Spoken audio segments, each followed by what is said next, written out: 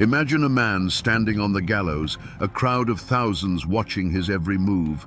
He is not pleading for his life, not trembling in fear. Instead, he calmly inspects the hangman's rope and, finding it lacking, reties the knot himself to ensure a quick death. And then, from under the black hood, his own voice rings out, giving the final terrible command to spring the trap. This wasn't just an execution. It was a legend being born in blood and hemp on a hot Kentucky afternoon in 1895. The man was Bad Tom Smith, the most feared gunman in one of Appalachia's deadliest feuds. But was the man who gave the order to end his own life a truly repentant soul?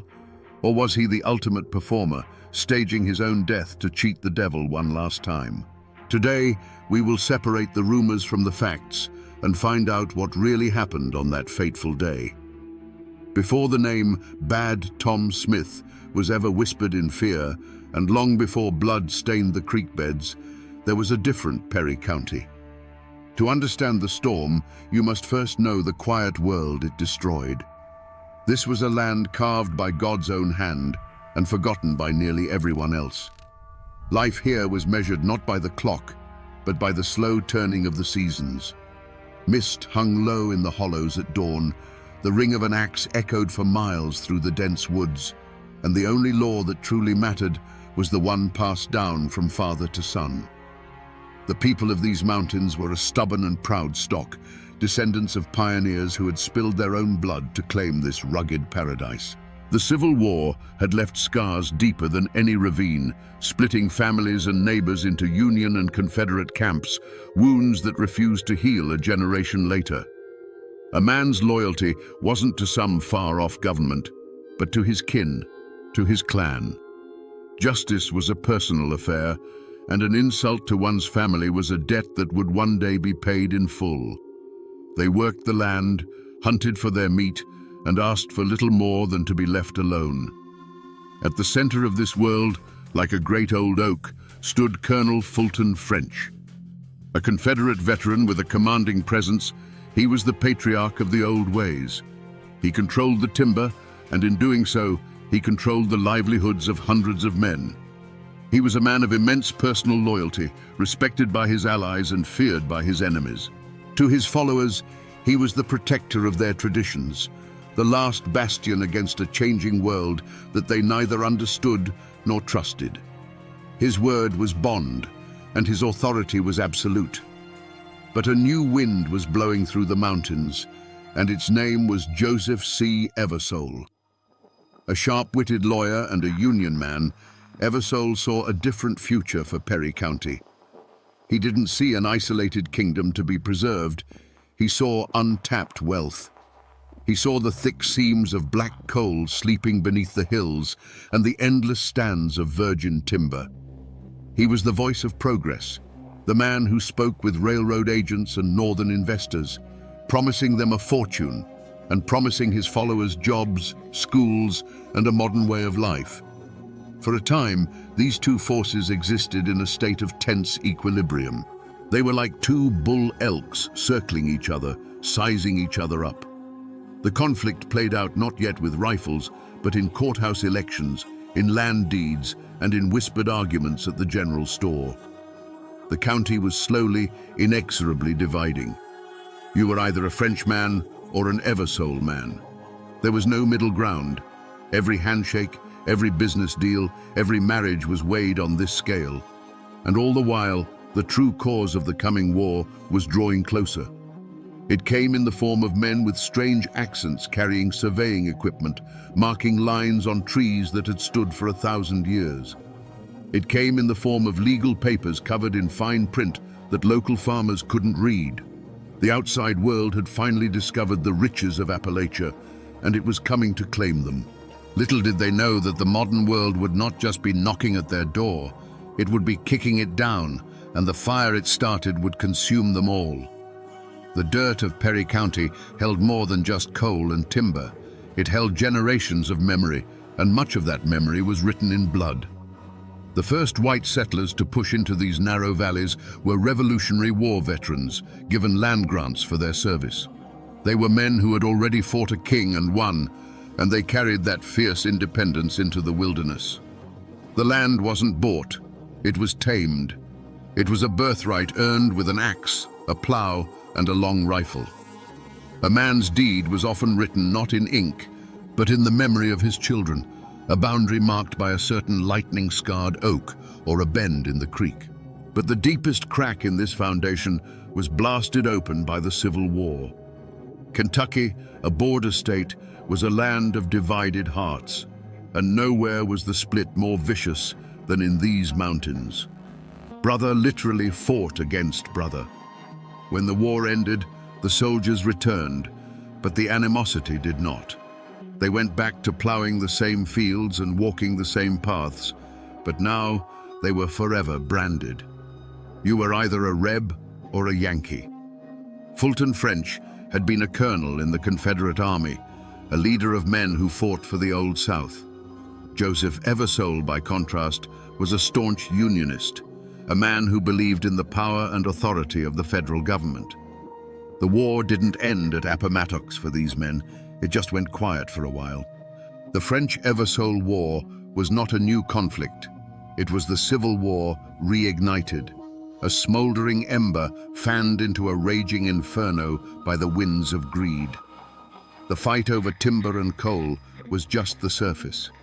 Beneath it lay the raw, unhealed wound of that older war, a deep well of bitterness and suspicion that poisoned everything it touched.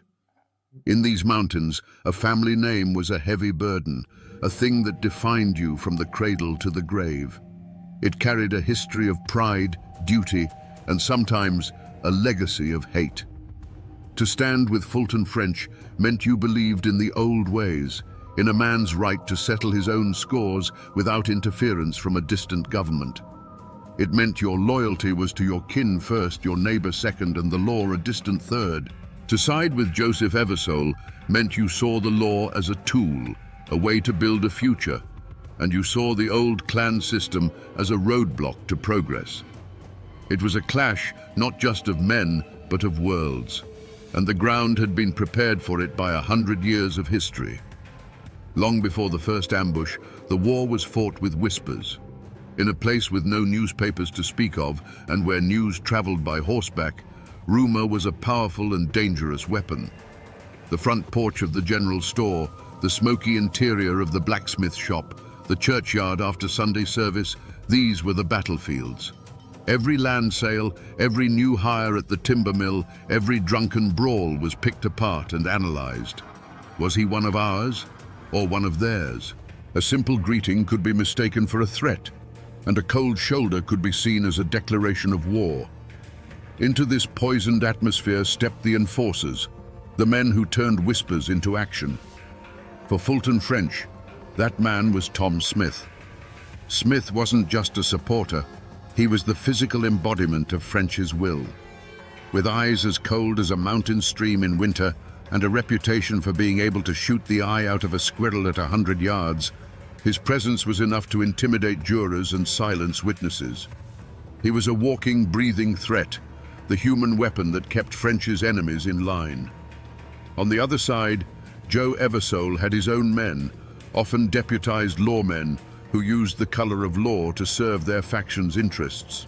The county sheriff himself, a man beholden to Eversole, became a piece on the chessboard, his badge used to harass French's allies and protect Eversole's. The tension had already boiled over in smaller, uglier ways. Just a year before the killing started in earnest, there had been a bitter election for county judge. It was a contest of threats and bribes, not policies. Men loyal to French stood outside polling places, their rifles held casually but with clear intent. Votes were bought with moonshine and promises of work. When the Eversole-backed candidate won by a narrow margin, the French faction declared it stolen.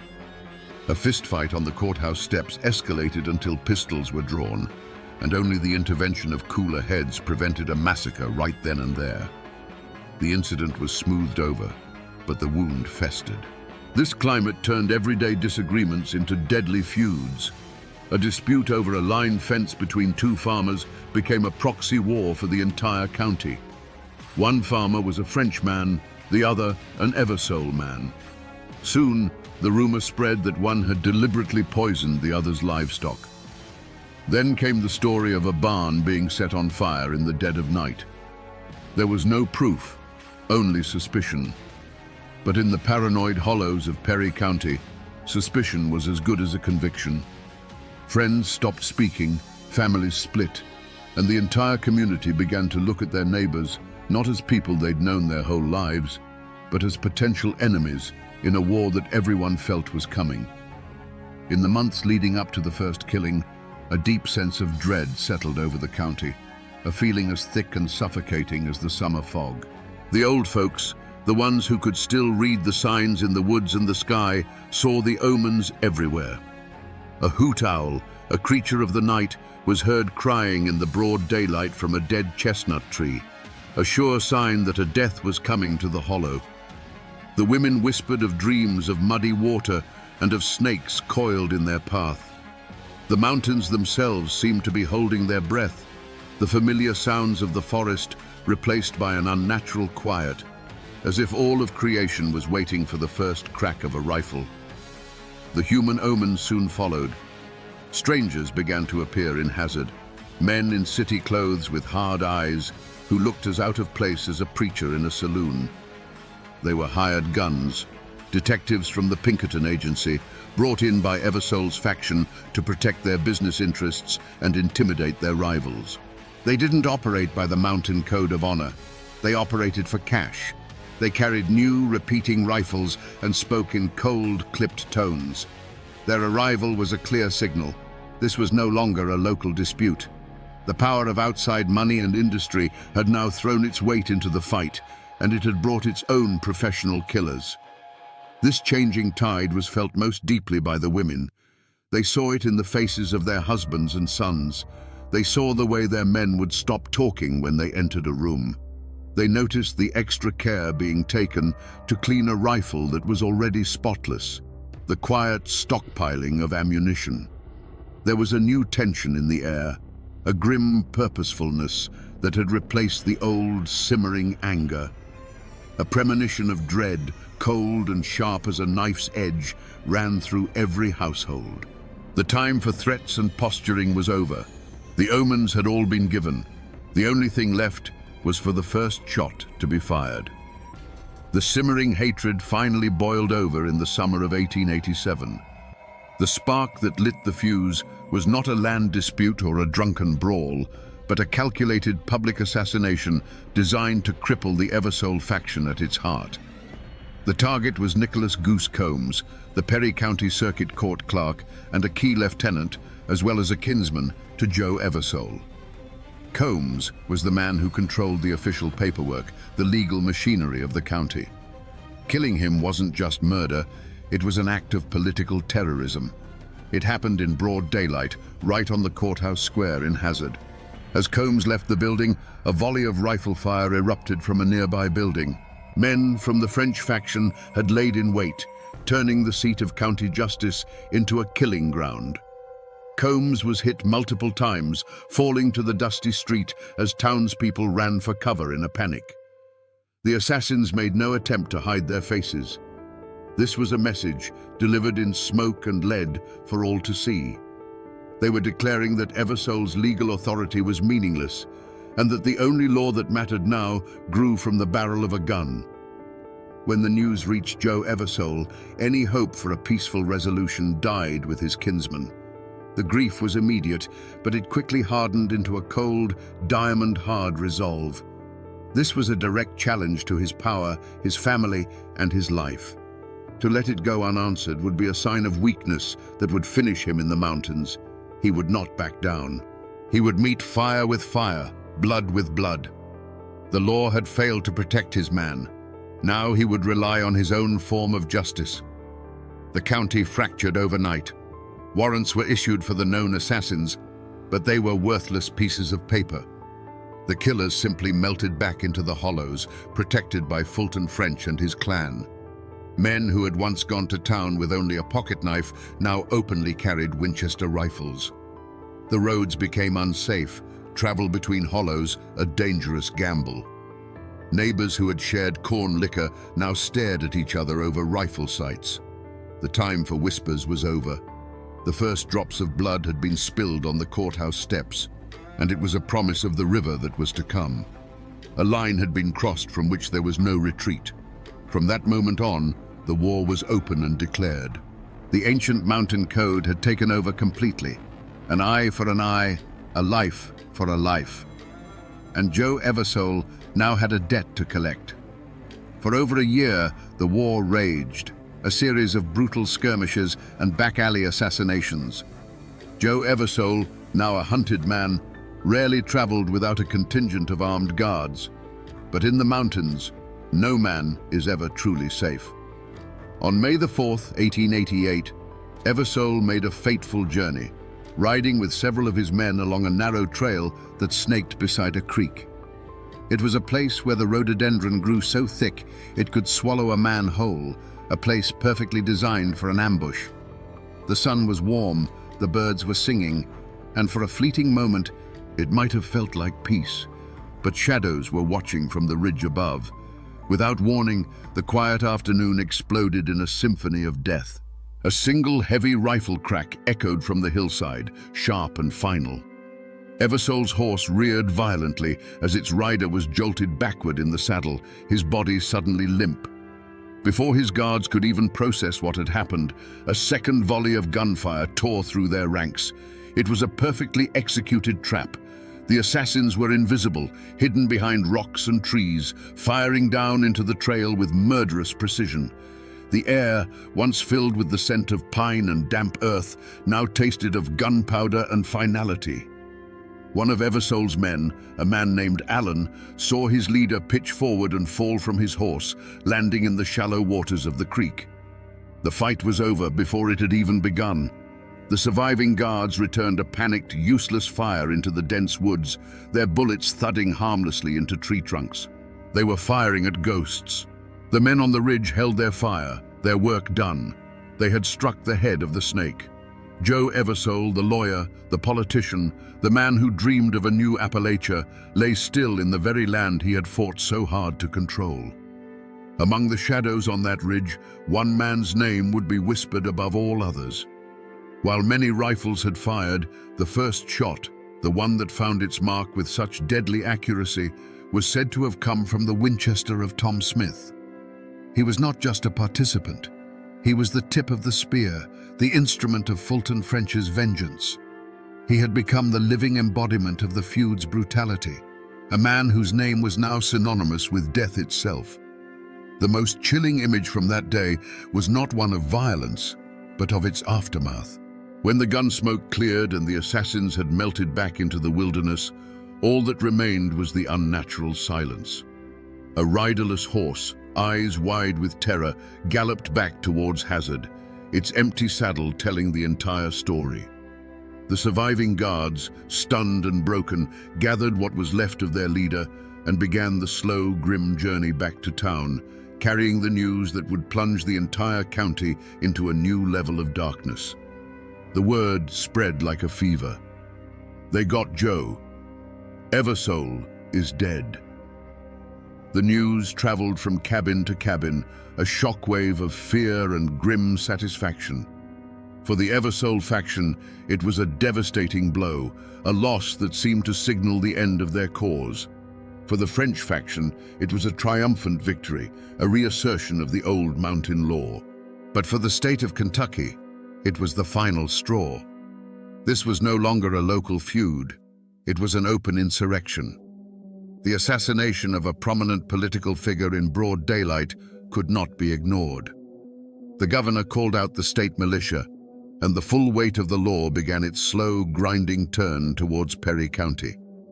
And at the top of their list of wanted men, circled in red, was the name of the man who they believed had pulled the trigger: Bad Tom Smith. To understand what went through Tom Smith's mind as he lay on that ridge, you must first throw away every modern notion of law and justice. In his world, Joe Eversole was not a fellow citizen with a different political opinion. He was a foreign invader. Eversole was the face of the slick-talking lawyers who used indecipherable documents to steal land from men who could only sign their name with an X. He was the agent of the coal companies that would tear the tops off their sacred mountains and turn their clean creeks black with slag. In the twisted logic of the feud, killing Joe Eversole wasn't murder. It was an act of war, the righteous removal of a mortal threat to his entire way of life. The switch didn't flip for Tom Smith in a moment of white-hot rage. It had been flipped years ago when he pledged his rifle and his life to Fulton French. He was a soldier, and French was his general.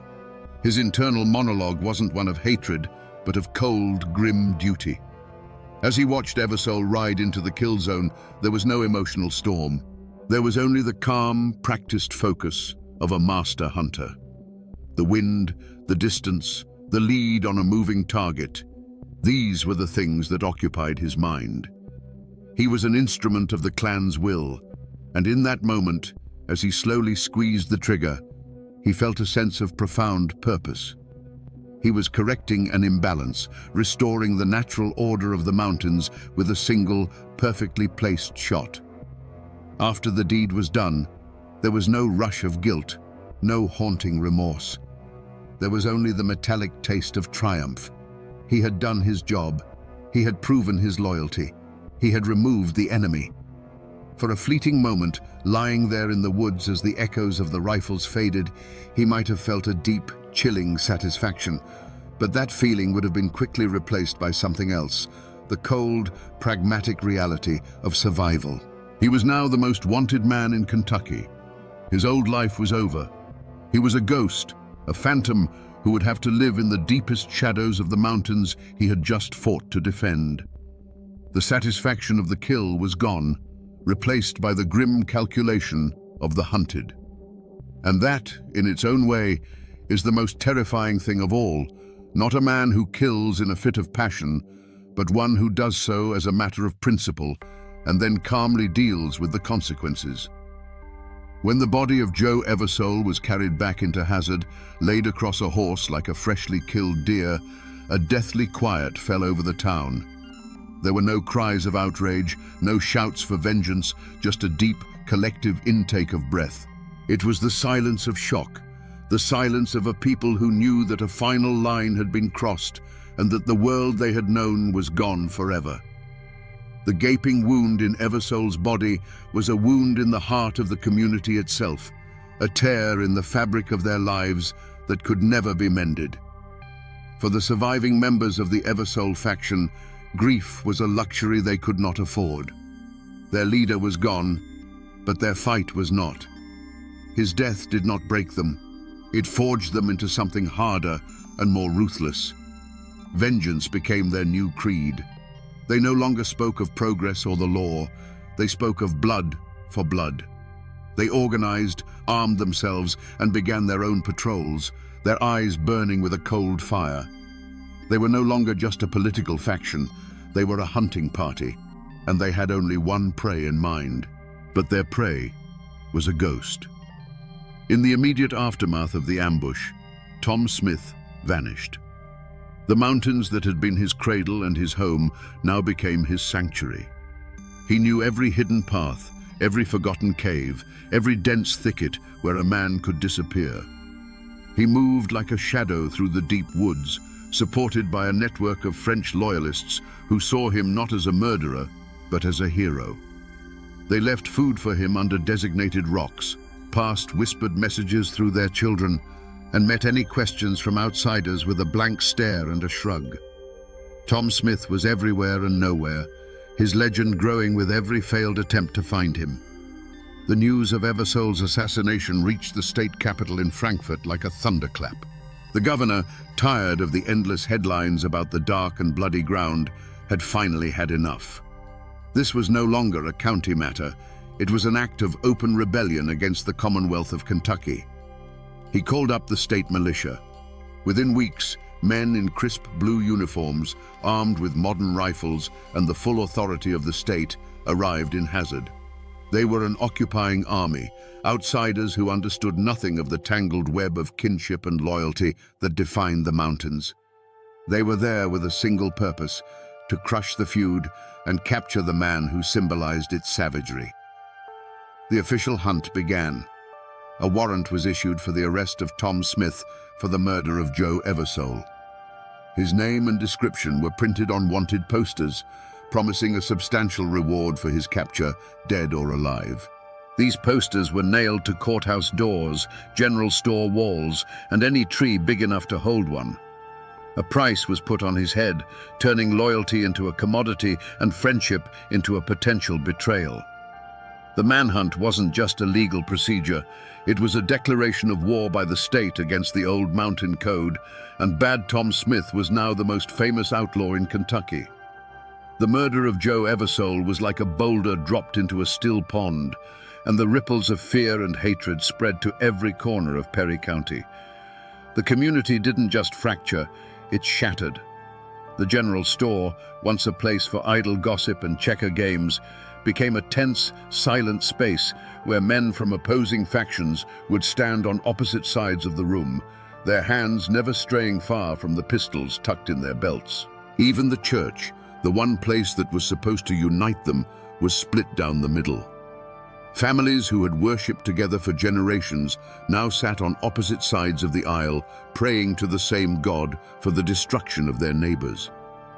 When the state militia arrived, they expected to find a populace eager for justice. Instead, they hit a wall of silence, a conspiracy of fear as solid and impenetrable as the mountains themselves. These lawmen were outsiders, foreigners, and the mountain people closed ranks against them. Men who had surely seen Tom Smith and the other assassins heading towards the creek that day suddenly developed convenient lapses of memory. Farmers who knew the secret paths through the woods would give the soldiers intentionally bad directions, sending them on useless chases into impassable thickets. This silence wasn't born of loyalty alone. It was cultivated by terror. Everyone knew the reach of Fulton French and his clan. To be seen talking to a militiaman was to mark yourself as a traitor. It meant risking your hay barn being burned in the dead of night, your livestock being found dead in the field, or worse. The fear was a physical presence, a cold knot in the stomach of every man and woman who knew a piece of the truth but was too terrified to speak it. They were caught between the distant threat of the law and the immediate personal threat of their neighbors. Yet, even in this poisoned atmosphere, there were small, quiet acts of courage. A widow, whose husband had been an Eversole man, would leave a jar of milk on the porch of a neighbor she knew was hiding one of the fugitives, an unspoken plea for peace. A doctor, under the cover of darkness, would tend to a wounded man from the wrong side, honoring his oath over the demands of the feud. But for every act of courage, there was an act of cowardice. A man would provide a false alibi for one of the killers, lying under oath to settle an old debt or save his own skin. The feud forced everyone to make a choice, and in doing so, it revealed the true character that lay hidden beneath the surface of their ordinary lives. The hunt for Bad Tom Smith was not a single, organized posse. It was a three-headed beast. First, there were the state militia, disciplined but clumsy. Outsiders who stuck to the main roads and were easily led astray by false trails. Then came the private detectives, the Pinkertons, hired by what was left of Eversole's allies. They were professionals, cold and methodical, who operated with money and informants. But the most dangerous hunters were the third group, the kinsmen of Joe Eversole, mountain men themselves, their hearts fueled by a white-hot need for vengeance. They didn't need a map. The terrain was etched into their bones, and they weren't hunting a criminal. They were hunting the man who had murdered their own. For years, this relentless pursuit played out across the rugged face of eastern Kentucky. It was a grueling, frustrating war against a phantom. The mountains, which had always been Tom's home, now became his fortress. He was a master of their secrets. He could live for weeks on what he could carry in a satchel and kill with his rifle. He slept in rock shelters, where panthers once denned and drank from springs known only to the oldest hunters. The search parties would find his trail, follow it for days through sucking mud and impenetrable laurel thickets they called laurel hells, only to find a still warm campfire and the faint scent of wood smoke on the wind. He was always one step ahead. The chase wore down the hunters as much as the hunted. They were city men in a primal world, plagued by copperheads, sudden freezing rains, and the constant, unnerving feeling of being watched. Every shadow seemed to hold a threat. Every snap of a twig sounded like the cocking of a rifle. Tom Smith became larger than life, a boogeyman the militia whispered about around their fires. Stories spread that he could appear and disappear at will, that the woods themselves were protecting him. In truth, it was the people who were protecting him, the silent, tight-lipped clan who would rather die than betray their own. But time, like water, wears away even the hardest stone. The reward money grew larger, a tempting fortune in a land of desperate poverty. The constant pressure from the state wore down the French faction's resolve. After nearly 7 years on the run, the wall of silence finally cracked. A tip, bought and paid for with state money, led a posse of lawmen to a remote cabin deep in the hills of neighboring Breathitt County. They surrounded the cabin at dawn, rifles ready, expecting a bloody shootout, a final blaze of glory for the legendary gunman. The sheriff called out his name, his voice echoing in the morning stillness. There was a long, tense silence. But instead of a hail of bullets, the cabin door creaked open. A man stepped out onto the porch, blinking in the new light. He was gaunt and bearded, his clothes worn to rags. The fire was gone from his eyes, replaced by a deep, profound weariness. It was Bad Tom Smith, but he was a shadow of the fearsome enforcer they had hunted for so long. He held no rifle, only a strange look of resignation. The hunt was over, not with a bang, but with the quiet click of handcuffs around wrists that no longer had the strength to resist. The trial of Bad Tom Smith in the spring of 1895 was a spectacle. The town of Hazard swelled with people, a volatile mix of the curious, the vengeful, and the fearful. Armed guards from the state militia were posted on the rooftops surrounding the courthouse, their rifles glinting in the sun, a clear warning that any attempt at a rescue or an assassination would be met with overwhelming force. Inside the stuffy courtroom, the air was thick with tension. On one side sat the prosecutors, lawyers from Frankfurt, who saw this as a chance to finally tame the wild mountains. On the other, Tom Smith sat quietly, flanked by his court-appointed attorney, looking more like a tired farmer than a notorious killer. The prosecution built its case with eyewitnesses who had for 7 years been too terrified to speak. One by one, men who had been with Eversole that day took the stand, their voices sometimes trembling, and pointed a finger at Tom Smith. They told of the ambush, the crack of the rifles, the fall of their leader. But the defense lawyers were cunning.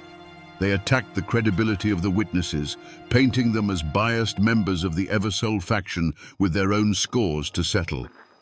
They argued that in the chaos of the ambush, no one could have possibly identified a single shooter hidden on a wooded ridge 100 yards away.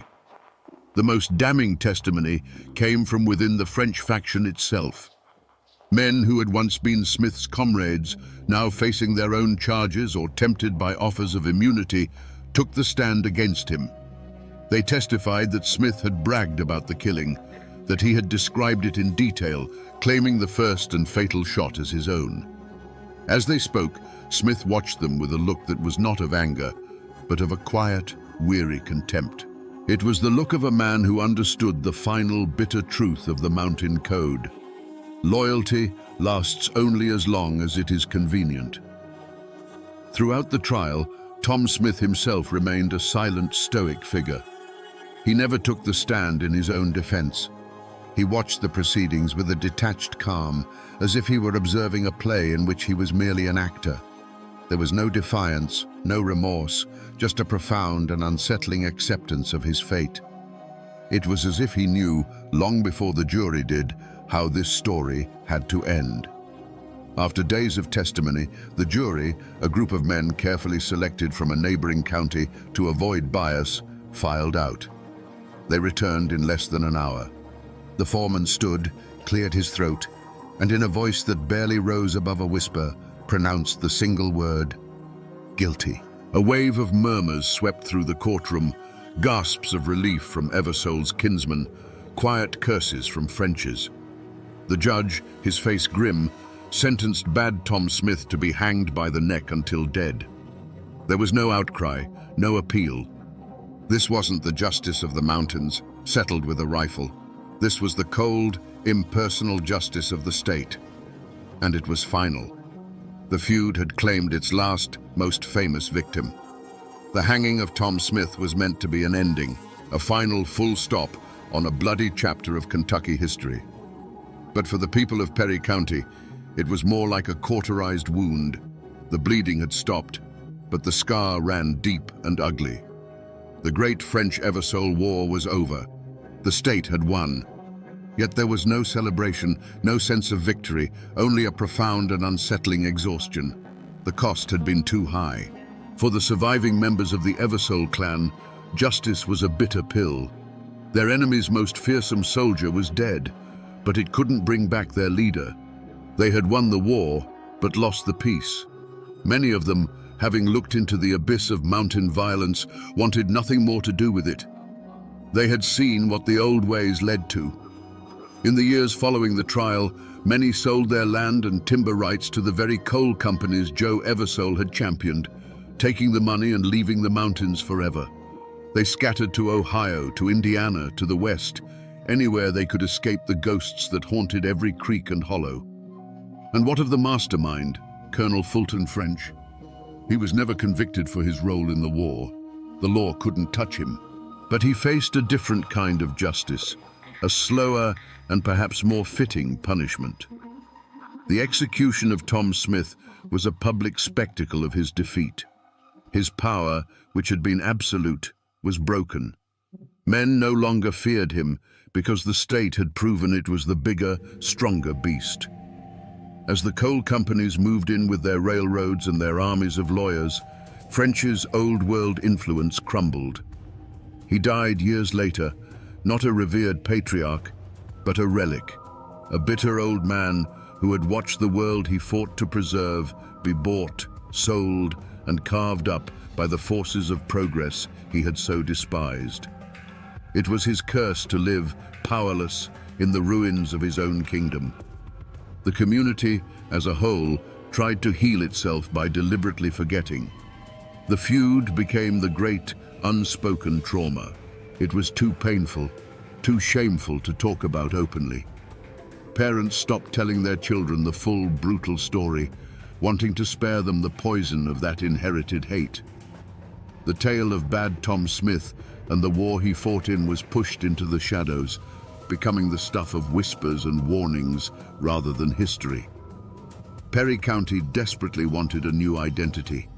It wanted to be known for its coal, its timber, its hard-working people, anything but the dark and bloody ground where brother had slaughtered brother. A thick blanket of collective silence was pulled over the past, but under it, the memory lay restless and unquiet. Walk through Perry County today, and you will still find the old names. There are Frenches and Eversoles and Smiths living in these hills, their mailboxes standing on the same roads their ancestors bled on. But the feud is a ghost story now, a grandparent's tale told on a cold winter night. The great-grandchildren of mortal enemies are now neighbors, friends, sometimes even husband and wife. The blood hatred has been diluted by time, washed away by a conscious collective decision to break the cycle. They chose peace, and in doing so, they gave their children a future that was not defined by the graves of the past. The physical traces of that war are harder to find, but they are there if you know where to look. There is no monument, no plaque marking the spot where Joe Eversole was ambushed. But drive along the Kentucky River in Hazard, and you will find a quiet, unassuming field. Today, It might be a place where kids play baseball or families have picnics. But the older folks still know it by another name: Hangman's Hollow. The gallows are long gone, rotted back into the earth, but the name remains, a permanent scar on the landscape, a whisper of the day that thousands gathered to watch a man die. In an old cemetery overlooking the town, you can find the final resting place of Tom Smith. There is no grand tombstone, no epic inscription detailing his infamous life or his dramatic death. His grave is simple, almost anonymous, the resting place of a man, not a monster or a legend. It's a quiet, humble end for a life that was anything but. But the real echo of this story isn't found in stone or on a map. It's in the folklore, in the very air of the mountains. The official histories may gather dust in the courthouse basement, but the story of Bad Tom Smith is still alive. It's told by old men on their front porches, a warning about the poison of hatred. And some say, on a dark, moonless night in Hangman's Hollow, if you listen closely when the wind is just right, you can still hear a voice boom out from the darkness, clear and unwavering, giving its own final command. For though people may try to forget, the mountains remember everything. So we come back to the question that hangs over this whole story, a question that lingers in the air like the smoke from that final fatal shot on the ridge. Was the good Tom Smith who stood on the gallows a genuinely repentant soul who had made his peace with God? Or was he the ultimate outlaw, the final act of Bad Tom, a master performer who seized control of his own execution to rob the state of its victory and ensure his name would pass into legend on his own terms? The historical record is silent on this. The truth of it went with him into the dark. It's a mystery locked forever in the heart of a man who lived and died by a code the modern world will never fully understand. But in the end, the state of Tom Smith's soul is not the most important lesson of this story. His life and death are a monument to a bloody and bygone era. This is a story of how the poison of old hatreds, stirred by the coming of industrial greed, can turn a land of breathtaking beauty into a killing ground. It's a testament to the destructive power of blind loyalty, where allegiance to a clan becomes more sacred than the life of a neighbor.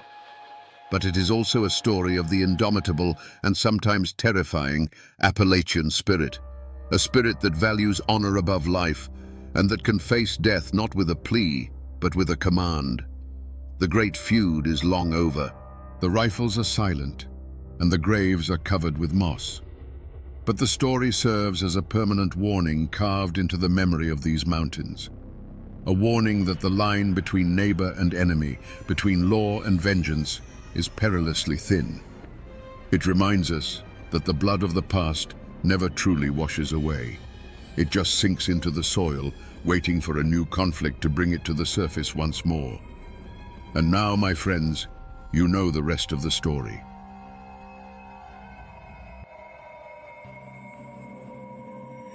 When the gun smoke cleared over the Tug Fork River, one Hatfield lay dead on the ferry landing, put there by another. The killer wasn't some long-hated McCoy. He was the law itself, Sheriff Bud Hatfield, and the man bleeding out in the dirt was his own cousin.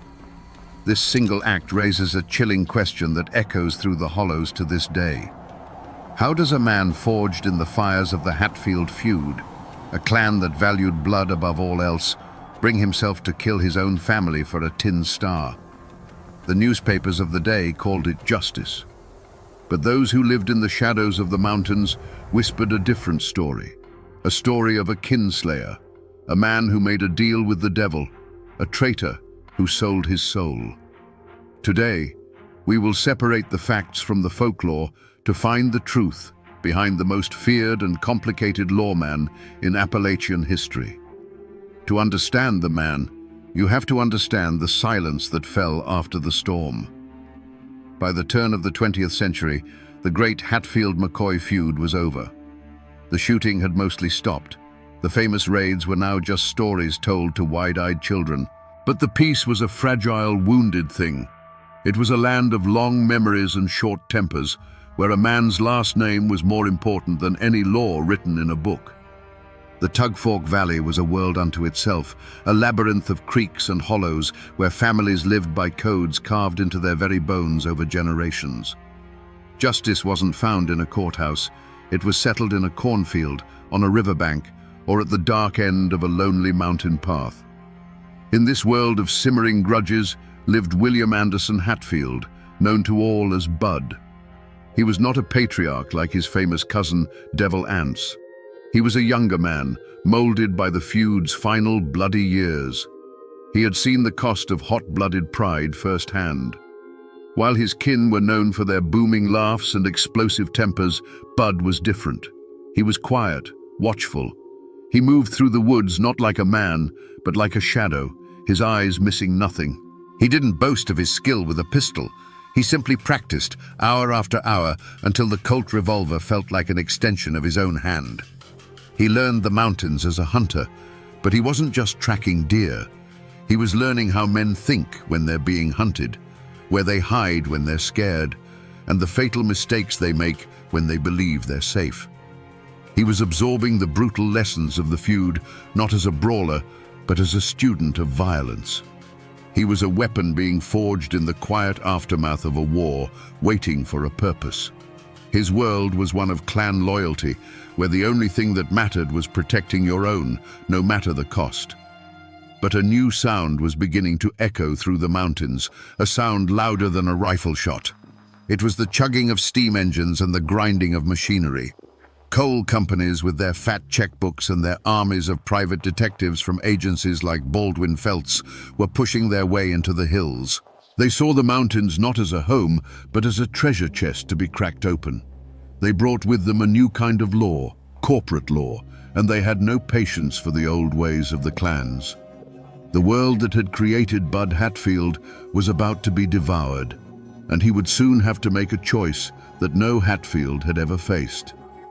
The conflict that would define Bud Hatfield's life didn't begin with a single gunshot. Its seeds were planted generations before, deep in the rocky Appalachian soil.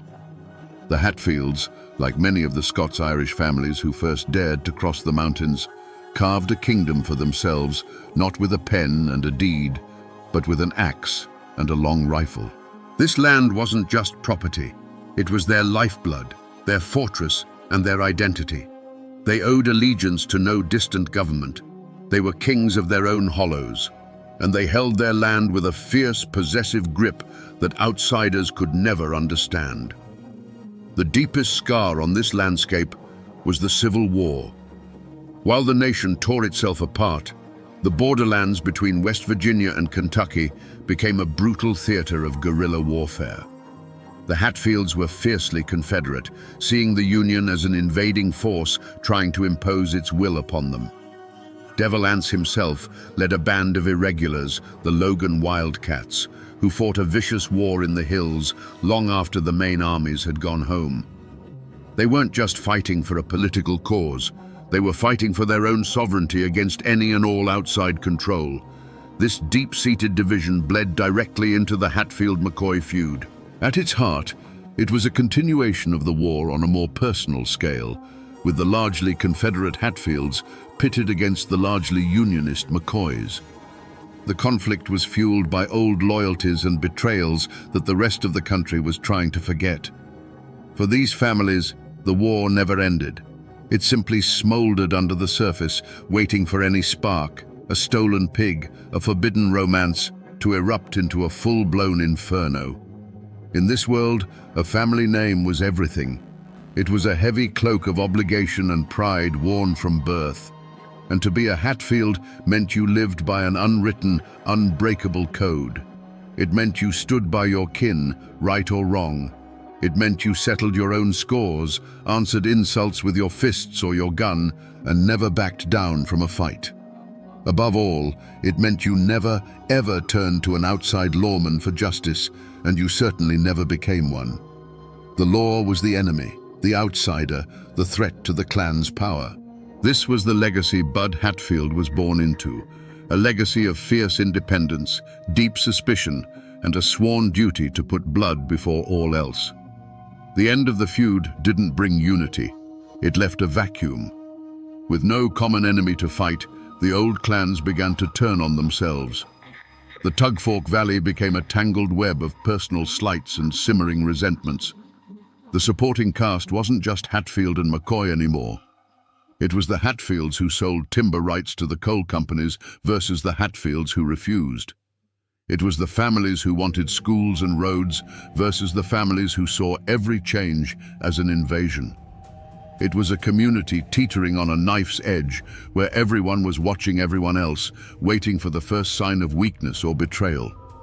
At the center of the old guard's resistance was Bud's own cousin, another Elias Hatfield, but this one went by a different name, Bad Lias. He was everything the old Hatfields were supposed to be, wild, violent, and utterly contemptuous of any law but his own. He drank, he brawled, and he took what he wanted. While Devil Anse was growing old and making calculated deals with the coal barons, Bad Lias was a living, breathing reminder of the clan's lawless past.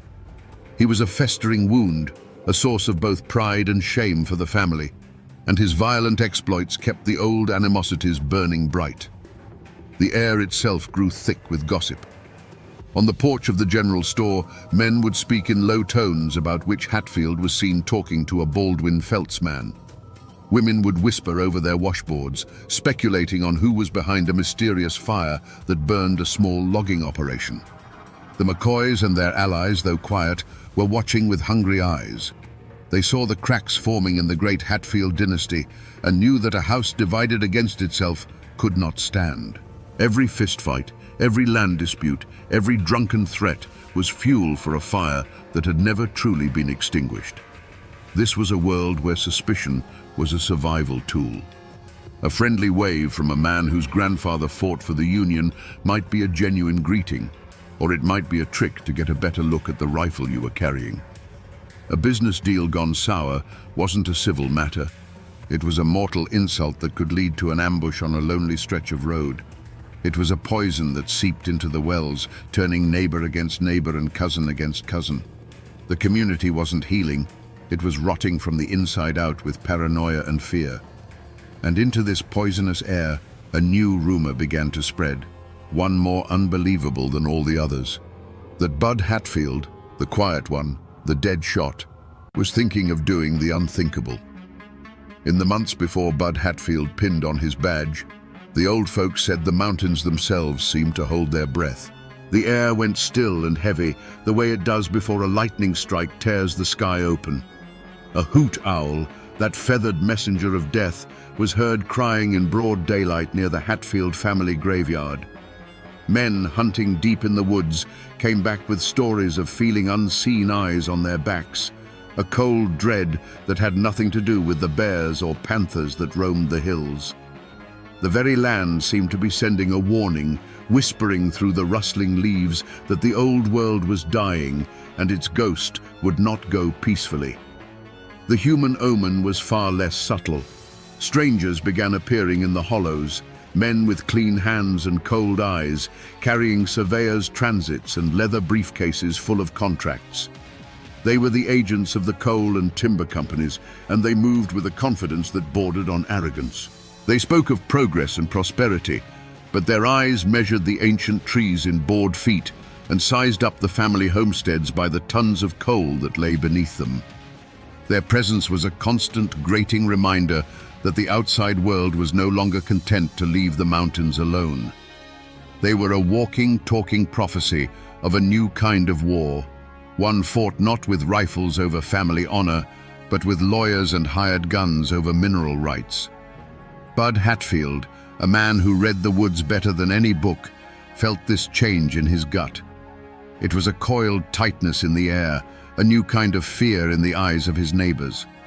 He saw men who had once been proud and defiant, now speaking in hushed tones, worried about losing the very land their grandfathers had bled for. He saw the easy smiles of the company men and recognized the look of a predator sizing up its prey.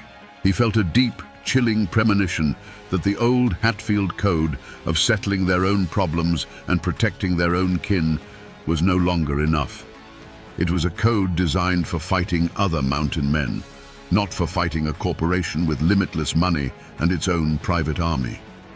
Something terrible was coming, and Bud knew, with the certainty of a hunter sensing a shift in the wind, that he was standing directly in its path. The law in Logan County had become a ghost. It haunted the courthouse, but it held no power in the hollows. The chaos that Bud Hatfield had foreseen was no longer a distant storm. It was a flood. Drunken brawls turned into shootouts in broad daylight. Payrolls for the coal mines were robbed on the open road. Witnesses to crimes would suddenly lose their memory, their silence bought by a quiet threat delivered on their doorstep in the dead of night. The old system of clan justice was crumbling, and the new corporate law of the Baldwin Felts agents was nothing more than organized brutality, serving only the interests of the coal barons. The county was bleeding, and there was no one to stop it. It was in this desperate atmosphere that the county officials made their move. They needed a man who could not be intimidated, who knew the mountains and the mindset of the men who haunted them. They needed a man who was feared more than the outlaws themselves. And so, they came to the one man who fit that description perfectly. They came to Bud Hatfield. The offer was laid on the table, a deputy's badge. It wasn't a job offer, it was a plea. They weren't asking him to be a peacekeeper. They were asking him to be a hunter, a one-man army who could walk into the darkest hollows and drag the violence out into the light. For Bud, this was the moment the world stopped. To accept the badge was to turn his back on everything he had ever known. It was a declaration that the code of the Hatfields, the sacred bond of blood, was no longer his law. He was choosing the law of strangers over the blood of his grandfather. He looked at the chaos around him, at men like his cousin Bad Lears, who were becoming rabid dogs, and at the cold-eyed company thugs who were no better. He saw two paths leading to the same ruin, and in that moment he chose a third. With a steady hand, he reached out and took the small piece of tin. He pinned it to his chest. The word spread through the hollows like a pestilence. A Hatfield was the law. To his family, it was the ultimate betrayal. Whispers of traitor followed him like a shadow. Uncles and cousins who had known him since birth now looked at him with a mixture of fear and contempt. The community was instantly and violently divided. You were either for the old ways or you stood with the kinslayer. There was no middle ground. This was the first drop of blood. It wasn't spilled by a bullet, but by an oath. By pinning on that badge, Bud Hatfield had drawn a line not on a map, but through the heart of his own family. From that moment on, he was no longer just Bud Hatfield. He was Deputy Hatfield. And for men like his cousin, Bad Lears, who saw the badge as a declaration of war, it made him a target. The confrontation was no longer a possibility. It was an inevitability. The confrontation was inevitable, and it happened, as so many things in that country do, by the river. Bud Hatfield and his posse cornered his cousin, Bad Lears, at the ferry landing. The water of the tug fork was slow and brown, the air thick with tension. It wasn't a long standoff. There were no grand speeches. There was only the low, steady voice of Sheriff Hatfield ordering his own blood to surrender, and the wild, defiant laugh of Bad Lears in response. For a moment, the two men stood as living symbols of the two worlds colliding, the old, lawless clan and the new, iron-willed law. What happened next took less time than a single breath, but the silence it created would last forever. There was no Hollywood gunfight, no men diving for cover. There was only a sudden, blurred movement, and then the calm was shattered by a deafening roar that echoed off the water and slammed into the hills. It was followed almost instantly by a second shot, so close to the first they sounded like a single stuttered clap of thunder. The posse froze, their own guns still in their holsters.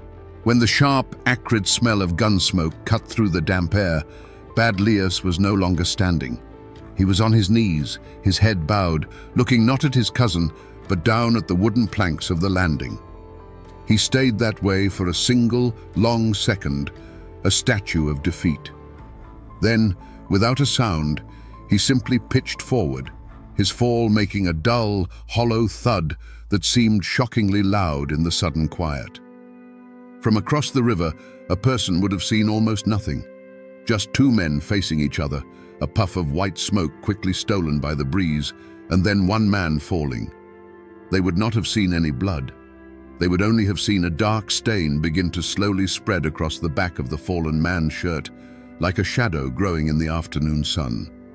The true horror wasn't in the wound, but in the stillness that followed. Bud Hatfield walked forward, his boots making heavy, deliberate sounds on the ferry landing.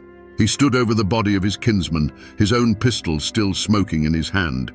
The pearl handle, they say, felt as cold as a river stone against his palm. He did not speak. He did not offer a prayer. He simply looked down at what the law had required of him. Members of the posse would later whisper that the most terrifying part was the look in Sheriff Hatfield's eyes. It wasn't triumph. It wasn't remorse. It was a chilling, empty calm, the look of a man who had just performed a necessary but terrible piece of work. A Hatfield had killed a Hatfield. In that moment, the old world of clan justice didn't just die.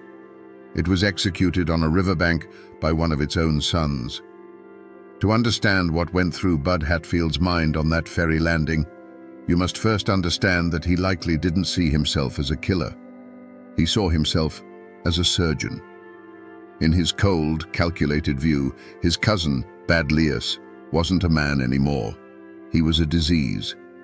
He was the living embodiment of the chaos and violence that was strangling the mountains, the very sickness that Bud had sworn an oath to cure. His twisted logic was terrifyingly simple. To save the body, you must cut out the cancer. In that moment, the bond of blood was meaningless. It was an old-world sentiment that had no place in the new order he was trying to build. He wasn't executing his cousin. He was executing a problem. The true transformation didn't happen in the flash of gunfire. It happened in the quiet moment he first pinned the badge to his chest. That act was a silent vow to kill the part of himself that was a Hatfield clansman. He had to consciously sever the ties of blood and tradition that had defined his entire life. To become Sheriff Hatfield, Bud Hatfield, the cousin, had to die. So when Bad Lias made his move, there was no internal struggle. There was no hesitation. The switch had been flipped months ago. He was no longer acting as a man, but as an instrument of the law he had chosen to serve, and instruments do not feel conflict. As he drew his pistol, the world would have narrowed to a single point, the threat in front of him. His years of relentless practice took over, his mind becoming a place of chilling calm.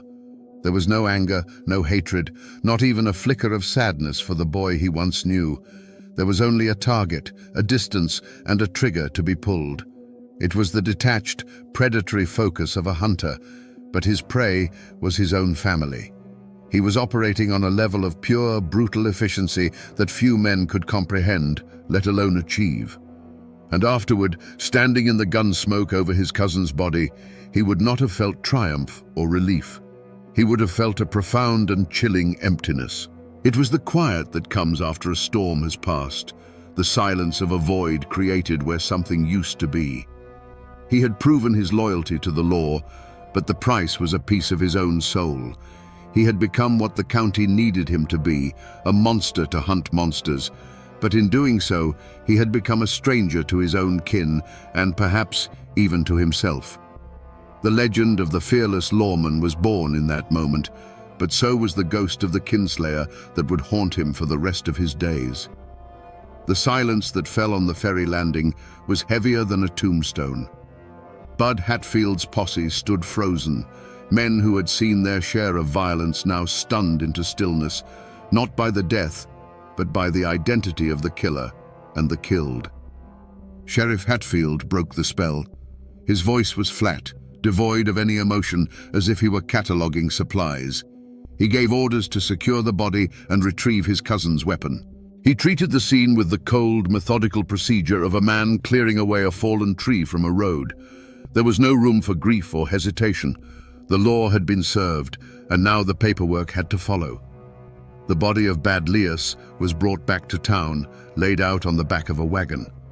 That grim procession was the only announcement needed. The news didn't travel by wire.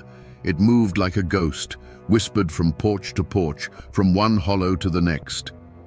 A Hatfield has killed a Hatfield.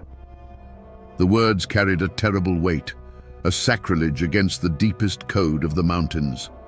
It was a wound cut into the very soul of the clan, a wound that would fester and poison everything it touched. For the Hatfield family, it was a moment of profound and terrible clarity. The lines were drawn. Doors that had always been open to Bud were now silently, permanently barred. Eyes that once held kinship now held a cold, hard judgment. They did not raise their guns against him, not yet. Their reaction was a silence more menacing than any threat. He was no longer one of them. He was an outsider, a tool of the very government they had fought for generations. He was a kinslayer. In the eyes of his own blood, his badge was not a symbol of honor, but the brand of a traitor. The official reaction was the polar opposite. The county prosecutor reviewed Bud's report, a document as blunt and efficient as the man who wrote it. It was a lawful killing. Bad Lias had resisted arrest. He had drawn his weapon. The men of the posse, shaken but loyal to their sheriff, corroborated the story. The officials who had hired Bud let out a collective sigh of relief. They had unleashed a force of nature, and it was working. He had done the unthinkable, the very thing no one else had the stomach to do. They saw a hero, a man bringing order through righteous, necessary violence. His power was solidified, his legend cemented in the halls of the courthouse. But for Bud, the hunt was just beginning. It was not a hunt for another outlaw, but a lifelong hunt for a peace he would never find.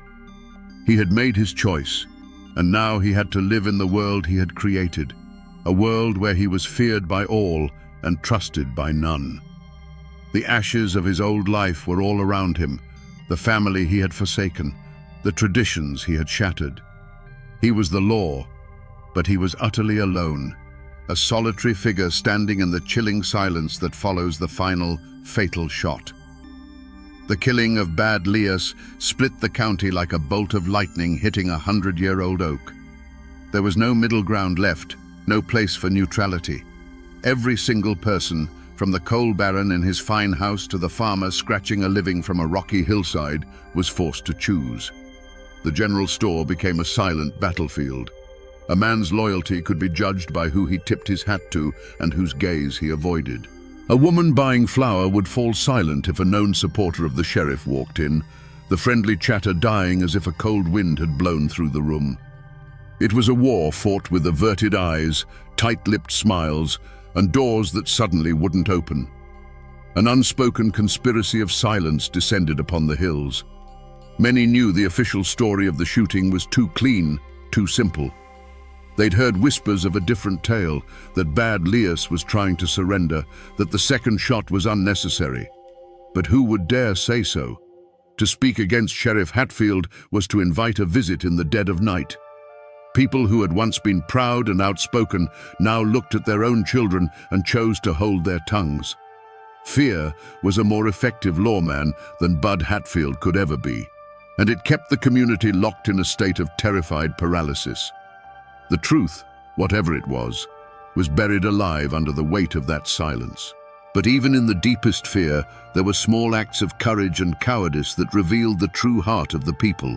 A merchant, once a friend of Bad Lias, now made a point to give Sheriff Hatfield a discount, a public display of his newfound allegiance. A preacher, caught between his fear of the lawman and his fear of God, delivered a sermon on the sin of Cain that was so full of careful, veiled language that both sides could claim it as their own. Then there were the quiet acts of defiance. An old woman from a distant branch of the Hatfield family walked 10 miles to lay a single wildflower on Bad Lias's unmarked grave. A miner, his face black with coal dust, was heard to mutter kinslayer as Bud rode past, a single word of rebellion that could have cost him his life. And the McCoys, the old enemies, they said nothing at all. They just watched. their silence one of grim satisfaction as their great rival, the House of Hatfield, began to devour itself from within. The death of Bad Lias was not an end, it was a declaration. With that single act, Sheriff Bud Hatfield had served notice to every outlaw, moonshiner, and hot-blooded brawler in the county. The old ways were over. His posse was no longer made of Hatfield cousins riding to defend the clan's honor. It was a new breed of man. They were young, grim-faced deputies who owed their loyalty not to a family name, but to the paycheck and the terrifying man who signed it. They followed him into the darkest hollows, not out of camaraderie, but out of a deep-seated fear of what he would do to them if they refused. They knew they were not his kin, they were his tools. The hunt for fugitives under Sheriff Hatfield became a new kind of Appalachian horror story. He didn't send his deputies, he led them. And when he went into the mountains, he was no longer a lawman. He was a predator returning to his natural habitat. The very skills the feud had taught him, how to track a man through dense rhododendron thickets, how to read a footprint in a creek bed, how to move through the woods without making a sound, were now turned against the very people who lived by that same code. The mountains that had for generations served as a fortress for the clans, hiding them from the outside world, had now become Bud Hatfield's personal hunting preserve. When a warrant was issued, a chilling game of cat and mouse began. The fugitive would run to the hills, believing himself safe in the familiar terrain. But he wasn't just being chased, he was being stalked. Bud was relentless, a force of nature that did not sleep or tire. Men on the run would tell stories of going days without seeing him, only to find the ashes of a campfire still warm, just 100 yards from where they had slept. They would hear a branch snap in the dead of night and know, with a certainty that chilled their blood, that it wasn't a deer. The psychological toll was immense. They weren't just running from the law, they were running from a ghost who knew every secret trail and every hidden cave. The moment of capture was rarely a chaotic firefight. More often, it was a scene of terrifying quiet. After days of being worn down by exhaustion and paranoia, the cornered man would look up to see Bud Hatfield standing at the edge of his camp, a Colt revolver held loosely at his side.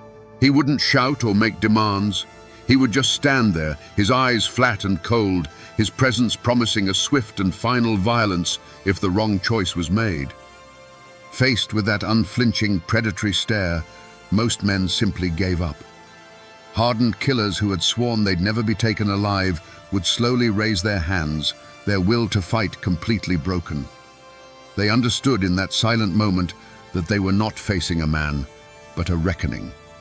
The hunt would end not with a bang, but with the quiet click of handcuffs, a sound that signaled the total and absolute surrender of the old world to the new law of the mountains. The Logan County Courthouse, once a sleepy building of legal debate, transformed under Bud Hatfield's reign. It became a theater of fear. When the sheriff brought a prisoner to trial, the room was packed not with curious onlookers, but with a silent, tense audience of clan members and enemies, all watching each other. Armed deputies, loyal only to Bud, stood at every exit, their presence a constant, unspoken threat. The air was thick with a tension that had nothing to do with legal arguments. It was the ancient tension of the mountains, of blood feuds and violent retribution, now brought indoors and wrapped in the thin veneer of official procedure. The trials themselves became a grim formality. The defendants Bud brought in didn't swagger or boast. They stood before the judge with the hollow-eyed look of a cornered animal that has already accepted its fate. Their real trial hadn't happened in the courtroom.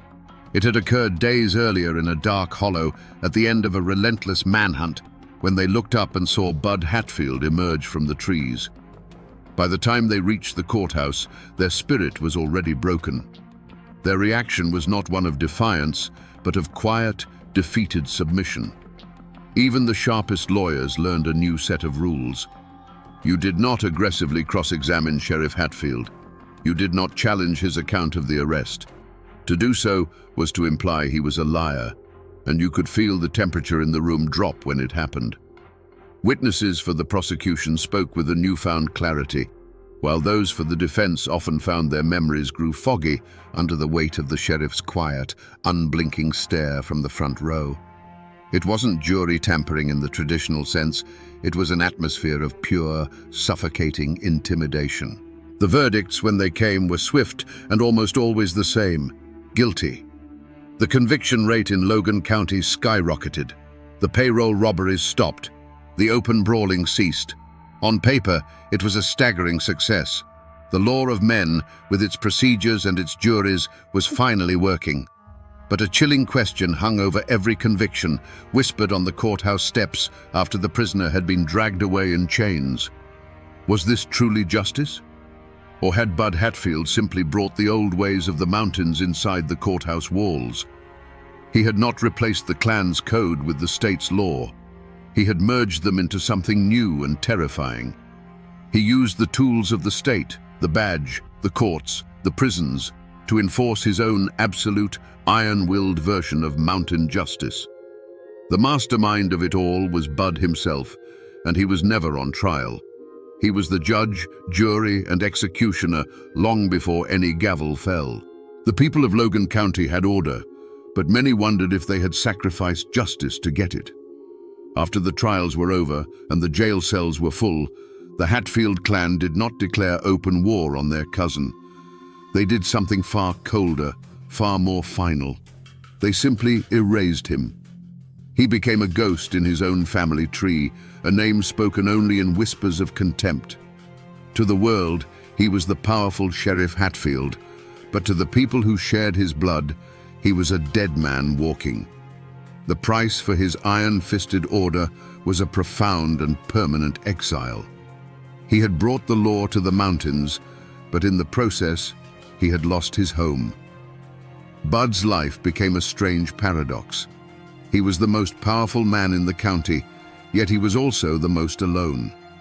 He walked the streets of Logan, a solitary king, his throne built on fear, and his kingdom populated by subjects who hated him. The justice he escaped in the courthouse found him in the shadows. Attempts on his life became a regular occurrence. A rifle shot that echoed from a distant ridge, narrowly missing his head. A stick of dynamite found under a bridge he was about to cross. He survived them all, his uncanny instincts and sheer, stubborn meanness keeping death at bay. But it was a life lived on a razor's edge, a constant grinding war of attrition. The mountains themselves seemed to hold a grudge, and every rustling leaf, every snapping twig was a potential threat. He was not a lawman. He was a warden in a prison of his own making. Whether he was truly haunted by the ghost of Bad Lias, as the campfire tales claimed, is a question that lies buried with him. But those who knew him in his later years described a man hollowed out from the inside. The chilling calm he displayed at the ferry landing became his permanent state. The silence around him wasn't just a result of the fear he inspired, it was a reflection of the silence within his own soul. He had made a deal to bring order, but the cost was a lifetime of looking over his shoulder, of seeing his cousin's face in the eyes of every man he arrested, and of knowing that the blood he spilled could never be washed away.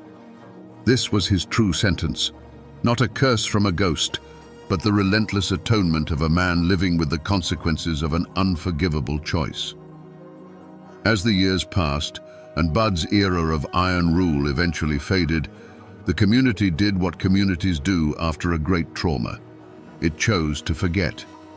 It was easier to talk about the Hatfield-McCoy feud, a distant, almost romantic conflict, than to speak of the time when a Hatfield hunted Hatfields.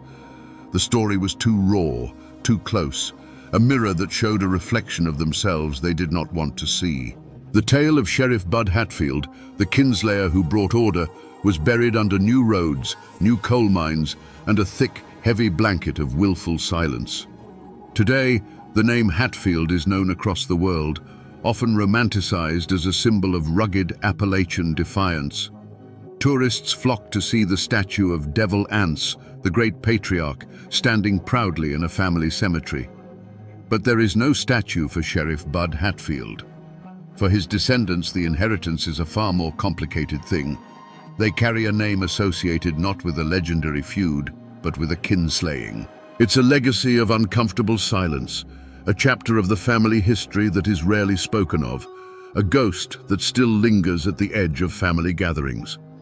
The physical traces of his reign are faint, like old scars on the land. The courthouse in Logan may have been replaced by a newer building, but the spot where it stood remains a symbol of his absolute power, a place where the law of men was bent to the will of one man. But the true monument to his legacy is unmarked, and it lies on a quiet stretch of the Tug Fork River. There is no plaque, no cross to mark the spot where Bad Lias fell. It is just an ordinary ferry landing, a place where the slow brown water slips past the banks, holding its secrets close. It is a place of profound and terrible memory, hiding in plain sight. The official records of his arrests and the newspaper articles praising his efficiency still exist, gathering dust in archives. But the true story of Sheriff Hatfield is no longer found in books. It has seeped back into the soil from which it came, becoming a piece of folklore.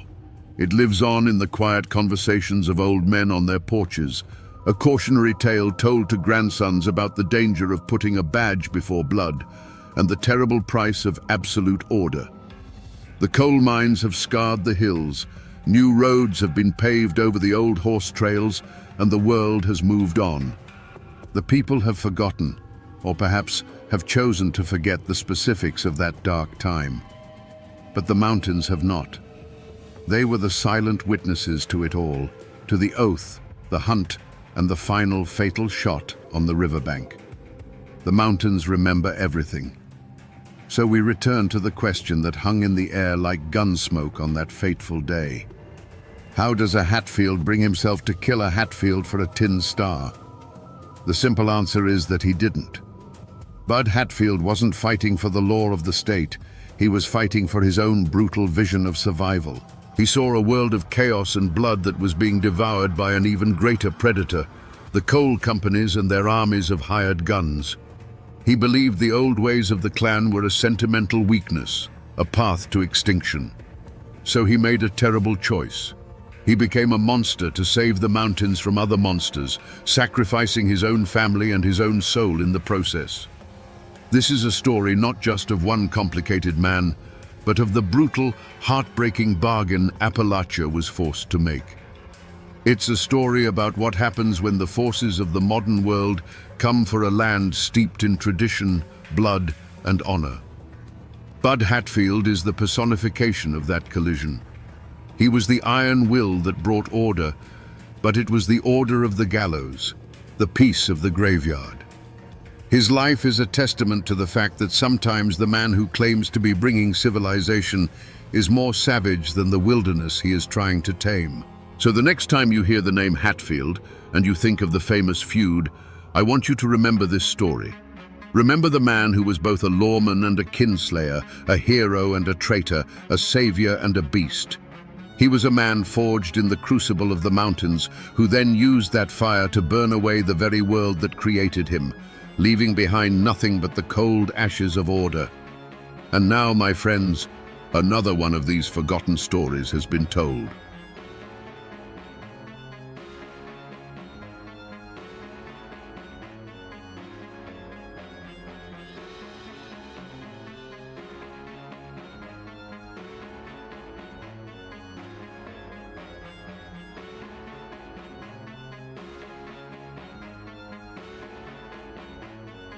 Imagine the scene. A lone cabin in the backwoods of North Carolina, burning against the blackness of a moonless night. Inside, amidst the smoke and embers, an entire family has been slaughtered. The father, the mother, 4 small children, all gone. But when the neighbors finally pull a body from the flames, they discover the impossible. The mother, Polly Weston, is still breathing, but a fire of pure vengeance is keeping her alive just long enough to whisper 2 names. The newspapers called it the Weston House Massacre. But those who lived in these mountains knew the official version was just the tip of the iceberg. It was a story of a fatal glance, a blood oath, and a question that still hangs in the air today. What truly brought the wrath of the Adair brothers down upon that little family? Today, we will sift through the ashes of that cabin, separate the facts from the folklore, and find out what really happened on that fateful night. To understand the tragedy, you first have to understand the world it destroyed. This was Rutherford County, North Carolina, in 1871. The scars of the Civil War were still raw and weeping across the South. In these hills and hollows, the official law was a distant whisper, easily drowned out by the crack of a rifle or the sizzle of a moonshine still. It was a land of breathtaking beauty and brutal hardship, a place where good men tried to carve out a life while monsters roamed the shadows. In this world lived Silas Weston. He was not a hero of legend or a man of great wealth. He was a man of the earth. His hands were calloused from the plow, his face weathered by the sun, but his heart was full. His treasure wasn't gold. It was the sound of his wife Polly singing in their small cabin and the laughter of his 4 children playing in the yard. Their life was a simple one, governed by the seasons and the sweat of their brow. They were humble people, asking for nothing more than what they could earn from the soil, a small island of warmth and light in a cold, uncertain time. But this land was also home to a different kind of man, men like Grover and Columbus Adair. They were not men of the earth, they were predators of the forest. Where Silas saw a field to plant, they saw a place to bury a body. They were the dark reflection of the Appalachian spirit, fiercely independent, but twisted into something malevolent by greed and a thirst for power. Their names were spoken in hushed tones, a local plague that everyone knew about, but no one dared to cure.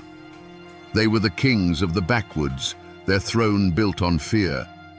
Grover was the mind of the operation, cold and sharp as a winter wind. He planned the robberies, managed the illegal whiskey trade, and passed judgment on anyone who crossed them.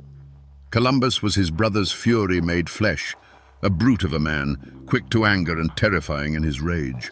Together, they were a perfect engine of destruction. They didn't just break the law, they considered themselves to be the law in the dark corners of the county where the sheriff's authority couldn't reach. These two worlds, the simple sunlit life of the Westons and the violent shadowy empire of the Adairs, existed side by side, separated by only a few miles of woods and a moral chasm as wide as the ocean. They were two forces of nature bound to collide. For Silas Weston, a man who lived by honesty and hard work, was unknowingly walking a path that led directly into the heart of the Adair's darkness. And he was about to learn that in this fractured land, a single glance could be a death sentence for an entire family. The spark that ignited this hellfire wasn't a land dispute or a family feud. It was something far simpler and far more terrifying, a man taking a wrong turn on his way home. Silas Weston, weary from a day's work, took a little used path through the woods, a shortcut he thought might get him back to his family a few minutes sooner. But that path led him straight into the heart of the Adair's world. There, in a secluded clearing, he saw them, Grover, Columbus, and their accomplice Martin Bernard, unloading barrels of illegal whiskey from a wagon. It was the lifeblood of their criminal enterprise, laid bare under the dappled sunlight. For a long, terrible moment, no one moved. The world shrunk to the space between them. It wasn't just a glance, it was a conversation without words. In Silas's eyes, the brothers saw a flash of recognition, followed by the cold bloom of fear.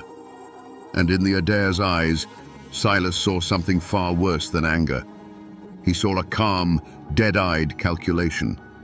He had stumbled behind the curtain and seen the monsters for who they were. He was a witness. In that silent clearing, a judgment was passed and a death sentence was signed. Silas did the only thing a man in his position could do. He gave a slight, nervous nod, turned his back, and walked away, every nerve in his body screaming. He didn't run. He knew that would be a confession of his fear. He just walked, forcing himself to keep a steady pace, feeling the weight of their stare on his back like a physical blow. His only thought was of Polly and the children. He had to get back to the warmth of his cabin, back to the life that suddenly felt so fragile, as if it were made of glass. But the Adair brothers weren't the kind to let a problem walk away. For them, a witness was like a seed of disease that had to be burned out before it could sprout. As soon as Silas was out of sight, a look passed between Grover and Columbus. No words were needed. Grover, the strategist, saw a loose thread that could unravel their entire operation. Columbus, the brute, saw an offense that had to be answered with overwhelming force. This wasn't a matter of if they would act, but how and when. The hunt began immediately. It wasn't loud or dramatic. It was quiet, patient, and methodical. They followed his tracks. They learned the location of his small farm. They watched his cabin from the tree line, observing the simple, happy life within. They were no longer just criminals. They were wolves circling a homestead, waiting for the sun to set. For the Adairs, this wasn't about silencing a man anymore. It was about making a statement, a brutal lesson written in blood for anyone else who might dare to look upon their secrets. Night fell on the western homestead like a shroud. Inside the small cabin, a family slept, warmed by the embers in the hearth, dreaming simple dreams. That peace was shattered in an instant by the sound of splintering wood as the cabin door was kicked from its hinges. The cold, dark air that rushed in carried with it the stench of whiskey and raw violence. Two hulking shadows filled the doorway, their forms monstrous against the faint moonlight. Silas Weston was on his feet before he was fully awake, a father's instinct his only weapon. He moved to stand between the invaders and his family, a final, desperate act of defiance. There was a brief, furious struggle, a man's desperate cry, cut short by a sickening, heavy thud. When the screaming started, Silas was no longer standing. He had fallen face down onto the dirt floor of the home he had built with his own two hands. Polly's world became a whirlwind of terror. She tried to gather her children, to shield their small bodies with her own, but the shadows were on her in a heartbeat. She didn't see the blades as much as she felt them, a series of sharp, blinding impacts that stole her breath. One of the men stood over her, and a final crushing weight descended upon her head. The world dissolved into a crimson blur. Through a haze of pain and fading consciousness, the sounds became her entire reality. The sounds would be seared into her memory forever. The terrified cries of her children calling for their mother, for their father who would never answer. She fought to stay awake, fought to get up, but her body wouldn't obey. And then, one by one, the small voices were extinguished, fading into a silence that was more terrifying than any scream had ever been. The work was done. The two brothers moved through the cabin with a calm, businesslike efficiency.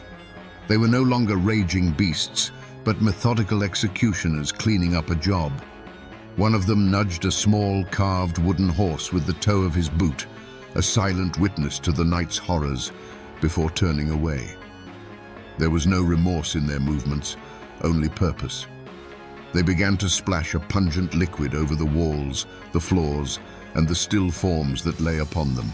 The sharp scent of kerosene filled the air, a promise of purification by fire. A match was struck, its tiny flame a flicker of pure evil in the gloom. It was tossed onto the saturated floorboards, and with a hungry roar, the cabin began to burn. The Adair brothers stepped back out into the night, confident that the inferno would consume their crime, leaving nothing behind but ash, silence, and the ghosts of a family that had dared to look them in the eye. For hours, the western cabin was a silent pyre, its orange glow a lone, malevolent eye in the vast darkness. It was that glow that first alerted the neighbors. They came running, buckets in hand, their hearts pounding with a dreadful premonition. But as they drew closer, the heat and the roar of the flames pushed them back. There was nothing to be saved. All they could do was watch helplessly as the home of their friends and the family within it were consumed. When dawn broke, it revealed a scene of utter desolation. A smoking, blackened square on the earth was all that remained. Men with grim faces and heavy hearts began the terrible work of sifting through the debris. They found Silas first, then, one by one, his children. Grief hung thick in the air, a choking smoke that burned worse than the fire. They worked in a stunned silence, their minds unable to process the scale of such evil. And then, one of the men let out a choked cry. Among the wreckage, they found Polly Weston. She was a ruin of a human being, her body a testament to the savagery she had endured. They assumed she was dead, another victim to be mourned. But as they moved to cover her, a faint, rattling breath escaped her lips. It was impossible. No one could survive such wounds, such a fire. But Polly Weston was not just anyone. She was a mother whose children had been stolen from her, and something inside her, a core of pure, unyielding maternal rage, refused to let go.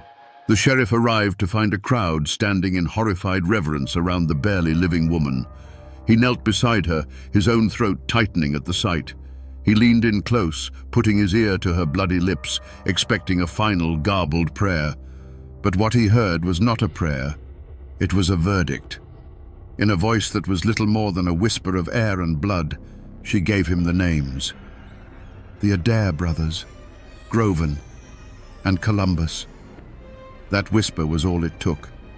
The names shot through Rutherford County like a bolt of lightning, igniting a fury that the Civil War itself hadn't managed to kindle. This wasn't a crime against one family. It was an assault on humanity itself. The shock of the massacre gave way to a wave of cold, hard rage. These weren't just murderers. They were a cancer that had been allowed to fester in the dark hollows for too long. Now, it was time to cut it out. Within hours, the county transformed. Farmers left their plows rusting in the fields and took up their hunting rifles. Veterans who had fought at Gettysburg and Antietam formed posses, their old military discipline snapping back into place. A formal reward was offered, but for these men, it wasn't about money. It was a debt of blood, and the entire community was rising as one to collect it. The Adair brothers, who had been the hunters just the night before, were now the most sought-after prey in the state of North Carolina. The manhunt was brutally efficient. The Adair brothers, who had moved through these woods like vengeful spirits, were found to be nothing more than flesh and blood.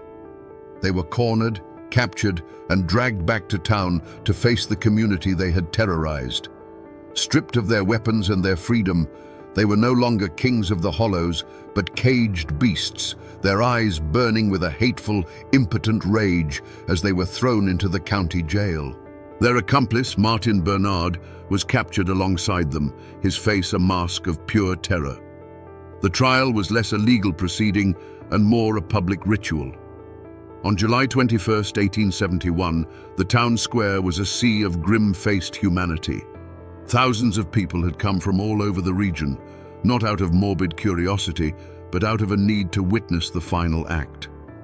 The courtroom was packed to the rafters, the air thick with the smell of sweat and a thirst for retribution.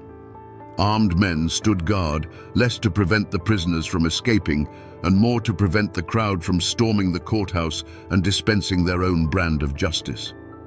The prosecution's case was simple and devastating. They didn't need complex legal arguments or a mountain of circumstantial evidence. They had something far more powerful. They had Polly Weston. She was helped to the witness stand, a spectral figure wrapped in bandages, her body frail, but her gaze as hard and unyielding as mountain granite. When she was asked to identify the men who attacked her family, a hush fell over the room. She slowly raised a trembling hand and pointed a finger, first at Grover, then at Columbus. Her voice, though weak, was clear and steady, and every word fell upon the jury like a hammer blow. Throughout the testimony, the brothers reacted true to their nature. Columbus seethed in his chair, his knuckles white, glaring at the jury as if he could intimidate them into submission. Grover sat with a cold, defiant stillness, a faint, contemptuous smirk playing on his lips. There was no remorse in their eyes, no flicker of regret, only a profound arrogance, an unshakable belief that the world was theirs to break. They seemed offended not by the accusation of murder, but by the sheer audacity of these simple farmers daring to hold them accountable. The jury barely needed to deliberate. The evidence wasn't just what they had heard, it was the living, breathing proof of the Adair's evil sitting right there on the witness stand. They filed out and returned in what seemed like minutes. The foreman stood, his face set like stone, and delivered the verdict that everyone in that room already knew was coming. Guilty. The sentence followed swiftly. Death by hanging. A great cathartic roar erupted from the crowd both inside and outside the courthouse. It wasn't a cheer of celebration, but a deep, primal sound of relief, of a fever finally breaking. Justice had been served. But looking at the sea of faces, filled with a righteous and terrible satisfaction, one had to ask, was this the justice of men, carefully weighed on the scales of the law? Or was this the justice of the mountains, ancient and unforgiving? The law had provided the rope, but it was the community's fury that had tied the knot. The hangman's noose silenced the Adair brothers, but it couldn't silence their story. In fact, their deaths were just the beginning. The tale of the Western Massacre immediately began to grow roots, sinking deep into the soil of local legend, and some of those roots can still be traced today. The first and most baffling loose end was the third man, Martin Bernard. While awaiting his own execution, his wife came for a final visit. In an act of incredible daring, they swapped clothes. Bernard, hiding his face behind a woman's veil, walked calmly out of the jail while his wife remained in the cell. He was never seen again, vanishing into the mists of history and leaving a question mark that hangs over the story to this day. Bernard's mysterious escape gave birth to another enduring legend, the Adair treasure. Like so many outlaws of that era, the brothers were said to have buried their ill-gotten gains somewhere in the rugged hills of Rutherford County. Many believed Bernard didn't just flee for his life, he fled to reclaim a fortune in stolen gold and cash. To this day, there are those who comb the forests and search the old caves, guided by faded maps and local rumors, still hunting for the blood money of the Adair brothers. But the most powerful echoes of that night are not of treasure, but of tragedy. The patch of land where the western cabin once stood is considered hollow ground, a place forever scarred by grief. Locals will tell you that the woods there are unnaturally quiet, as if the birds themselves refuse to sing. They say that on still, moonless nights, you can sometimes hear the faint sound of a child crying on the wind. Some have even claimed to see a ghostly figure of a woman, forever wandering the trees where her home once stood, eternally searching for the children she lost. The land remembers the villains as well. For decades, the tree on which the brothers were hanged, or the ground where the gallows stood, was a place of superstition and dread. It was said to be cursed, that the violent, unrepentant souls of Grover and Columbus Adair were bound to the instrument of their own demise.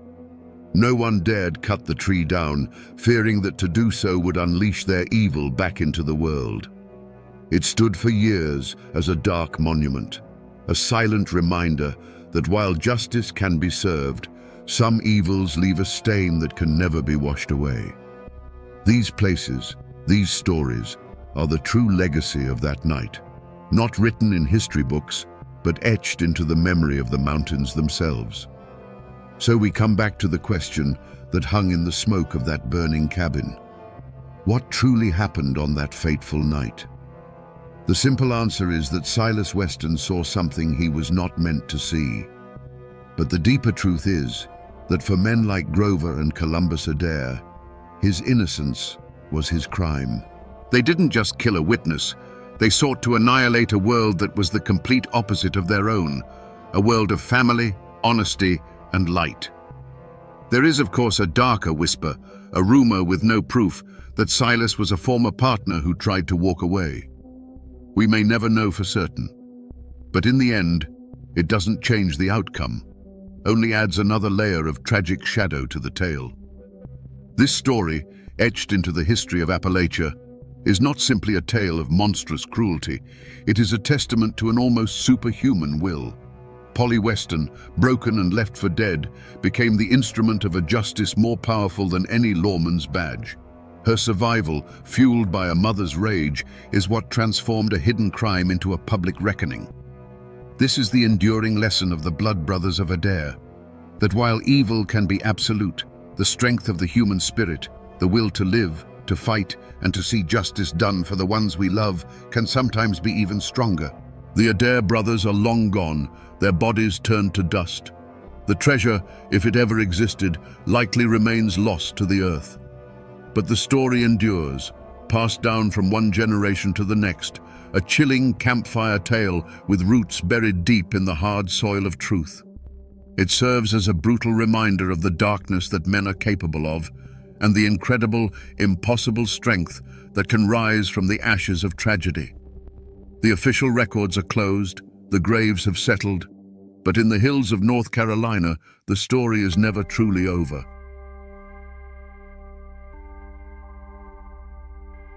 On a bright May morning in 1866, a young woman named Laura Foster packed a small bundle of clothes, told her father she was running off to be married, and rode her father's mare into the misty folds of the Blue Ridge Mountains.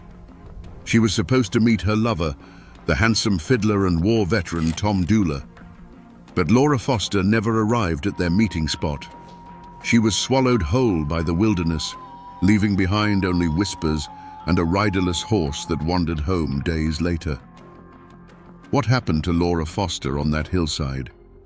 Was it a simple crime of passion, the tragic end to a tangled love affair? Or was it something more sinister, a conspiracy of silence, a dark secret protected by an entire mountain community, a truth so twisted it would be immortalized in a folk song that haunts us to this day? Today, we become detectives of the past, sifting through the legends and lies to finally answer the question, who was truly responsible for the crime that created the legend of Tom Dooley? To understand what was lost, you have to understand the world that was. Wilkes County, North Carolina in 1866 was a land of breathtaking beauty and brutal hardship. The Civil War had ripped through these mountains, leaving not just economic ruin, but deep scars on the souls of the men who returned. They came back from the battlefields and prison camps to a world of poverty and uncertainty, their pockets empty and their hearts full of ghosts. This was a place of fierce clan loyalty, where disputes were settled by family and honor was a currency more valuable than cash. The air in these hollows was thick with pride, resentment, and unspoken tensions, a perfect tinderbox waiting for a single, fatal spark. At the center of this world was Laura Foster. By all accounts, she was a simple country girl, known throughout the valley for her striking beauty and a gentle nature. She lived a quiet life on her father's farm, her world defined by the seasons and the hard work of the land. Her dream was a common one, but for her, it was everything. To marry the man she loved, Tom Dooley. She was desperately, foolishly in love. A love so powerful, it blinded her to the dangerous currents swirling just beneath the surface of their lives. She was a wildflower, beautiful and vibrant, unknowingly blooming on the edge of a cliff. Then there was Thomas Dooley, the man they call Tom Dooley. Before the war, he was the prodigal son of the valley, impossibly handsome, a gifted fiddle player whose music could charm the birds from the trees and women into his arms. But the boy who went to fight for the 42nd North Carolina Infantry was not the man who came back. The war and the squalor of a Union prison camp had forged a darkness in him. The easy charm was still there, but it was now laced with a restless, reckless energy. He was a moth drawn to the flame of trouble, and in turn, he was a flame that drew others to their doom. And you cannot tell this story without Anne Melton. Anne was Laura's cousin, a woman of breathtaking beauty and a will of iron. Many believed she was Tom's first and truest love, a bond forged long before the war. While Tom was away, she made a practical choice, marrying an older, stable farmer named James Melton. But her marriage did little to tame the fire she felt for Tom. She was cunning, captivating, and deeply possessive. Anne Melton was the queen of this small, tangled kingdom, and she was not the kind of woman who tolerated rivals. These three lives were knotted together in a web of passion and jealousy that was an open secret in the community. Tom Dooler was courting Laura Foster openly, while just as openly carrying on his affair with the married Anne Melton. It was a dangerous game played in a community where everyone watched and everyone whispered. But even in their quiet lives, a darker shadow was gathering, unseen and unspoken. It was a secret sickness, a shameful disease brought back from the war, and a rumor of a pregnancy that threatened to unravel everything, turning a common love triangle into a matter of life and death. For weeks, the mountains held their secret. The initial search for Laura Foster had turned up nothing but tired men and unanswered prayers. Her father's mare had been found, wandering aimlessly, its saddle empty. As spring turned to summer, a grim silence settled over the valley. It was as if Laura had ridden into the morning mist and been erased from the world. The whispers continued, of course, but without a body, there was no crime, only a heartbreaking disappearance and a community left to wonder.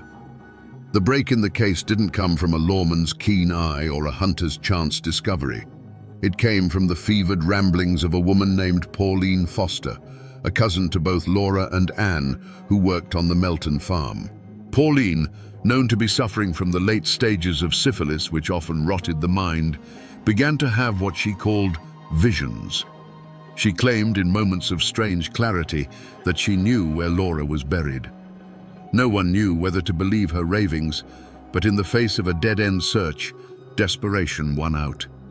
Guided by Pauline's bizarre and unsettling directions, a search party made their way to a lonely, rhododendron-choked hillside.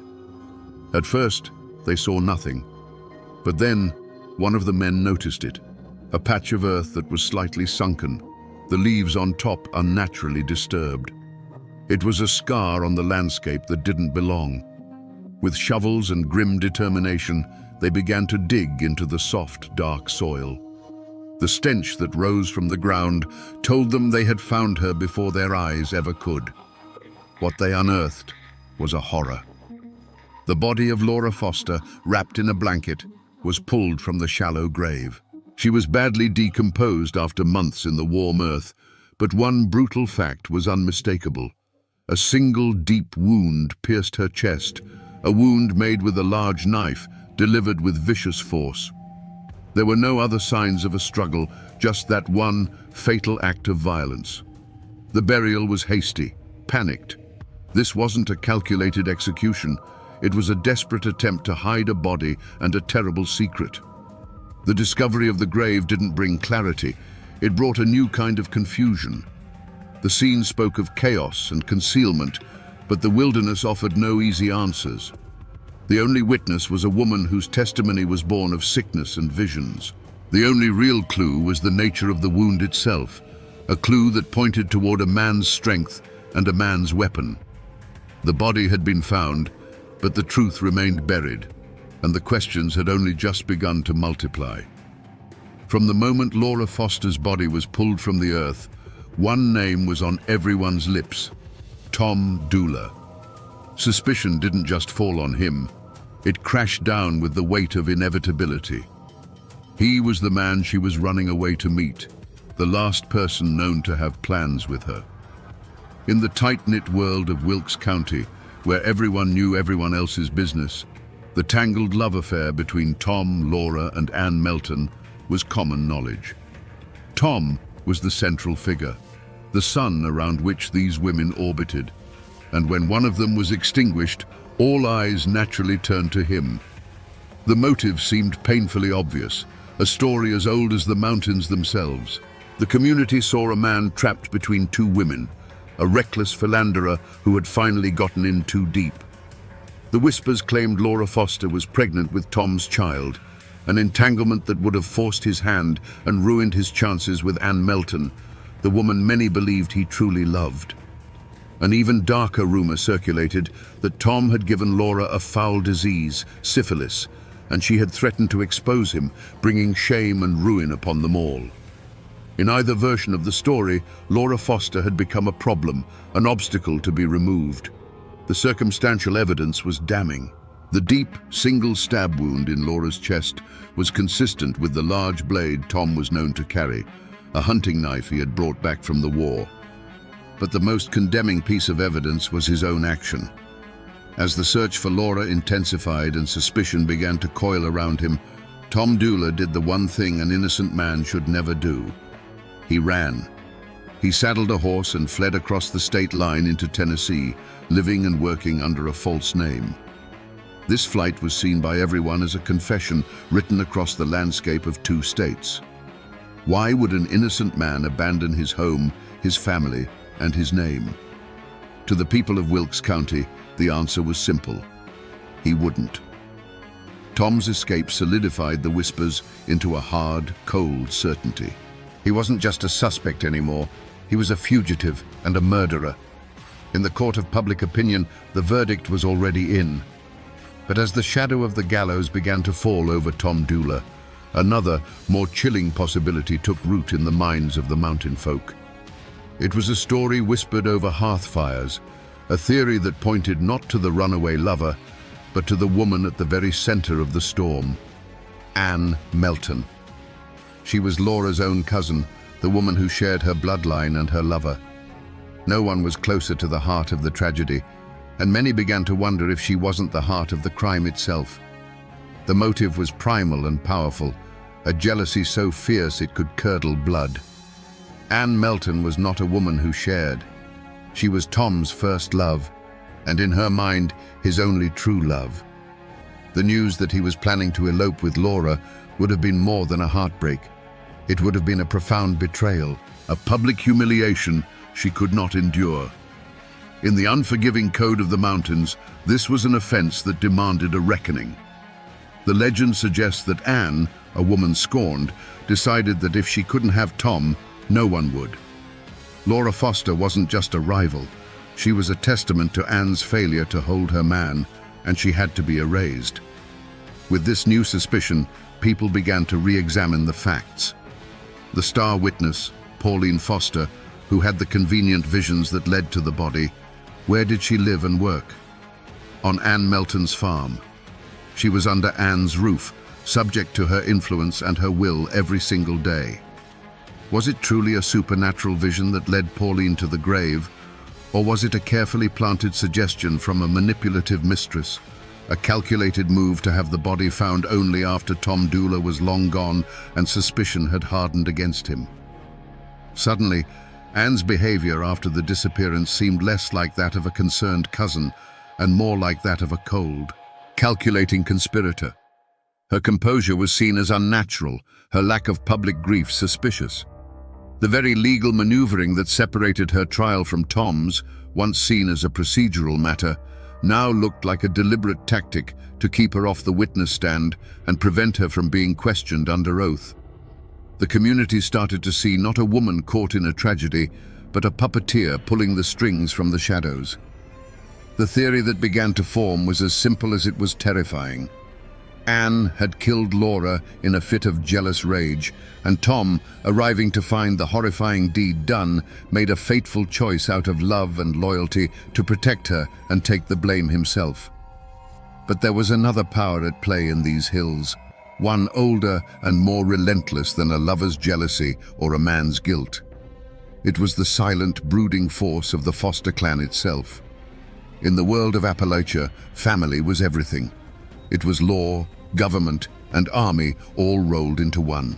The Fosters were a proud and numerous clan, their roots sunk deep into the rocky soil of Wilkes County. To dishonor one was to dishonor them all, and what had happened to Laura was the ultimate dishonor. Their motive was not simple grief. It was a cold, burning rage against the shame that had been brought upon their name. Tom Dooler, the charming outsider who had seduced their daughter, allegedly gotten her pregnant, and was the man she died with, was a walking monument to their family's humiliation. Whether he struck the fatal blow or not was almost secondary. He was the source of the rot, the cause of the scandal that was now the talk of 3 counties. They needed more than justice. They needed a cleansing. And for that, blood had to be paid. This created a climate of quiet, immense pressure. It's a theory whispered to this day that the Fosters, realizing they might never get the satisfaction of seeing the clever Anne Melton convicted in a court of law, decided to wage their own war in the shadows. They began to shape the narrative through social pressure and communal expectation. Witnesses who might have spoken of Anne's volatile temper or seen her near the scene found it easier to stay silent. Rumors that pointed away from Tom were mysteriously quashed, while those that implicated him grew louder and more detailed with every telling. Pauline Foster, the key witness, was caught in the middle of this storm. Was she just Anne Melton's pawn, or was she also a member of the Foster clan, being urged by her own kin to point the finger where it would do the most good for the family's honor? In this version of the story, the tragedy was no longer just a crime of passion. It was a battle between a lone man and an entire clan, a clan that had decided, with or without a court, that Tom Dooler was the one who had to hang. With Laura Foster's body discovered and Tom Dooler a fugitive, the investigation snapped into a singular, frantic focus: the manhunt. The law in those days wasn't a team of detectives meticulously gathering forensic evidence. It was a posse of determined men on horseback, driven by a raw sense of mountain justice. Led by former Wilkes County Sheriff William Dooler, a relative of Tom's, they picked up the trail. But Tom Dooler was a child of these mountains. He had a considerable head start, and the wilderness was his greatest ally. He vanished into the green labyrinth of the Appalachians like a ghost into the fog.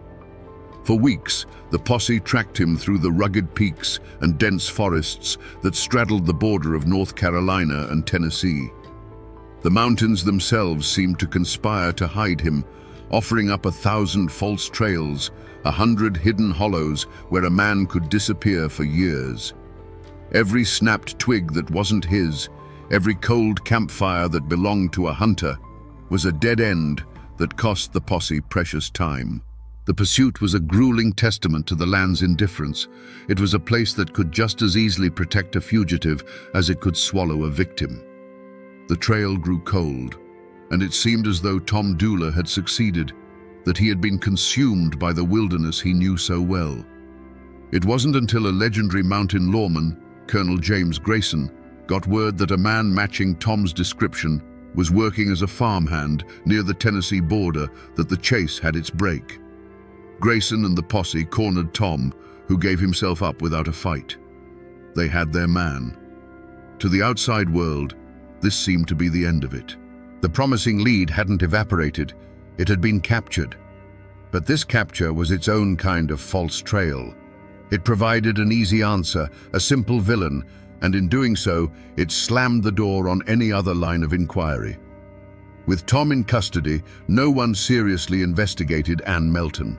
Her convenient alibi, provided by her own farmhands, was accepted without much question. The possibility of another party being involved, a drifter or a rival unknown to the community, was never explored. The entire weight of the state's investigation was now focused on building a case against the man they had chased across the mountains. This created a deep and growing frustration. They had their killer, but the evidence was flimsy, built on circumstance, motive, and his flight.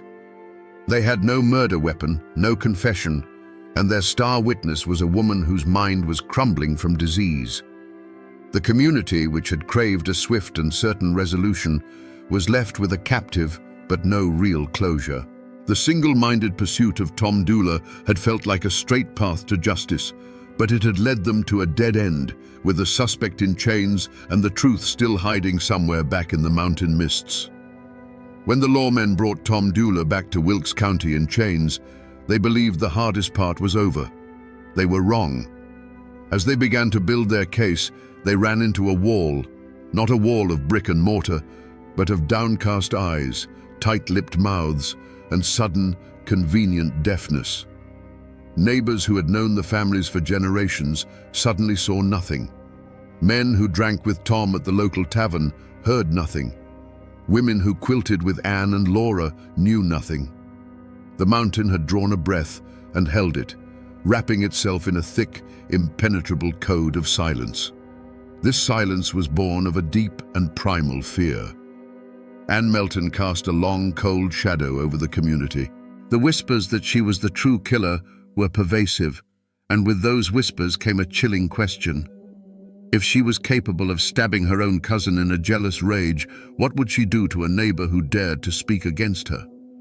Her husband, James Melton, was a respected and established farmer.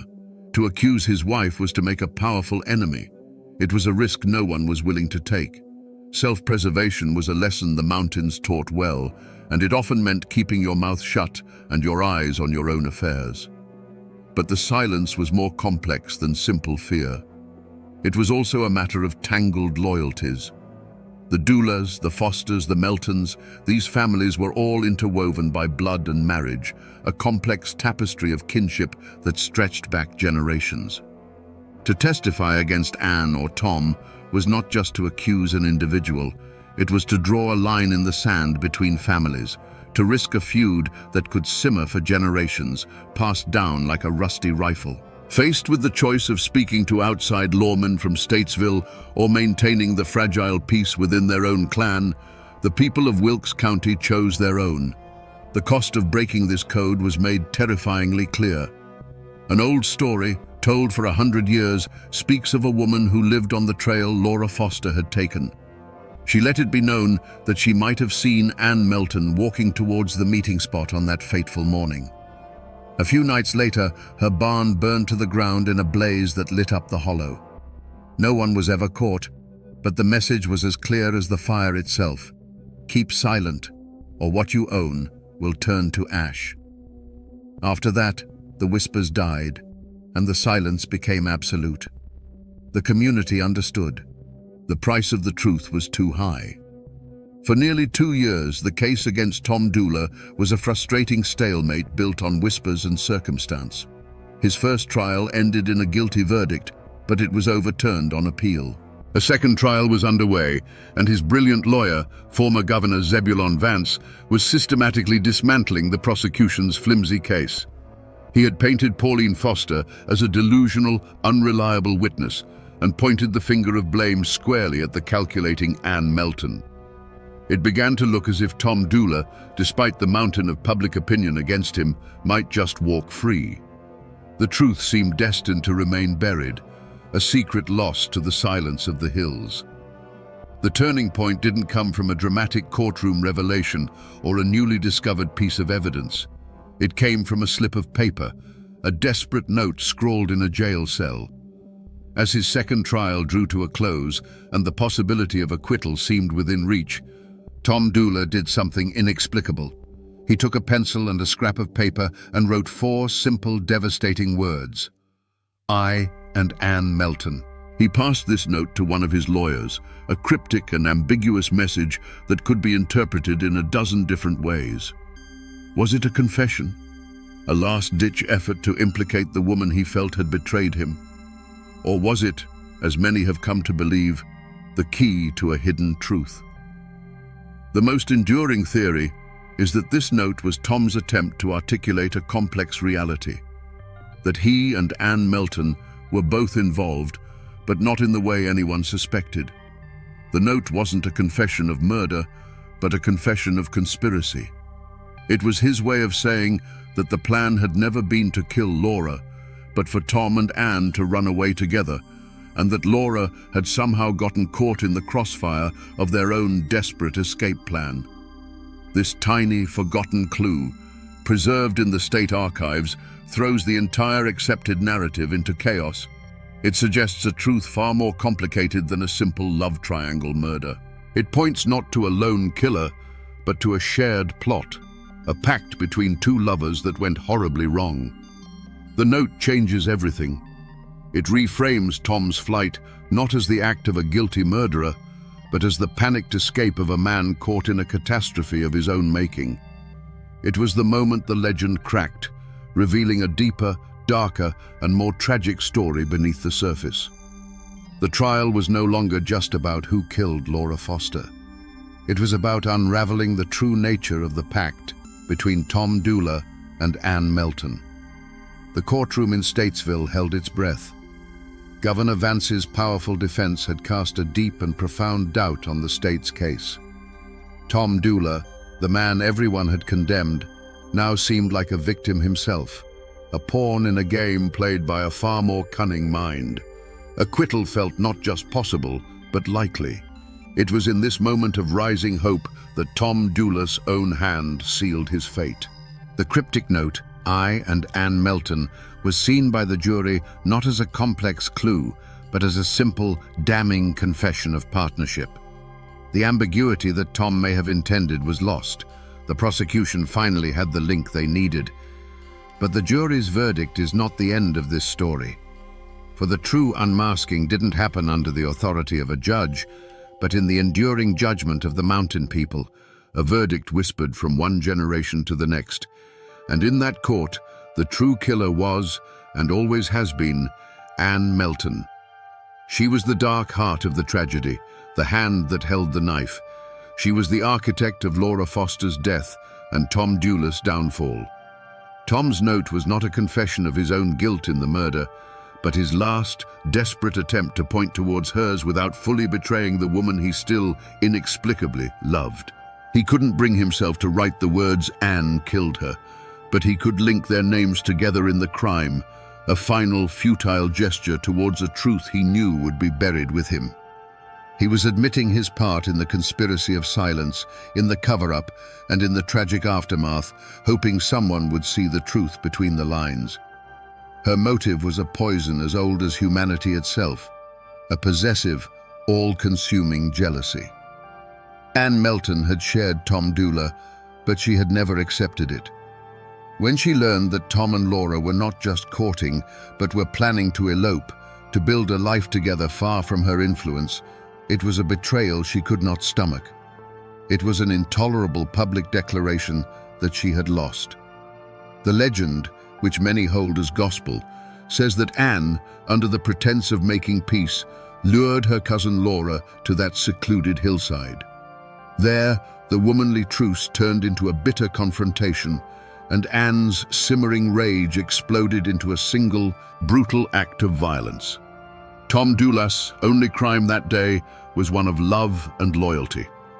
He arrived at the meeting spot not to kill Laura, but to run away with her, or perhaps to finally break things off. Instead, he found Ann, spattered with blood, standing over the lifeless body of her cousin. In that horrifying moment, faced with an impossible choice, he chose Ann.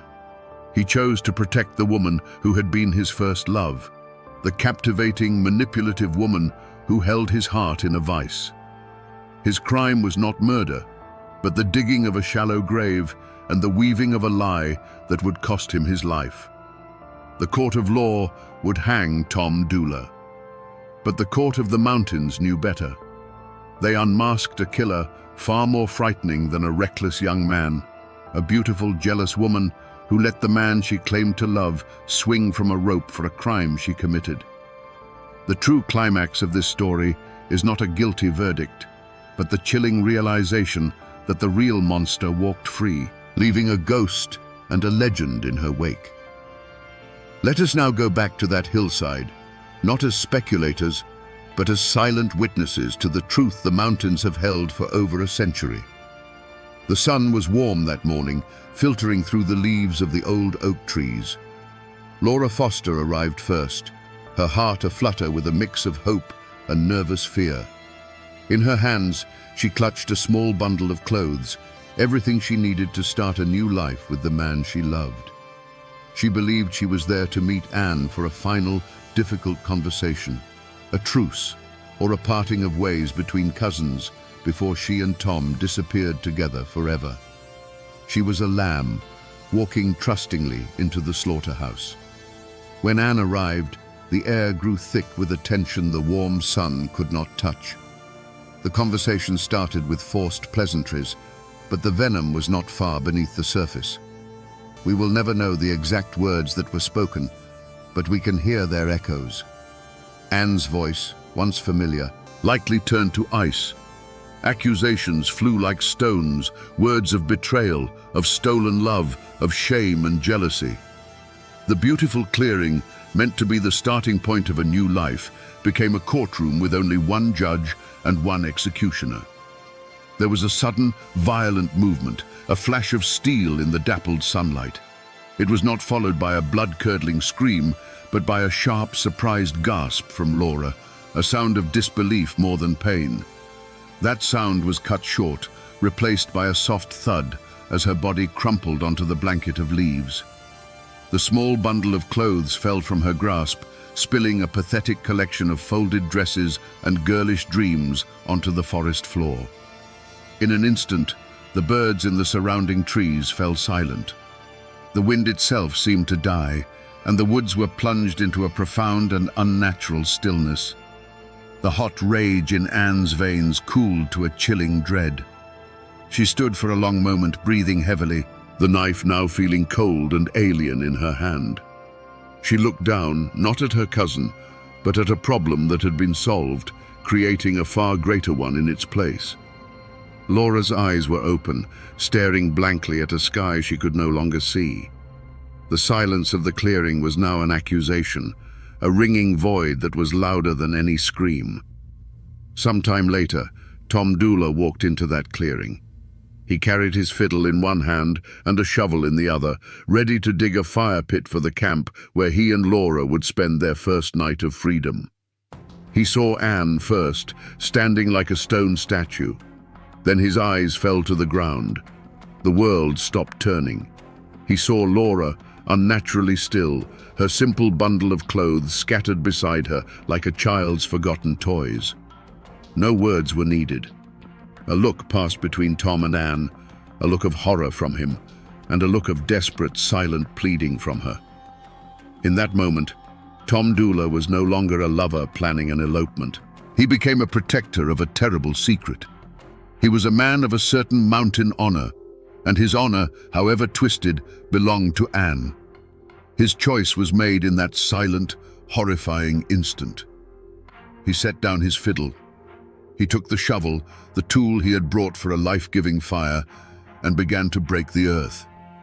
The rhythmic scrape and thud of the blade was the only sound in the clearing, a sound of a man digging not just into the soil, but into a lie so deep it would entomb them all.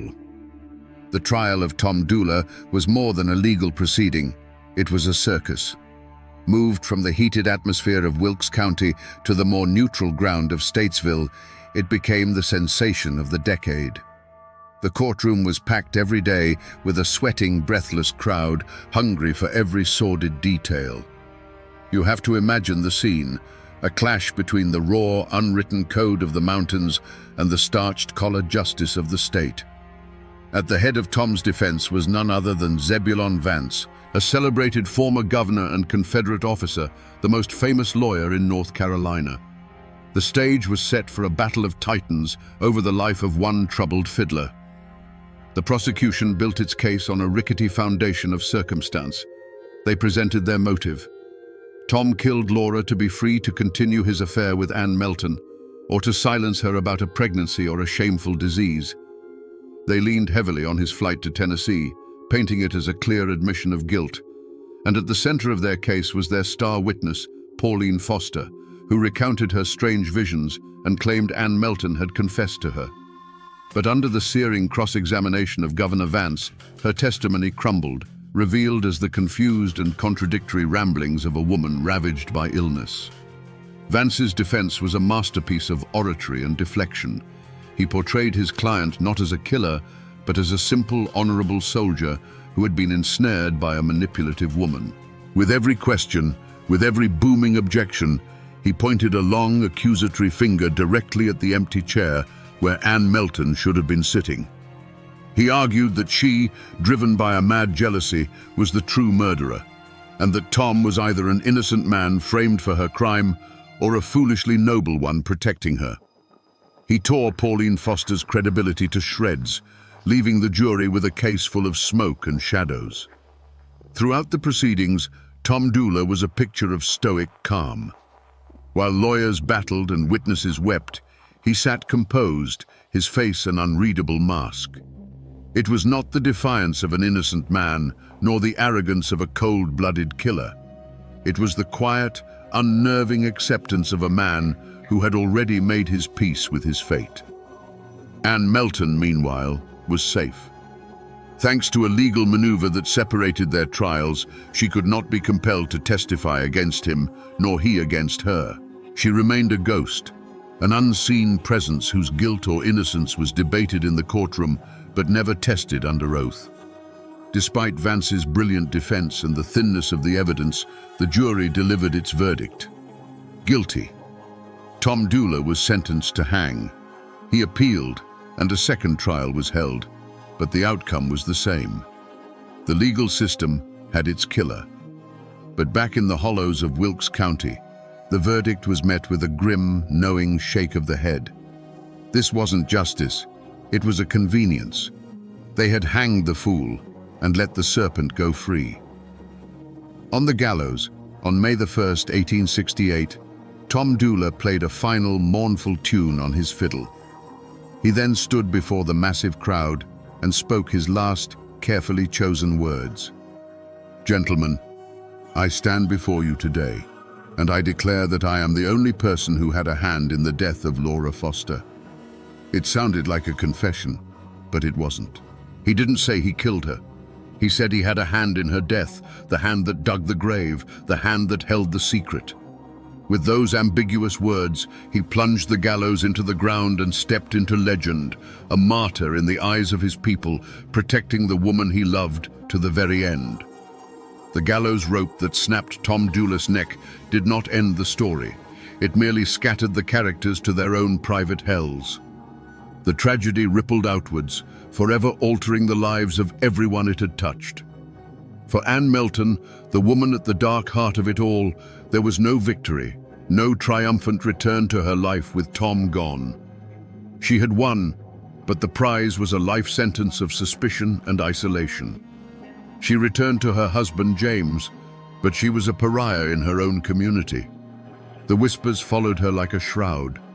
Neighbors would fall silent when she entered a room, their eyes holding a cold, knowing judgment that no court could ever deliver.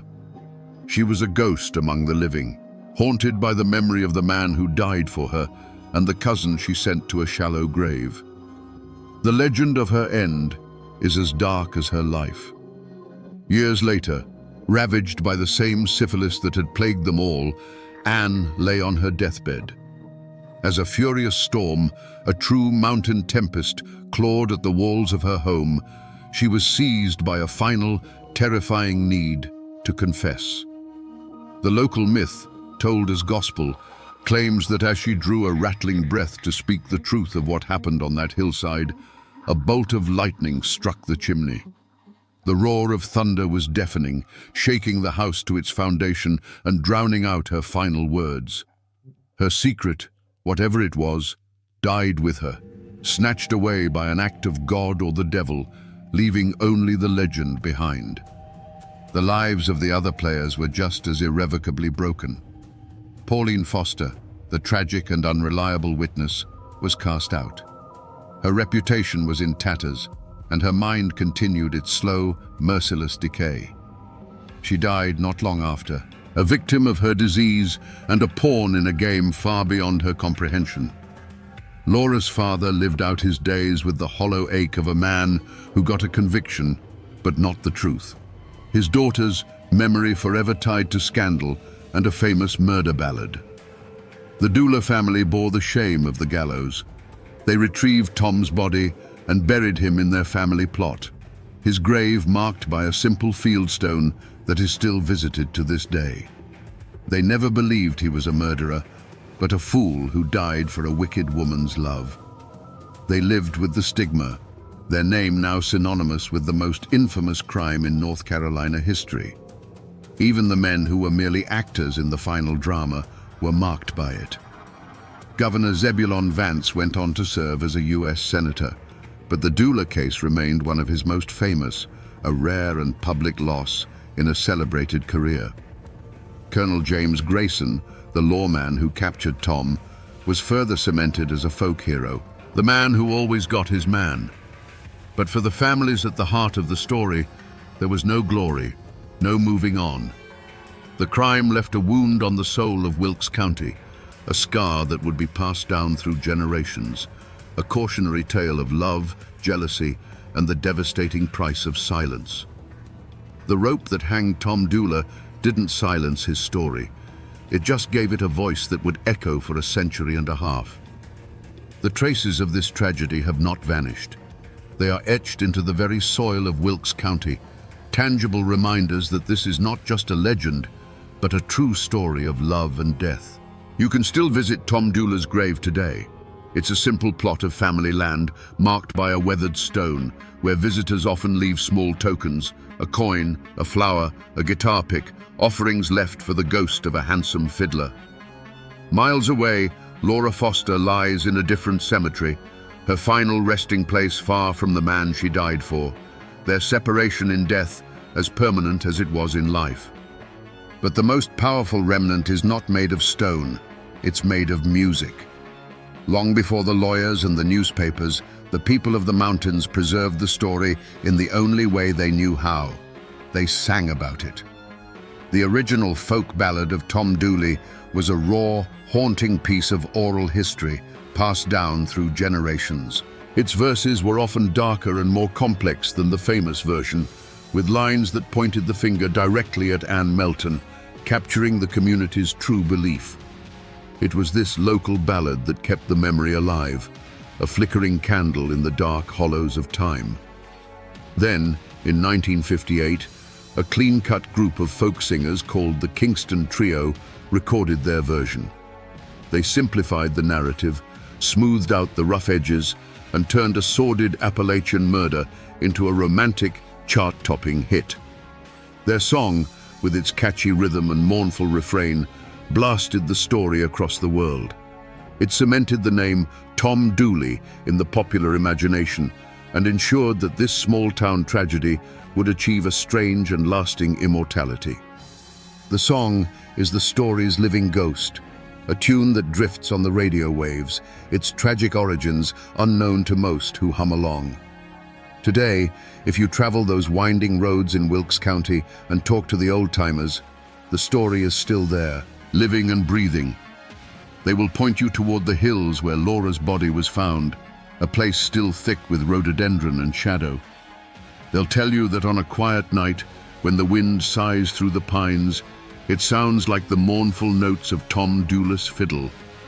And some will swear that if you're near that lonely hillside after dark, you might just see a spectral figure wandering through the trees, the ghost of Laura Foster, forever searching for the lover who was supposed to meet her on that long-ago morning. The world might have forgotten the details, but the mountains never do. So we return to the question that hung in the mist at the very beginning. What happened to Laura Foster? The answer, we find, is not a simple one. It was not just a crime of passion.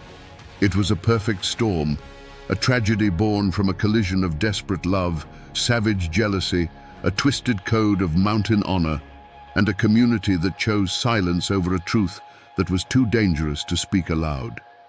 The law, in its formal and rigid way, found a killer. But it never found the whole truth. It settled for a convenient villain and closed the book, content to let the deeper, darker story fester in the shadows. This is a story that teaches us a hard lesson, that justice and the law are not always the same thing, especially in a place where family loyalty is its own kind of law. It's a chilling reminder of how a single, violent act can poison generations, and how a lie, once told, can take on a life of its own. But more than that, the legend of Tom Dooley is a testament to the enduring power of a story. The courts delivered a verdict, but the people of the mountains delivered a ballad, And in the end, it was the song, not the law, that kept the truest version of the story alive. The Ballad of Tom Dooley is more than just a folk song. It is the final testament of a community that knew the truth and chose to sing it rather than speak it. It's the ghost of a handsome fiddler, forever playing a mournful tune for the foolish choice he made. It's the whispered confession of a guilty woman, a confession the thunder tried to drown out. It's the cry of a young girl, silenced by a knife on a lonely hillside. The courts may have closed the case, but the mountains never did. And now, my friends, you know the rest of the story. Or at least, as much of the truth as a mournful old song is willing to give up.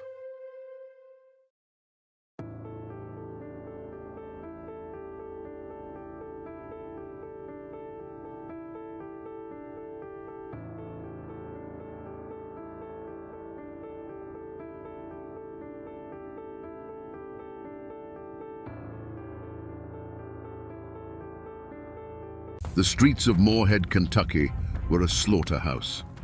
For 2 terrifying hours, the town echoed with the roar of Winchesters as over 100 armed men laid siege to a hotel. When the gun smoke finally cleared, the most powerful man in the county, Craig Tolliver, lay dead in the dirt, his body riddled with bullets. The newspapers called it the end of a brutal feud. But what if it wasn't a feud at all? What if it was the final bloody battle of a war fought over politics, power, and the very soul of a county? Today, we separate the folklore from the facts and uncover the story of the Rowan County War. Before the gunfire and the blood, Rowan County was a world of 2 halves, held together by a fragile peace. Out in the hollows and on the ridges, life moved to the rhythm of the seasons. Men like Floyd Martin woke with the sun and knew their land not by deeds and property lines, but by the feel of the soil in their hands. They were farmers, patriarchs of large families, their wealth measured in livestock, healthy children, and the respect of their neighbors.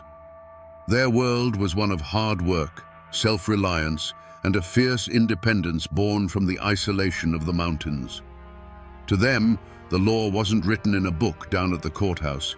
It was a code of honor passed down through generations. Then there was the town of Morehead.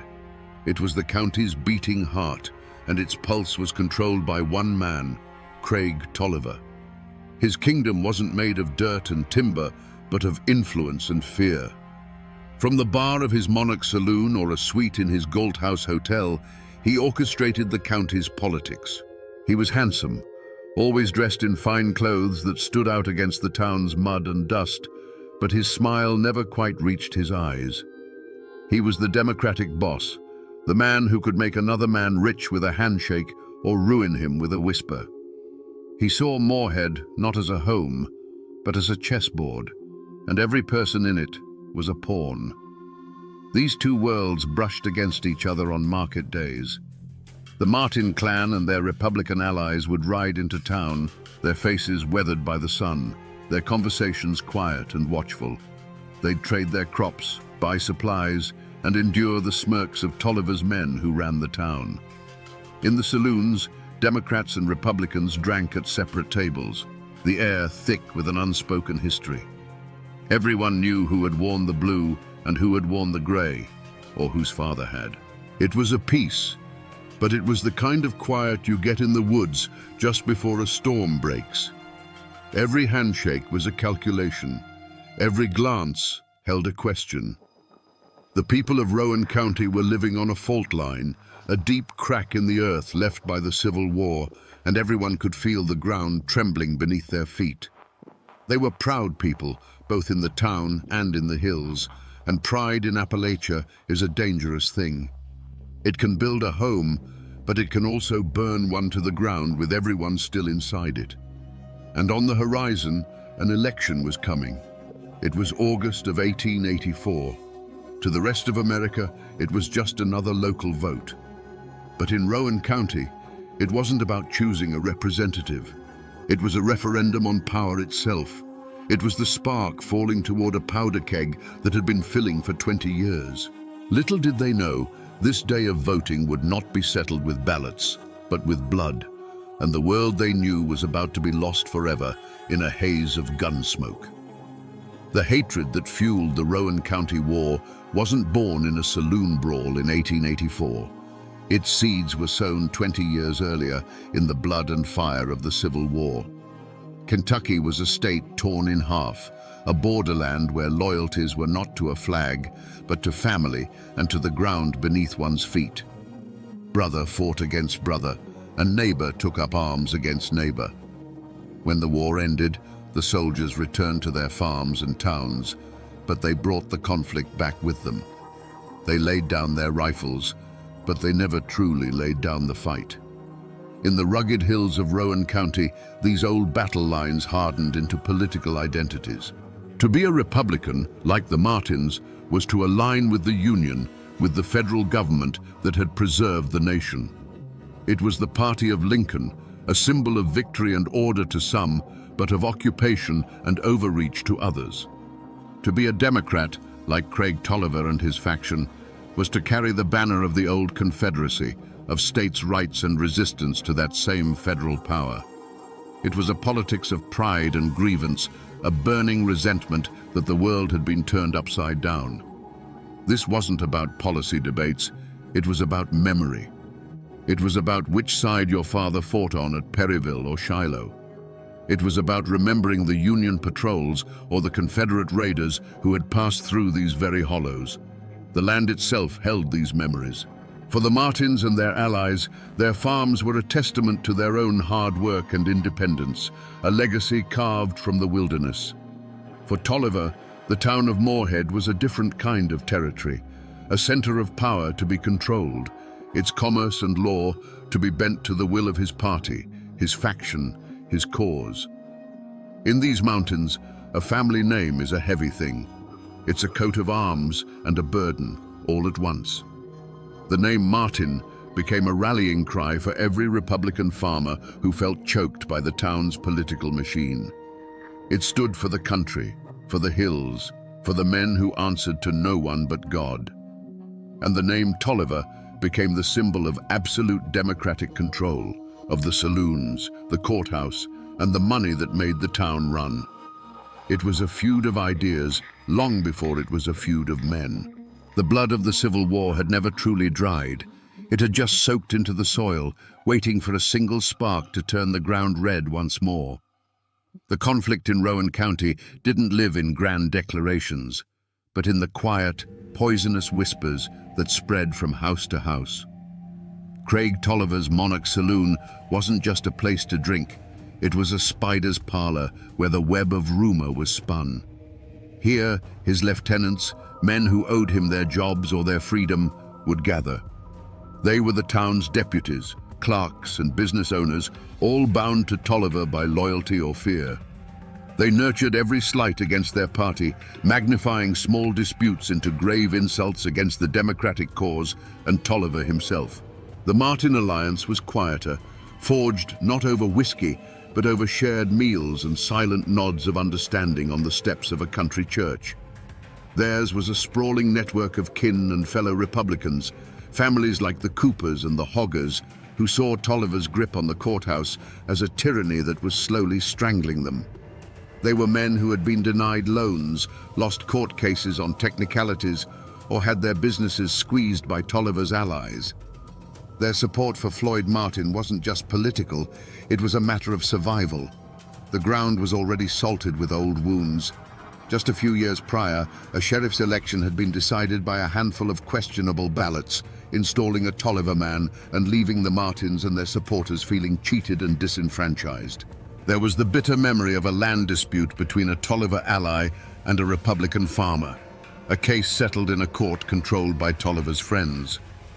These weren't isolated incidents, they were a pattern.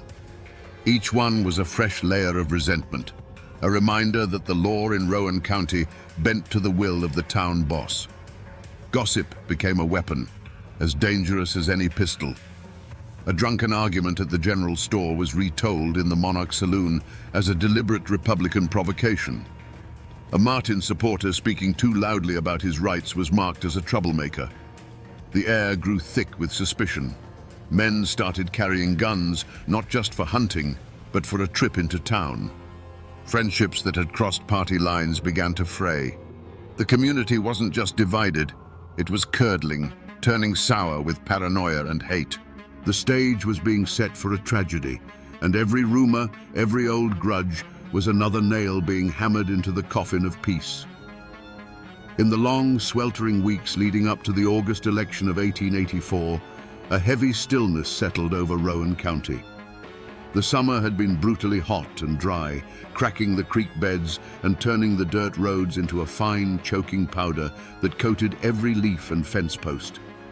Old-timers whispered that it was a bad sign when the katydids fell silent in the heat of the day. It was as if the land itself was holding its breath, waiting for the coming violence. The usual sounds of the mountains, the birds, the rustle of game in the undergrowth seemed to have faded, replaced by an oppressive quiet that felt more menacing than any storm. The true omen, however, wasn't in the sky or the trees. It was in the faces of the men gathering in Moorhead. Election day was approaching, and it felt less like a civic duty and more like a muster for war. The flow of whiskey, always a tool of political persuasion in those days, began to run more freely than usual, loosening tongues and sharpening tempers. Craig Tolliver's men walked the town's boardwalks with a certain swagger, their hands resting near their hips, while the Martin men who rode in from the country were grim-faced and watchful, their eyes scanning every alley and doorway. A deep sense of dread, a cold knot in the gut, became a shared secret among the people of Rowan. Wives watched their husbands clean rifles that hadn't been fired since the last deer season, a silent question hanging in the air between them. Men who had been neighbors their whole lives now passed each other on the road with a curt nod, the old bonds of community straining under the weight of political hatred. This wasn't just another election. It felt like a final reckoning was at hand. They couldn't have known what was coming, not exactly, but they could feel the pressure building, a charge in the air that promised not rain, but lightning.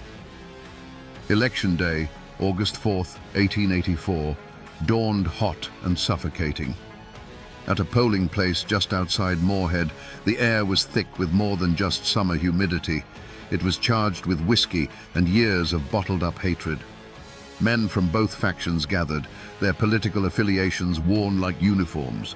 Votes were being bought with liquor, and every conversation was a low growl of intimidation or defiance. This wasn't democracy in action. It was a standoff, a test of nerve where everyone was waiting for the first man to flinch. The spark came in the form of a drunken slur. John Martin, Floyd Martin's own son, got into a heated argument with a fervent Tolliver supporter named Solomon Bradley. The exact words were swallowed by the noise and the heat, but they were likely the same insults that had been traded for years. Taunts about the war, about family, about honor. But this time, fueled by cheap whiskey and the tension of the day, words were not enough. Shouts turned to shoves, and shoves exploded into a vicious, desperate brawl. It was over in a flash of chaotic violence. The crowd surged, men yelled, but no one dared to intervene. In the midst of the scuffle, in the dust and the confusion, Solomon Bradley fell to the ground, mortally wounded. Whether a knife flashed in the sun, or if he was simply beaten to death, the accounts would forever conflict. But the result was brutally clear. Bradley lay dying, and John Martin stood over him, his knuckles raw, the grim reality of his actions beginning to dawn on his face. The cheering and the jeering died instantly, replaced by a stunned, horrified silence. The news ripped through the county faster than a telegram.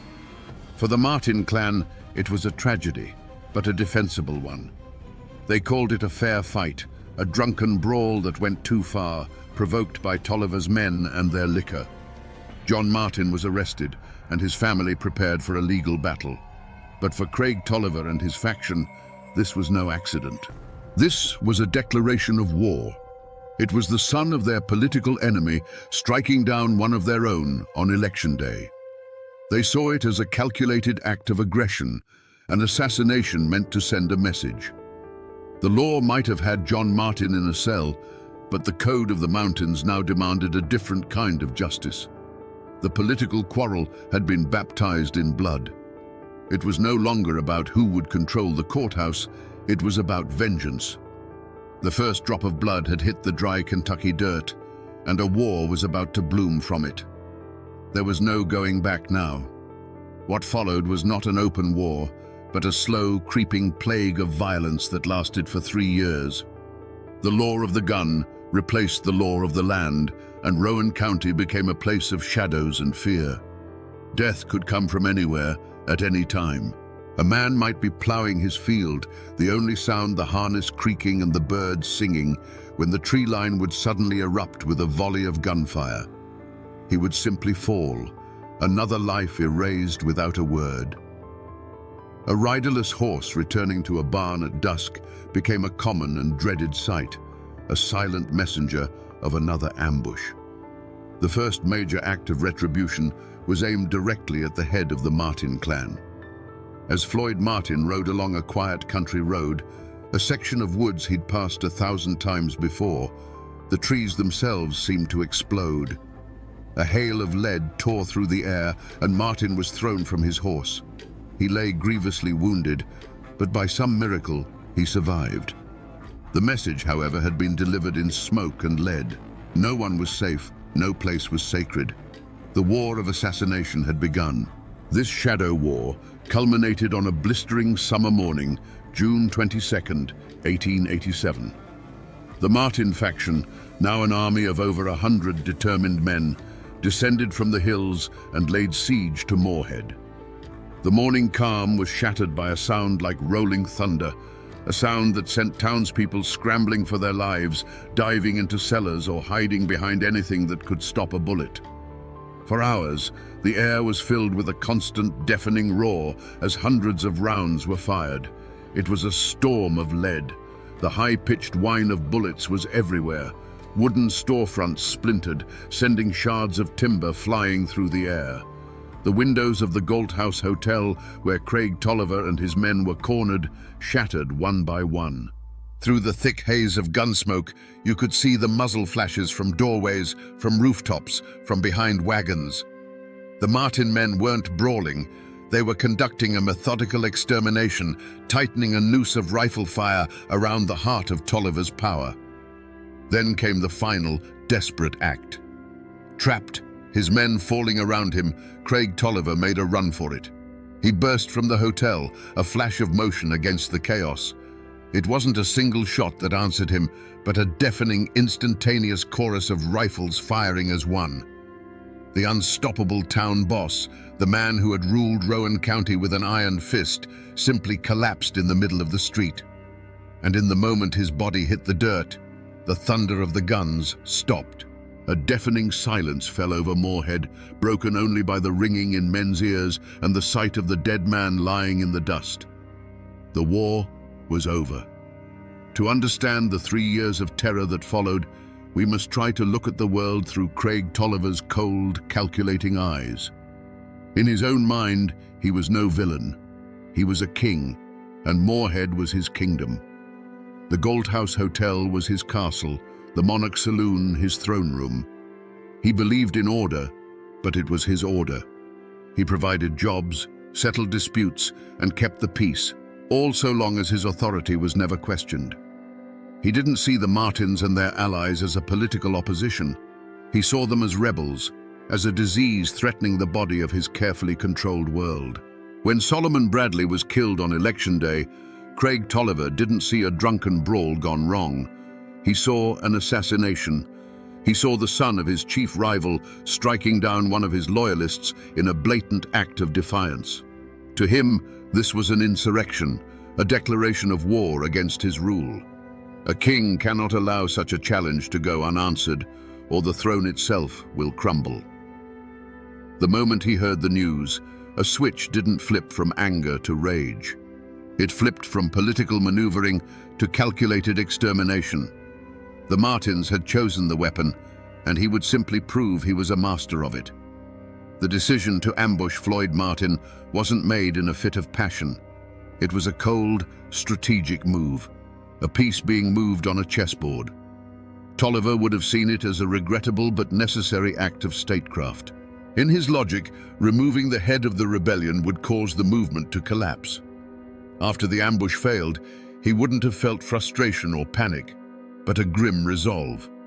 It was simply a problem that now required a more thorough solution.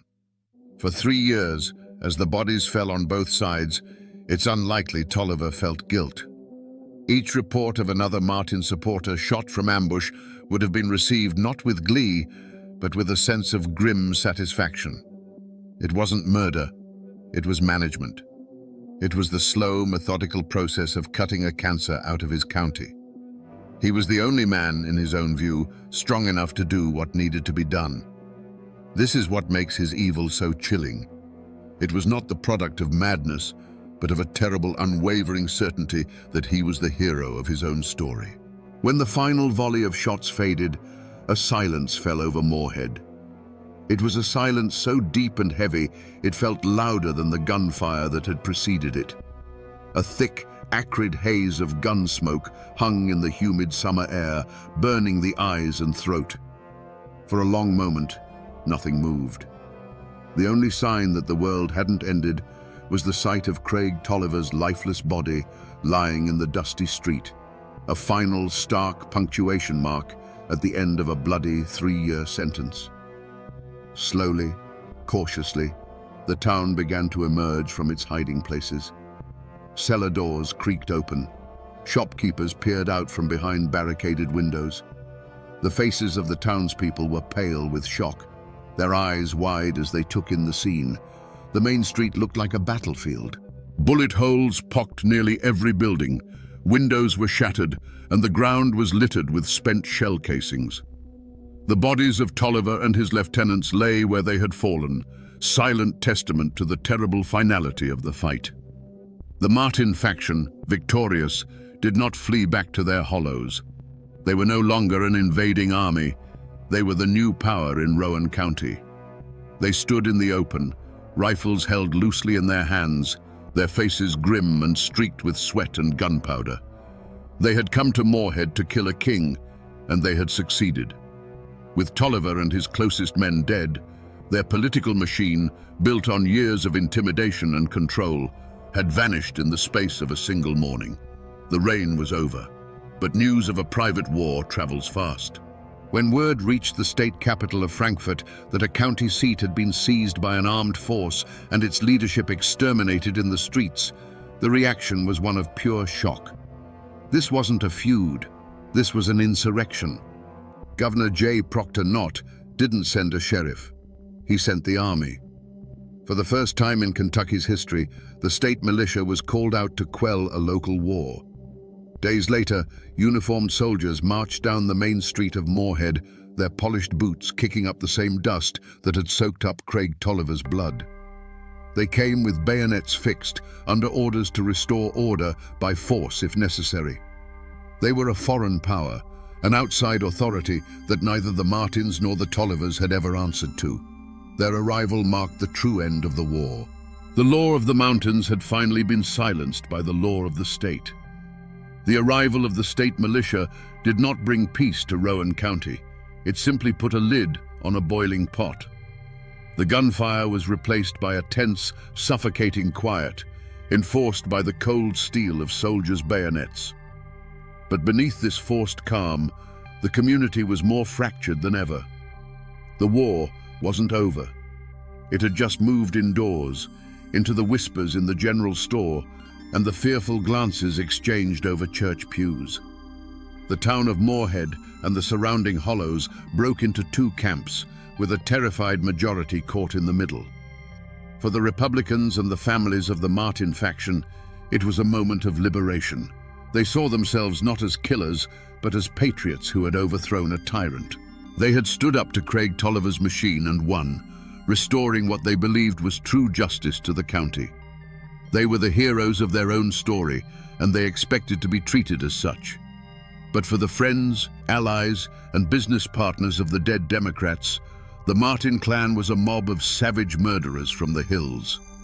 They saw the great gunfight not as a battle, but as a massacre. and they now lived in mortal fear of the men who had perpetrated it. This fear gave birth to a powerful conspiracy of silence. When the state authorities began their investigation, they were met with a wall of sealed lips and downcast eyes. Men who had witnessed the entire 2-hour battle from their shop windows suddenly claimed they had been hiding in their cellars and had seen nothing. Others, who surely knew the names of every man who marched on the town, would only shrug and say they couldn't recognize anyone through the smoke. To speak the truth was to choose a side, and in the shadow of such violence, choosing a side was a potential death sentence. Fear of Martin retribution was a more immediate threat than a distant state court. Yet, in this atmosphere of terror, small acts of courage and cowardice defined the true character of the people. A former Tolliver deputy who once walked with a confident swagger would now cross the street to avoid meeting the gaze of a Martin man. But a doctor who had been a friend of Tolliver's would still ride out to a Martin farm to tend to a sick child, his oath as a healer overriding the politics of hate. A widow of a slain Tolliver man might find a sack of flour left on her porch in the dead of night, a silent offering from a neighbor who dared not show support in the daylight. The war had moved from the streets into the hearts of the people, and every small decision, who to trade with, who to talk to, who to help, became a declaration of allegiance in a conflict that was far from over. The hunt for the killers of Craig Tolliver was not a chase with hounds and rifles through the dark hollows. The killers weren't hiding. They were walking the streets of Moorhead in broad daylight, confident and victorious. The hunt that followed was a different kind of pursuit altogether, a methodical and dangerous game of wits waged by outsiders in a land that guarded its secrets jealously. The posse was not made of vengeful neighbors, but of state prosecutors and detectives from Frankfurt, city men who wore stiff collars and carried law books instead of Winchesters. Their prey was an entire faction, over 100 men bound by blood, politics, and the shared secret of the final gunfight. The mountains that had once hidden Tolliver's ambushes now served a new purpose. They hid the truth. The state's men rode from one isolated farm to the next, asking questions that were met with blank stares, convenient memory loss, and a steadfast, unnerving silence. The people of the hills, loyal to the Martins or simply terrified of them, created a fortress of ignorance. The investigators found themselves lost not in the woods, but in a fog of fear and clan loyalty. But the state had a power that Tolliver never did: the full weight of the law and the endless patience of bureaucracy. Slowly, painstakingly, they pieced together a list of names. Whispers were gathered, deals were offered, and cracks began to appear in the wall of silence. Finally, the state felt it had enough. Indictments were issued for the leaders of the Martin faction, charging them with murder and insurrection. The question that hung over the entire county was, would they come peacefully? Or would the state's lawmen have to fight a second war to bring them in? The moment of capture was not a bloody firefight, but a scene of quiet, surreal drama. Faced with warrants from the state, the very authority they claimed to respect, the Martin leaders made a calculated choice. One by one, they came down from their hill farms, met the lawmen, and surrendered their rifles. There was no resistance, no desperate last stand. They walked into custody with their heads held high, not as cornered fugitives, but as men who believed utterly in their own righteousness.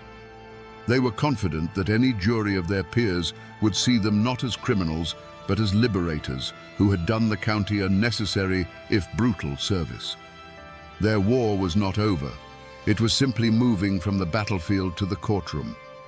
The courthouse in Moorhead was not a hall of justice, it was a fortress. State militia, with bayonets fixed, stood guard at every entrance and lined the courtroom walls. The room was packed to suffocation, split down the middle as if by an invisible wall. On one side sat the grim-faced farmers and families of the Martin faction, their expressions hard and unyielding. On the other, the remaining allies of Craig Tolliver, their faces a mixture of grief, fear, and a desperate hope for vengeance. Every person in that room understood this was not just a trial. It was the final battle of the Rowan County War, fought not with rifles, but with words and law books. The prosecution, sent from the state capital, laid out a clear and brutal case. This was murder, plain and simple. A conspiracy of over 100 men who had taken the law into their own hands, sieged a town, and executed their political rivals in the street. They painted the Martin faction as a lawless mob, a threat to the very fabric of civilized society. But the defense lawyers, shrewd men who understood the ways of the mountains, told a different story. They portrayed Craig Tolliver as a ruthless tyrant who ruled Rowan County through fear and corruption. The Martin men, they argued, were not murderers. They were patriots, Minutemen, who had risen up to liberate their community from a despot when the law itself had failed them. The trial became a spectacle of fear. One by one, witnesses were called to the stand.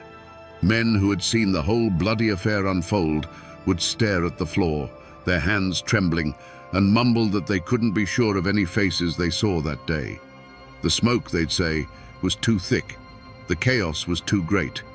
And you can imagine, my friends, the pressure in that room. You can imagine the silent, heavy gazes from the Martin supporters, a non-verbal promise of a long memory. The conspiracy of silence that had protected the killers in the hills now followed them right into the courthouse. Throughout the proceedings, the accused leaders of the Martin clan sat in their chairs with a quiet, unshakable dignity. There was no remorse in their eyes, no plea for mercy. They listened to the testimony with the stoicism of men who had made their peace with their actions long ago. They had done what they believed was necessary, and they put their faith not in clever lawyers, but in a jury of their peers, men who knew the land, who understood the grievances, and who had lived under the shadow of Craig Tolliver's rule. Finally, the day of the verdict arrived. The jury, 12 men from Rowan County, filed back into the silent, tense courtroom. They avoided the eyes of everyone, their faces pale and unreadable. The foreman stood, a single piece of paper trembling in his hand. He cleared his throat and spoke the words that would echo through those mountains for 100 years. On the charge of murder, on the charge of insurrection, the verdict for every single man was the same: not guilty. A roar erupted from one side of the room, a wave of triumphant relief. On the other side, there was only the dead silence of disbelief and defeat. The Martin men walked out of the courthouse as free men, acquitted by a jury of their neighbors. The law of the state had spoken, but was it justice? Or was it fear, wearing a judge's robes? The Martin men walked free from the courthouse, but the war had left a scar on every soul in Rowan County. For the allies of Craig Tolliver, the verdict was not just an acquittal, it was an eviction notice. Their leader was dead, their power was shattered, and the men who had killed him now held all the cards. There was no future for them in a county run by their mortal enemies. A quiet, grim exodus began. One by one, they sold their businesses and their land for whatever they could get, packed their families into wagons, and disappeared from the county, seeking a life in a place where their name was not a mark of defeat. For the victorious Martin faction, life after the verdict was not a simple return to peace. They had won the war, and in the following years, they took control of the courthouse and the sheriff's office, just as they had set out to do. But their victory was a heavy crown. They were no longer simple farmers. They were the men who had laid siege to a town and killed its leader. They were respected by their allies, but forever watched with fear by others. They had to live with the ghosts of what they had done, and the silence of their neighbors was a constant reminder of the blood that had been spilled. They had freed Rowan County from a tyrant, but in doing so had become figures of awe and terror themselves. The community, caught in the middle, made a silent pact to forget. It was a wound too deep to be discussed, a memory too painful to be preserved. The bullet holes in the storefronts were patched with new wood. The Galt House Hotel, the blood-soaked epicenter of the battle, stood empty and decaying for a time, a grim monument to the war, until it eventually burned to the ground, taking its ghosts and stories with it in the smoke. People stopped talking about the feud. A generation grew up knowing only a sanitized version of the story, or perhaps none at all. The great gunfight became the county's dark secret, a history that everyone knew, but no one dared to speak aloud. For the sake of peace, Rowan County buried its own past under a thick, heavy blanket of collective silence. If you walk the streets of Moorhead, Kentucky today, you won't see the scars of a battlefield. You'll see the campus of a bustling university. You'll see traffic and commerce, a modern town moving at a modern pace. The old wooden storefronts are gone, replaced by brick and pavement. The thunder of the 1887 gunfight has been replaced by the everyday sounds of life. It would be easy to think that the Rowan County War was just a tall tale, a ghost story whispered by old men. But if you look in the local phone book, you will still find the names Martin and Tolliver. The descendants of the men who fought and died in that war still live on the same land, still walk the same streets. The blood has thinned, the old hatreds have cooled into a shared, complicated history. They are no longer armies, just families. A Martin and a Tolliver might work together. Their children might sit next to each other in school, most of them knowing little of the war their great-grandfathers waged for the soul of this very ground. The physical landmarks of the war are nearly all gone. The Galt House Hotel is a ghost, its location now just a spot on a modern street. But if you know where to look, you can find the final chapter. In the Old Town Cemetery, you can find the grave of Craig Tolliver. There is no grand monument to mark the resting place of the man who was once the untouchable king of Rowan County. There is only a stone, weathered by more than a century of Kentucky rain and sun, his name slowly being erased by time. It's a quiet, humble end for a man whose life was so loud and violent. People have tried to forget. For generations they buried the story, hoping silence would heal the wounds. But in Appalachia, the land has a memory longer than any person's. The mountains that surround Moorhead stood as silent witnesses to the ambushes and the final bloody siege. The waters of Triplet Creek still flow as they did when they ran dark with rumor and fear. The buildings are gone, the guns are rust, and the men are dust, but the mountains remember everything. So we return to the question we asked at the very beginning around this digital campfire. Was this a feud, or was it a war? The story of Rowan County gives us a clear and chilling answer. This was not a petty squabble between families. It was the final bloody battle in a political war that had been simmering since the end of the Civil War. It's a brutal lesson in what happens when the law serves one man instead of all men, and when an entire community feels it has no recourse but the rifle. The great tragedy of the Rowan County War is that there were no simple heroes. To defeat a tyrant like Craig Tolliver, who had wrapped the law around himself like a shield, the Martin faction had to become a mirror of his own ruthlessness. They had to abandon that very law and become an army, delivering a verdict with a volley of lead because they believed a jury never would. This story forces us to confront an uncomfortable truth, that the line between a liberator and a killer can sometimes be as thin as a puff of gun smoke. This is a story of the indomitable and sometimes terrifying Appalachian spirit. It is a testament to a code that says a man's honor is his own to defend, and that power taken by force can be taken away by force. It is a dark and violent chapter in our history, but one we must remember, for it reminds us that beneath the quiet surface of our towns and our histories, there are sometimes wars that have never truly ended. And now, my friends, you know the rest of the story.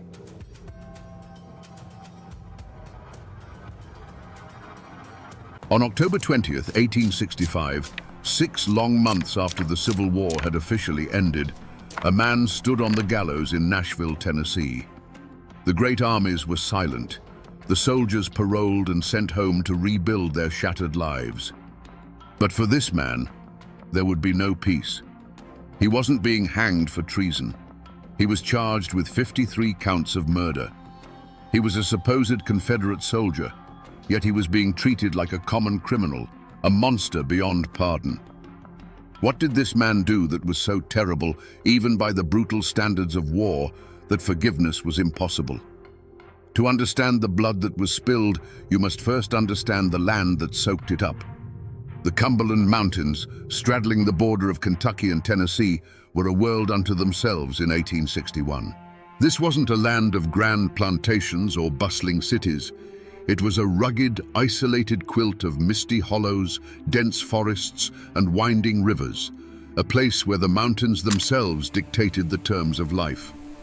The people here were as tough and unyielding as the rock beneath their feet, forged by hardship and bound by codes older than the nation itself. Their loyalties were not to distant governments in Washington or Richmond. They were to family, to kin, to the neighbor who helped you raise a barn, or the one you shared a long, simmering feud with over a property line. Here, personal honor was everything, and a grudge could be passed down through generations like a family heirloom. It was a place of deep faith and fierce independence, where the law was often just a suggestion and real justice was handled face to face.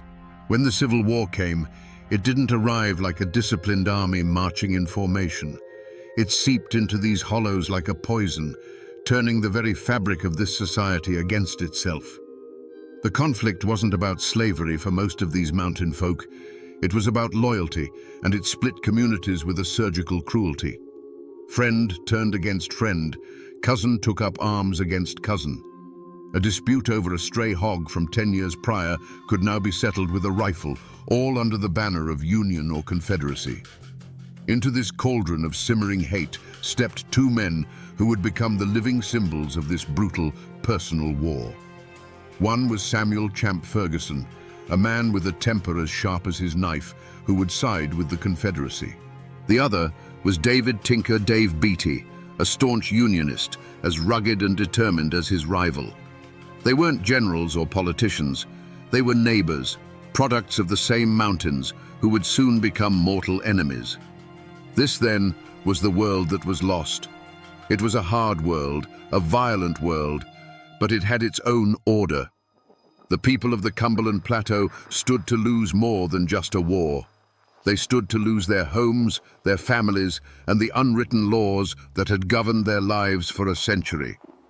They were about to become the victims of a war fought not on battlefields, but in their own backyards, by their own people. There was no single crime scene, cordoned off with yellow tape.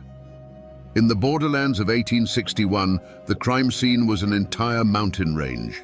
The first shots of Champ Ferguson's personal war weren't fired on a battlefield, but in a secluded clearing, witnessed only by the silent, ancient trees. The first report of the crime didn't come from a sheriff, but from the whispers that snaked through the hollows, carried on the wind like a bad omen. The most verifiable story begins with a capture. A group of local Unionists, led by a man named William Frog, cornered Ferguson and his friend Preston Smith. This was not a formal military arrest. It was a kidnapping, an act of personal power in a land where badges and uniforms meant less than the name your family carried. They were dragged to a makeshift camp, a place where the only law was the will of the man holding the gun. There was no trial, no charge read, just the cold, hard glint of hatred in Frog's eyes. The scene that unfolded was one of stark, summary brutality. Frog, acting as judge, jury, and executioner, declared Preston Smith an enemy. Before anyone could process what was happening, he raised his pistol. A single shot echoed through the hollow, and Smith fell dead to the ground. In that instant, Champ Ferguson, bound and helpless, watched his friend be murdered not for a cause, but for a conviction. He saw the grim satisfaction on Frog's face and understood that the rules of civilization no longer applied here. The only evidence left at the scene was a fresh grave, if they even bothered to dig one, and the memory of the man who got away. In a desperate surge of adrenaline, Ferguson broke free. He scrambled into the dense woods as bullets tore through the bark around him, a ghost in motion, fueled by pure terror and a dawning, white-hot rage. The tracks he left were not of a soldier retreating, but of an animal escaping a trap, an animal that would soon learn to become the hunter. This singular, brutal event was immediately tangled with other, even darker whispers. Stories began to circulate about a different kind of crime scene at Ferguson's own cabin. People said that Unionist home guards had come for him while he was away, finding his wife and young daughter sick in their beds. The tale, told in hushed tones, claimed the men forced the ailing women out into the freezing cold, an act of such profound cruelty that they soon died. Was it true? Or was it a legend that grew from the seed of Preston Smith's murder? The wilderness offered no easy answers, only a multitude of unsettling questions that all pointed to one terrifying certainty. A reckoning was coming. When the storm of violence finally broke, it wasn't a random tempest. It was a targeted lightning strike. The first suspects in Ferguson's war, the first men he hunted, were not strangers in blue uniforms from a distant northern state. They were his neighbors. They were the men he held personally responsible for shattering his world. His rage had a face and a name, and at the top of that list were William Frog and Tinker Dave Beatty. The motive was as clear as a mountain stream and as dark as a grave. Everyone in the borderlands knew the story of Preston Smith's execution. William Frog hadn't just killed a Confederate sympathizer, he had murdered Champ Ferguson's friend in cold blood right before his eyes. The image of his friend falling, the puff of gun smoke in the cold air, the casual cruelty of the act, it was a wound that could only be cauterized with blood. This was a debt of honor, and in the mountains, such debts are always paid in full. Layered over this undeniable act was the even more potent legend of his wife and daughter. Whether the story of the Unionist home guards forcing them from their sickbeds was entirely true, or a tale that grew larger in the telling, doesn't matter. Ferguson believed it. He carried that story in his heart like a burning coal, a narrative of unimaginable cruelty that justified any atrocity in return. He saw Tinker Dave Beatty's men not as soldiers, but as monsters who had preyed upon the helpless and desecrated the sanctity of his home. The whispers that followed Ferguson as he slipped back into the mountains were not of strategy or politics. They were of a vow. He made no secret of his intentions. He told anyone who would listen that he was on a mission of vengeance. He swore an oath that for every friend, for every family member lost, 100 Yankees would pay the price. The initial evidence of his coming rampage was his own chilling declaration of a war of extermination, a promise to hunt down and kill every last man he held accountable, giving no quarter and taking no prisoners. The borderlands were no longer a battleground, they were his personal hunting ground. But Ferguson's rage, as potent as it was, did not burn in a vacuum. A fire that big needs fuel, and it needs air. While his enemies gave him the spark, it was the people he considered allies, his own neighbors, and the very cause he fought for, who fanned the flames. This introduces the second, more insidious suspect in the creation of this monster, the quiet poison of internal betrayal. Ferguson became a weapon, but the hands that aimed him often belonged to his friends. No one suspected the motives of the Confederate-leaning families who offered him shelter, food, and information. They were seen as patriots supporting a local hero.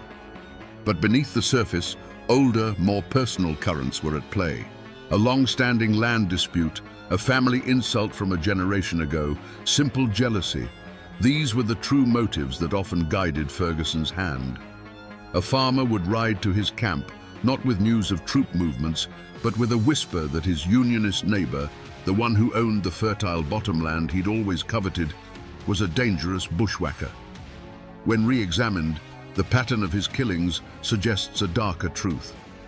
Why was Elam Huddleston, a sickly old man, a priority for execution, because someone in the community declared him a very bad man.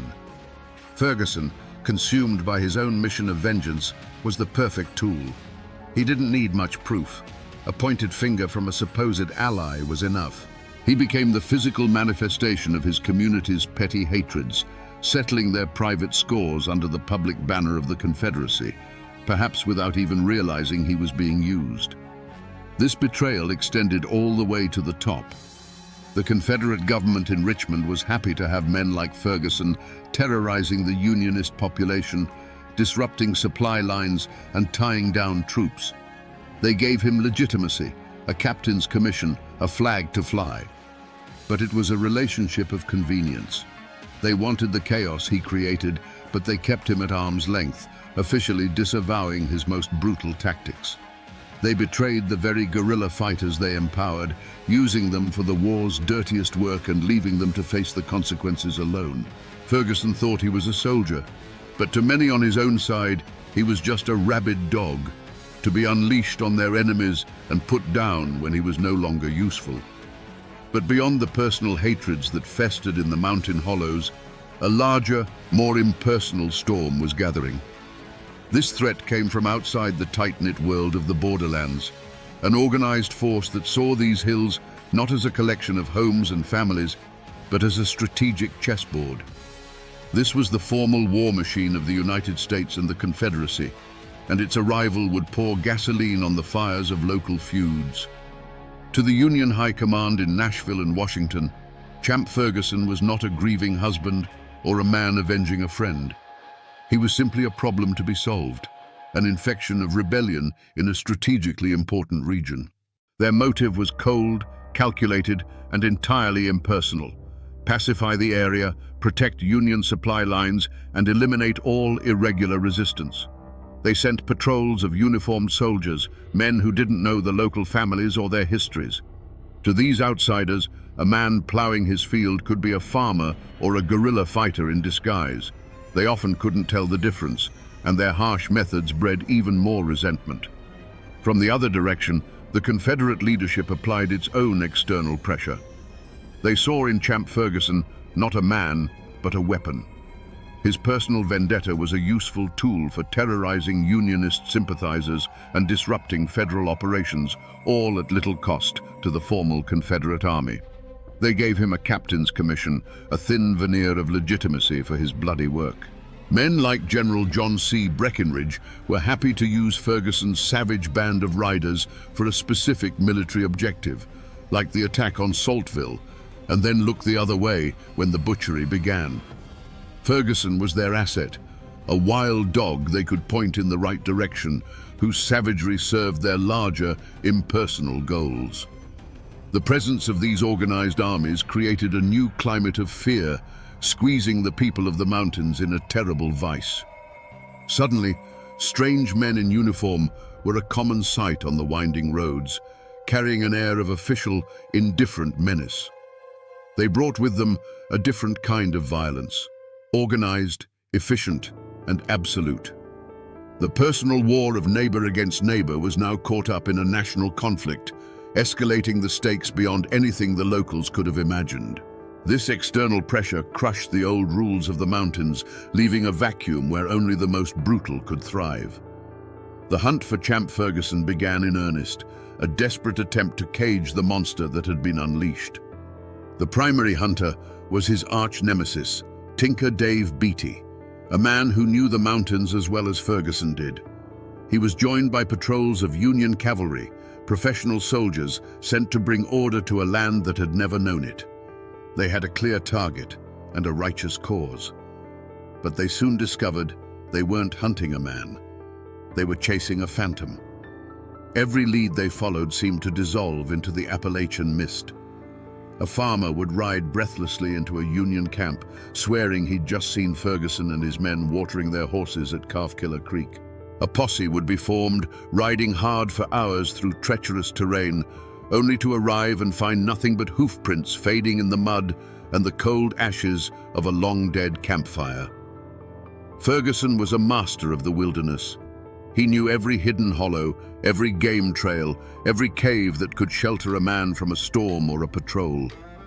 The mountains that were a confusing, hostile maze to the outsiders were his sanctuary. The Union soldiers operated on the assumption that they were fighting a guerrilla company. They looked for camps, for supply lines, for patterns. But Ferguson fought by no book of military tactics. He and his small band of riders would materialize on a remote road, carry out an execution, and then vanish, melting back into the forest as if they were never there. They would ride 30 miles in a night, split up, and rendezvous days later at a prearranged spot known only to them.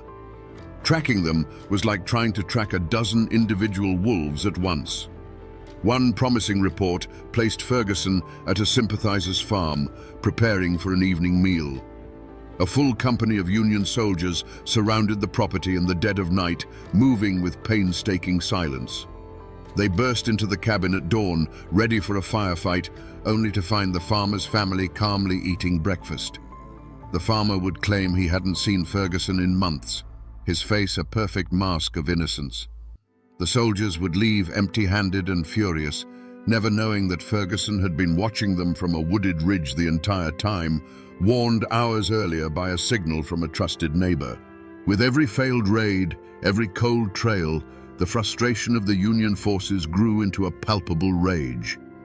And for the Unionist families living in those isolated hollows, that frustration translated into pure terror. They knew the soldiers couldn't protect them. They knew that Ferguson was always watching, and that the price for talking to the Federals was a visit in the night from which there was no return. The more the law failed to catch him, the more powerful his legend became, and the deeper the fear settled into the bones of the community. The Union Army quickly learned that the dense forests and rocky bluffs were not the most formidable obstacles in their hunt for Champ Ferguson. The true fortress that protected him was a silent, invisible wall built by the people of the mountains themselves. When soldiers came asking questions, they were met with blank stares, shrugged shoulders, and a maddeningly consistent refrain: saw nothing, heard nothing, knew nothing. This was the omerta of the Appalachians, a code of silence more binding than any law. This silence was rooted first and foremost in pure, paralyzing fear. Ferguson wasn't just a soldier, he was a specter of vengeance. He cultivated terror as a weapon. Stories, true or not, of his brutality were his greatest ally. He was known to decapitate his victims and leave their heads on fence posts as a grim message to others. A farmer who might have considered cooperating with the Union patrol knew that the soldiers would eventually leave. But Ferguson would remain. A whispered word to the wrong person could lead to a visit in the dead of night, a barn burned to the ground, or a fate far, far worse. But it wasn't just fear. It was a complex web of family ties and a deep-seated suspicion of outsiders. Ferguson was a local man. His kin and his wife's kin were woven into the fabric of the community. Turning him over to an army of strangers felt like a profound betrayal of their own blood. To many, the Union soldiers were an occupying force, invaders who didn't understand their ways, their feuds, or their loyalties. In the stark calculus of the mountains, it was often better to shelter your own monster than to trust the justice of a foreigner. This wall of silence took a heavy psychological toll. The air in these hollows grew thick with unspoken truths. Neighbors who had known each other for generations now avoided eye contact, their conversations becoming clipped and shallow, terrified of letting a dangerous word slip.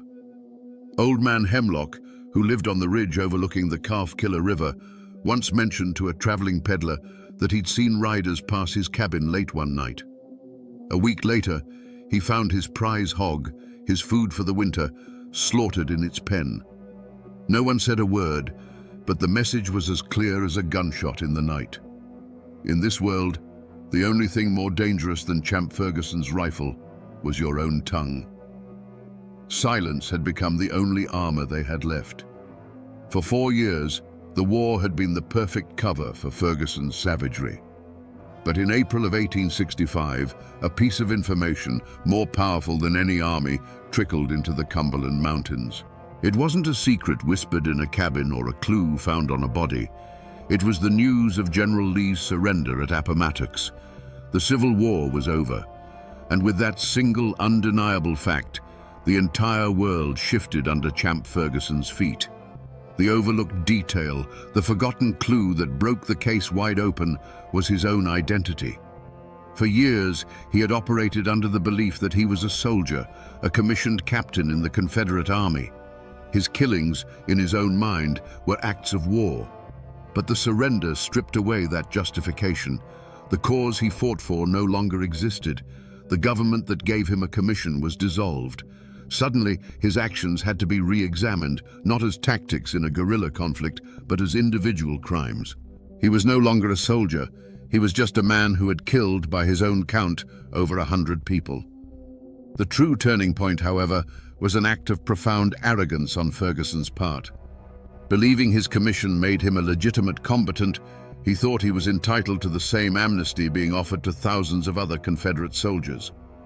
He made a fatal miscalculation. Instead of disappearing deeper into the mountains or fleeing west, he did the unthinkable. In May of 1865, he willingly rode into the Union-occupied city of Nashville and presented himself to the authorities to surrender and receive his parole. The moment he gave his name, the perception of the situation changed in a flash. The Union officers didn't see a weary soldier seeking peace. They saw a name from countless reports of atrocities. They saw the butcher of the Saltville massacre, the specter who had haunted the borderlands for 4 years. The forgotten clue, Ferguson's own wanted status as a war criminal, was no longer forgotten. Instead of a parole slip, they gave him iron handcuffs. The news of his capture was like a thunderclap across the mountains. The ghost had been caught. The boogeyman was in chains. And with that revelation, the wall of silence, which had been held together by fear, began to crumble. A new, desperate urgency took hold, not to find a killer, but to finally bear witness against him. The stories that had been buried in the dark soil of the Cumberlands for 4 long years were about to be unearthed. The climax of Champ Ferguson's story did not happen in a bloody mountain skirmish, but in the suffocating stillness of a Nashville courtroom in the autumn of 1865. The Phantom of the Cumberlands was finally caged, a physically imposing figure in the witness box, but his legend was about to be systematically dismantled, not by bullets, but by words. The central mystery was finally being addressed. Was this man a soldier, twisted by the horrors of war, or was he something else entirely? The trial would unmask him. The prosecution built its case brick by bloody brick. One by one, witnesses took the stand, widows, orphans, old men who had survived by some miracle. They didn't speak of battles or military objectives. They spoke of ambushes on lonely roads, of men shot down while pleading for their lives, of executions carried out with a terrifying calmness. They described Ferguson personally killing the sickly, bedridden Lieutenant Smith in a field hospital, dragging him from his cot and shooting him in the head. This wasn't war, it was murder. Then came the testimony that shocked a nation already numb to the horrors of the conflict. The Saltville massacre. Eyewitnesses, including Confederate officers, described the scene after the battle. They told the court how Ferguson and his men rode onto the field, ignoring the rules of surrender, and began a 2-day orgy of slaughter. They recounted watching him personally execute dozens of wounded and captured black soldiers from the 5th U.S. Colored cavalry, shooting them in their hospital beds and hunting them down in the woods. This act was so barbaric, it went beyond vengeance or military necessity. It was an act of pure, unadulterated hatred. But the final, definitive unmasking came from the mouth of Champ Ferguson himself. He took the stand, not with remorse, but with a chilling, defiant pride. He admitted to everything. He calmly confirmed the killings, one after another. His defense was simple and horrifying. He was a soldier, and these men were the enemy.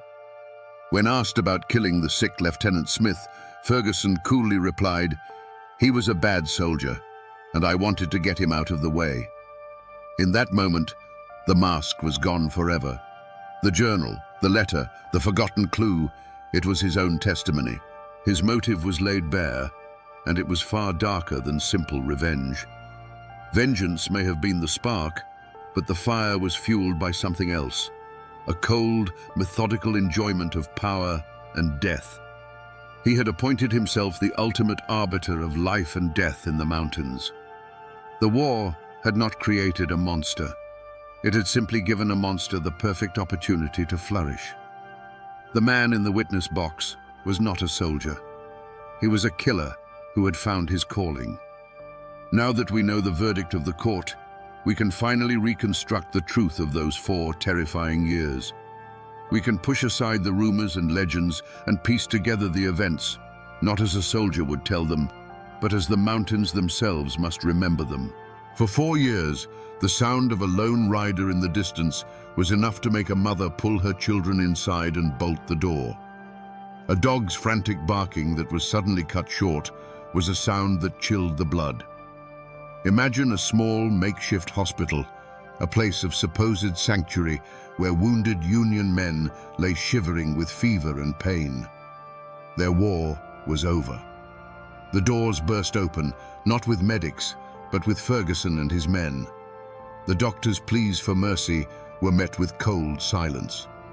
Then came the sounds, a series of muffled, ugly pops, one after another, each one followed by a final groan that was quickly silenced. A young lieutenant, sick with measles and no threat to anyone, was pulled from his cot. His bare feet scraped against the rough floorboards. Another sharp report echoed in the small room, followed by the heavy, final sound of a body hitting the floor. When the raiders left, an unnatural stillness filled the space, a silence more terrifying than any scream. Picture the scene at Saltville, Virginia. The formal battle was over. The Union forces, including the 5th U.S. Colored Cavalry, had retreated. But for the wounded and the captured left behind, the horror was just beginning. For 2 days, Ferguson rode across the field, a dark silhouette against a grey sky. From the surrounding hills, witnesses could hear the sporadic popping sound of his revolver over and over again. They saw wounded men, black soldiers who had fought bravely and surrendered, trying to crawl to the safety of the woods. The horsemen would follow. There would be another pop, and the crawling would cease. The battlefield, which had been a place of combat, became a silent field of execution, its fallen soldiers not casualties of war, but victims of a massacre. And then there were the personal encounters, the moments of intimate, face-to-face terror. An old man, Elam Huddleston, sickly and frail, stood before Ferguson, pleading that he was too weak to have ever been a threat. Ferguson's voice was flat, a pronouncement of fate. "You are said to be a very bad man." A single deafening crack sent the birds scattering from the trees for a mile around. Then there was only the sound of the rider's horse sighing as he turned to leave, leaving another dark stain on the Appalachian soil. This was the truth of Champ Ferguson's war. It wasn't fought on battle lines with cannons, but in sick rooms, on fields of surrender, and on lonely mountain roads, with a cold heart and a steady hand. The trial of Champ Ferguson wasn't held in some dusty mountain town courthouse where his name carried the weight of fear and legend. It was a formal military tribunal in Nashville, a public spectacle for a nation grappling with the war's savage legacy. The room was packed, the air thick with tension. Newspaper reporters from as far away as New York scribbled furiously in their notebooks, eager to capture every detail of the man they had already dubbed the Great Guerrilla Chieftain and the Confederate Demon.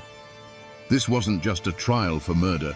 It was an attempt to draw a line, to declare that even in the hell of a civil war, some acts were simply beyond the pale. Throughout the proceedings, Champ Ferguson was a figure of unnerving composure. As witness after witness took the stand to recount tales of cold-blooded slaughter, he watched them with a steady, unblinking gaze. He showed no remorse, no fear, not even a flicker of regret. He listened as men described him shooting the wounded in their beds, and his expression never changed. When it was his turn to speak, his defense was as simple as it was shocking. He claimed he was a soldier, a commissioned officer of the Confederacy. Every man he killed, he argued, was an enemy combatant in a war where the official policy on both sides of the border conflict was no quarter. In his mind, he was not a murderer. He was a patriot who had simply fought the war with more conviction than most. But the military commission was not swayed. The testimony was too damning, the victims too helpless, the cruelty too personal. They saw the clear pattern. This was not a soldier's work. This was a campaign of personal extermination, cloaked in the thin justification of a military commission. On October 10, 1865, the verdict came back. Guilty. The sentence was death by hanging. For most of the nation, the verdict was a moment of catharsis, a righteous judgment against one of the war's most notorious villains. Justice, it seemed, had been served. But back in the hollows of White County, Tennessee, on the good rebel soil where Ferguson had asked to be buried, the verdict was heard differently. To his family, his friends, and his sympathizers, he was not a war criminal. He was a soldier who had been martyred by a victor's court. They argued that Union guerrillas like Tinker Dave Beatty had committed similar acts and were now hailed as heroes. To them, Champ Ferguson wasn't hanged for his crimes. He was hanged for fighting for the Confederacy. The verdict, a clear-cut case of guilt in the eyes of the law, remains a subject of bitter debate in those mountains to this day, a perfect symbol of the brothers' war, where one man's monster is another man's hero. Champ Ferguson's death was not an end. It was a beginning. The beginning of a long and bitter memory that would coil itself around the lives of everyone he had ever touched. For his own family, the name Ferguson became both a curse and a martyr's cry. They buried his body in the good rebel soil he requested, but they could not bury his legacy. For generations, his descendants would carry the weight of his actions, forced to live in the shadow of a man remembered by half their neighbors as a monster, and by the other half as a hero betrayed. His name was a burden, a mark that set them apart in the very hills they called home. And what of his great rival, Tinker Dave Beatty? He had won. He had outlasted his nemesis and fought for the victorious side. But victory in a war like this is a fragile, haunted thing. Beatty lived a long life, but the brutal tactics he had been forced to adopt, the friends he had lost, and the constant threat he had lived under for 4 years left scars that no government pension could heal.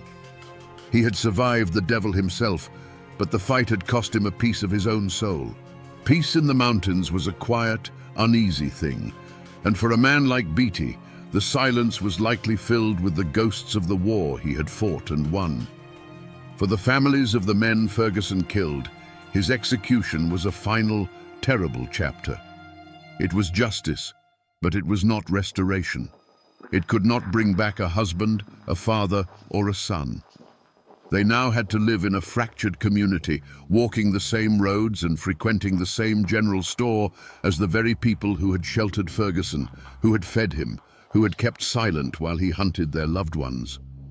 The immediate threat was gone, but the sense of betrayal remained, a quiet, simmering poison that would taint relationships in those hollows for decades. The lives of those falsely accused, or those whose only crime was loyalty to the Confederacy, were also irrevocably altered. Many who had sympathized with Ferguson, who saw him as their protector, now bore the stain of his crimes. Their reputations were tarnished by association. They were the neighbors of a convicted mass murderer, a label that the victorious Unionists would never let them forget. Ferguson's execution only hardened their bitterness, cementing a sense of grievance that would be passed down to their children and their children's children, fueling the simmering resentments of the lost cause. The war was over, but the battle lines in the hearts of the people were now drawn in stone. The story of Champ Ferguson did not end on the gallows, and it wasn't sealed in his tomb. If you travel today to the France Cemetery in White County, Tennessee, you can still find his grave. It is a simple, weathered stone, a quiet place that belies the violent life of the man buried beneath it. This patch of earth is the most tangible remnant of his story, a physical anchor point connecting our world to his. You can stand there and look out at the same rolling hills he once rode through and feel the chilling presence of the past. The mountains themselves have not forgotten. The Calf-Killer River still flows, its name a permanent grisly reminder of the frontier violence that shaped this land long before the Civil War. The fog still clings to the hollows where he and his men would disappear, and the winding roads they used for ambush are still there, many of them now paved over, but following the same treacherous paths. The landscape of the Cumberland Plateau is a silent monument, etched with the memories of every skirmish, every execution, every desperate flight from justice. But the true echoes are not in stone or soil, they are in the whispers and the stories. To this day, the tale of Champ Ferguson is told in the borderlands, a local legend as potent as any ghost story. It's a story told around hunting campfires, a cautionary tale passed from grandfathers to their grandsons. They still talk about the myth of his missing head, the ghoulish rumor that his skull was taken for scientific study, a final indignity for the man who had terrorized their ancestors. Most powerfully, the war over Champ Ferguson's soul continues to this day. Walk into a local diner or hardware store in that part of the country and ask if he was a hero or a monster. You will start an argument that is just as passionate and divided now as it was in 1865. The world has forgotten, but these mountains remember. They remember because the war he fought was not just about North and South, it was about them. And that memory is now a part of their very identity, a living echo of a time when the devil himself rode the hills of Tennessee. So we return to where we began, to a man on a gallows in Nashville, long after the cannons of the Civil War had fallen silent.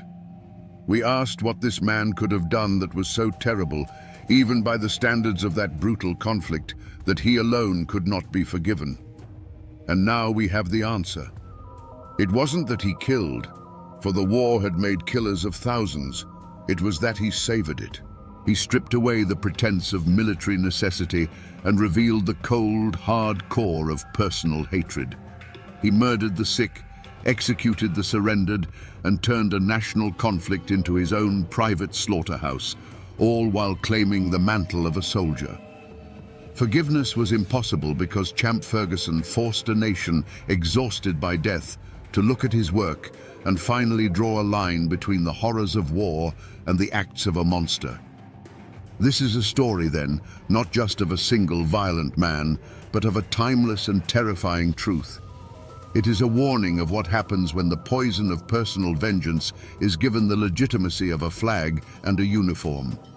It shows how the grand, abstract ideals of a nation at war can be twisted to justify the most intimate and brutal acts of neighbor against neighbor.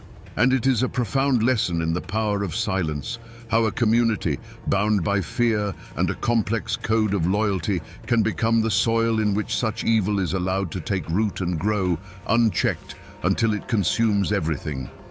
The war is over. The men who fought it are long gone.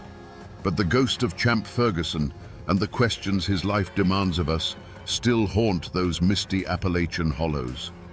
He reminds us that the most dangerous battleground is not in a field or a fortress, but in the human heart, where the lines between soldier and murderer, justice and revenge, can blur and then vanish with terrifying ease. And now, my friends, you know the rest of the story, or at least as much of it as the court records and old tales are willing to give up. The rest belongs to the mountains.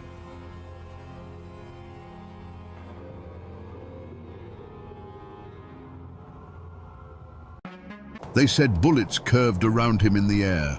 They whispered that he could melt into the mountain fog like a ghost, that he'd made a deal with the devil himself in some dark and lonely hollow. For years, the name Jacko Fraser was enough to make a child stop crying and a grown man bolt his door at night. The law called him a murderer. But the people who lived and died in these hills had another name for him: the White Devil. But how does a man become a monster?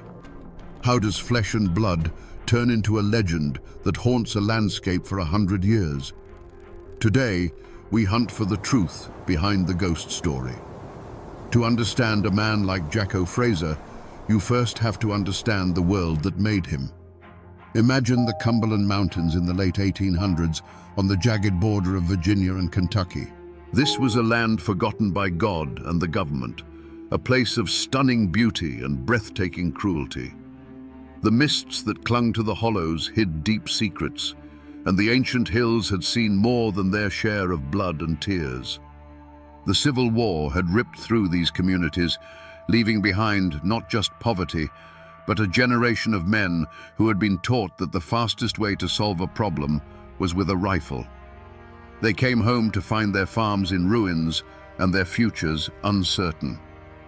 The law, in this part of the world, was a distant rumor. A county sheriff might hold authority in the dusty courthouse square, but out in the winding creeks and isolated cabins, his power faded to nothing. Here, a different law held sway: the law of the clan. Family was everything. Your name was your flag. Your cousins were your army. An insult to one was an insult to all, and debts of honor were paid in blood. This was the era of the great feuds, like the Hatfields and McCoys, where violence was not just an outburst of anger, but a structured part of life, a grim inheritance passed down from father to son. This fierce loyalty was born of isolation. The dense forests and impassable ridges didn't just separate families from the outside world, they separated them from each other. Every farmstead was its own small kingdom, every cabin a fortress. Strangers were viewed with suspicion, and a man representing the government was seen as the biggest stranger of all. People here learned to rely on themselves, their kin, and their own judgment. But self-reliance couldn't always put food on the table. This was a world of grinding poverty. Families survived on what they could scratch from the rocky soil, what they could hunt in the deep woods, and what they could distill in a hidden still under the light of the moon.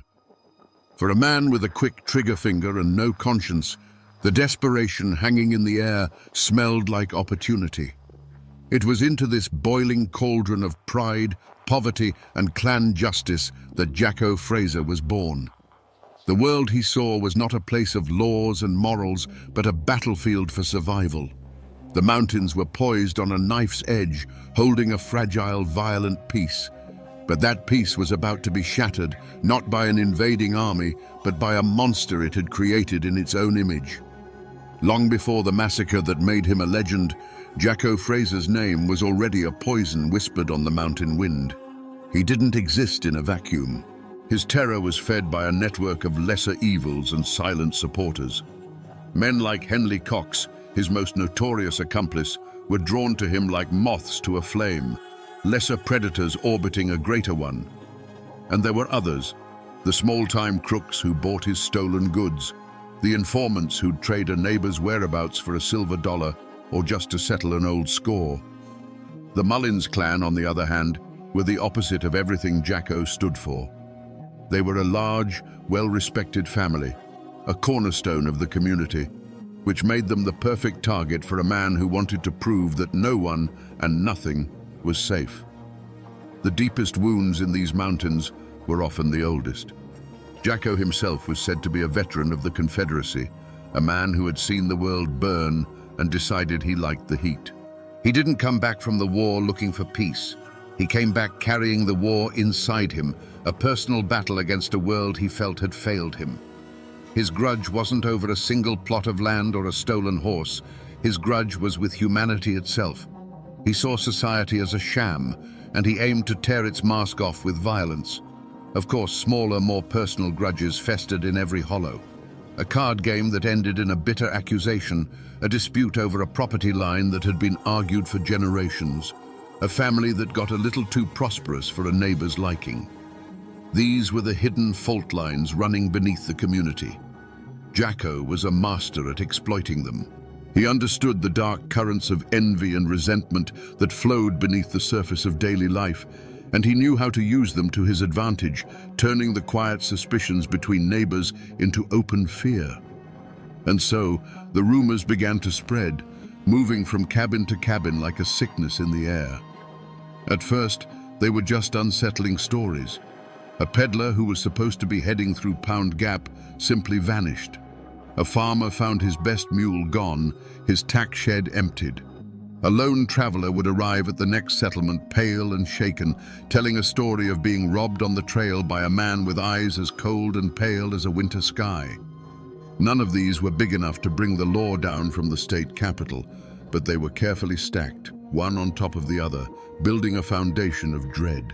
Every story, filtered through a dozen mouths around a dozen hearths, grew darker and more menacing.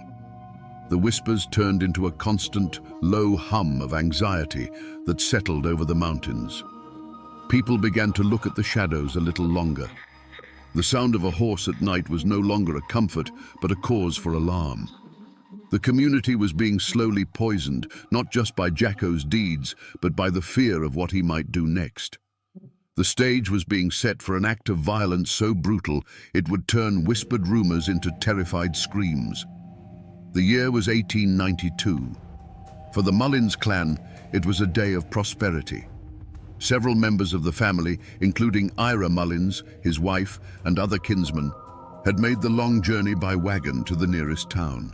They were returning home, their carts laden with goods, and more importantly, their pockets heavy with cash from a successful day of trading. We're talking several $100s, a staggering fortune in those mountains, enough money to set a family up for a year, or to make a desperate man do the unthinkable. Imagine the scene. A narrow mountain path, barely wide enough for their wagons, snaking its way through the dense, dark woods of Pound Gap. The late afternoon sun was beginning to fail, casting long, distorted shadows that clawed at the edges of the trail. The air grew cooler, carrying the scent of damp earth and decaying leaves. The steady creak of the wagon wheels and the soft plod of the horses were the only sounds in a world that was growing unnaturally quiet. The birds had stopped singing. The woods were holding their breath. It was a feeling every mountain person knows in their bones. The difference between a peaceful silence and a waiting one. Perhaps one of the men glanced nervously into the darkening trees. Perhaps a child in the wagon pulled a blanket a little tighter around their shoulders, sensing a shift in the air. They were on their own land, just miles from the safety of their homes. But that feeling of safety was beginning to fray like an old rope. They were being watched. Suddenly, from the deep shadows of the forest, a command rang out, a harsh voice slicing through the quiet, telling them to halt. But this wasn't a warning. It was a declaration. Before the echo had even died, the trees erupted in a blaze of rifle fire. The led horse screamed and reared, falling in its traces. The quiet evening was shattered by the roar of guns, the splintering of wood, and the first cries of shock and pain. On a frigid December night in 1831, deep in the Blue Ridge Mountains, a man named Charlie Silver vanished from his one-room cabin. When the search party arrived, they found his body dismembered, burned in the hearth, and buried beneath the floorboards. His killer was his 18-year-old wife, Frankie. The newspapers screamed of a jealous monster who butchered her husband with an axe. But under the laws of that time, Frankie Silver was forbidden from speaking a single word in her own defense at trial. So what really happened in that isolated cabin? Was this the cold-blooded act of a she-devil? Or was it the desperate last stand of a terrified girl with no other way out? To understand what happened, you have to understand the world they lived in. This wasn't a town. It wasn't even a settlement. This was the raw, untamed heart of the Blue Ridge Mountains in the early 1830s, a place carved from rock and hardship. Their home was a single-room log cabin perched in a lonely hollow near the rushing waters of the Tow River. The wind didn't just whistle through the gaps in the logs, it moaned. The mountains weren't just a backdrop, they were a green cage, beautiful and deadly, that cut you off from the rest of the world. Life in that cabin was a relentless battle for survival. Their entire universe was contained within those 4 log walls, with a dirt floor under their feet and a stone hearth that was the center of their existence. It was where they cooked, where they slept, and where they found their only defense against the bone-deep cold of a mountain winter. It was a place of immense intimacy, but also a place with nowhere to hide, where every frustration and every dark thought had no room to escape. Charlie Silver was just 19, but he was a man of the woods. He lived by his rifle and his traps, often disappearing for days at a time into the deep forest, chasing deer or checking his lines for beaver and fox. He was young, strong, and restless, a man who understood the language of the wilderness far better than the quiet, contained life of a husband and father. He was the one who brought the outside world and the meat for their table back to that isolated cabin. And in that cabin was Frankie. At 18, she was already a wife and a mother to their 1-year-old daughter, Nancy.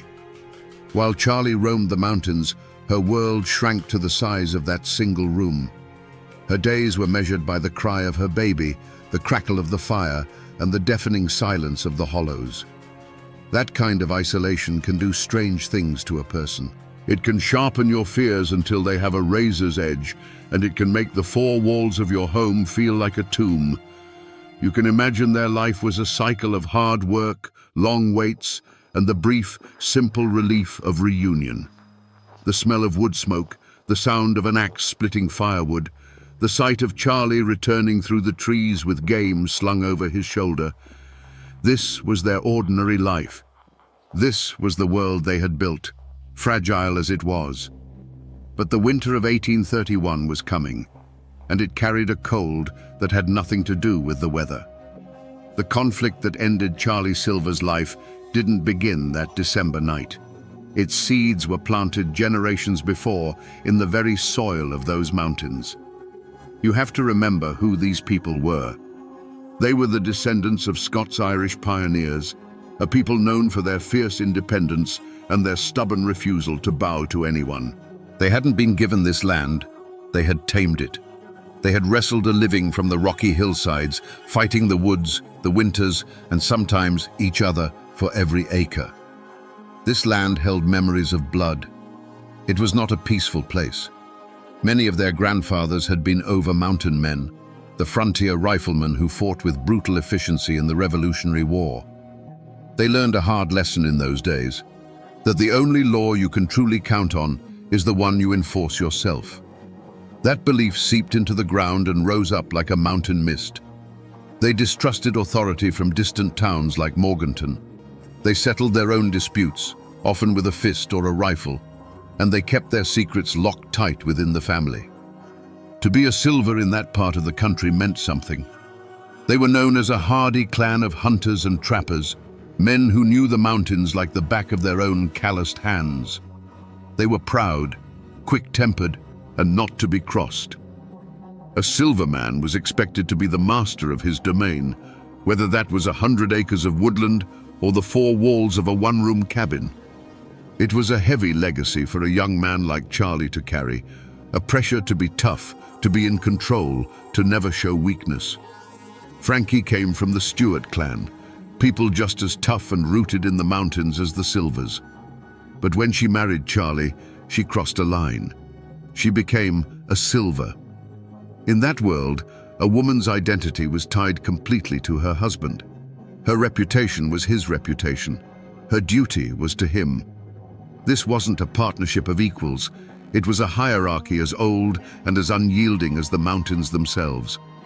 Frankie wasn't just an isolated wife. She was an outsider who now lived under the formidable shadow of the Silver name. In a place this isolated, the only thing that traveled faster than a winter storm was a rumor. And the air around the Silver cabin had grown thick with them. The community wasn't just a collection of distant neighbors. It was a web of eyes and ears. Every family was connected by blood, marriage, or shared hardship, and they all kept a close watch on one another. The 2 most watchful sets of eyes belonged to Charlie's father, Jacob, and his brother, John. The Silvers looked after their own, and from the start they viewed Frankie, the Stewart girl, with a certain suspicion. They saw her as the outsider who had taken one of their boys. Whispers followed Charlie Silver when he came down from the mountains. Some said he had a temper that could flare up like a flash flood, especially when he'd been drinking.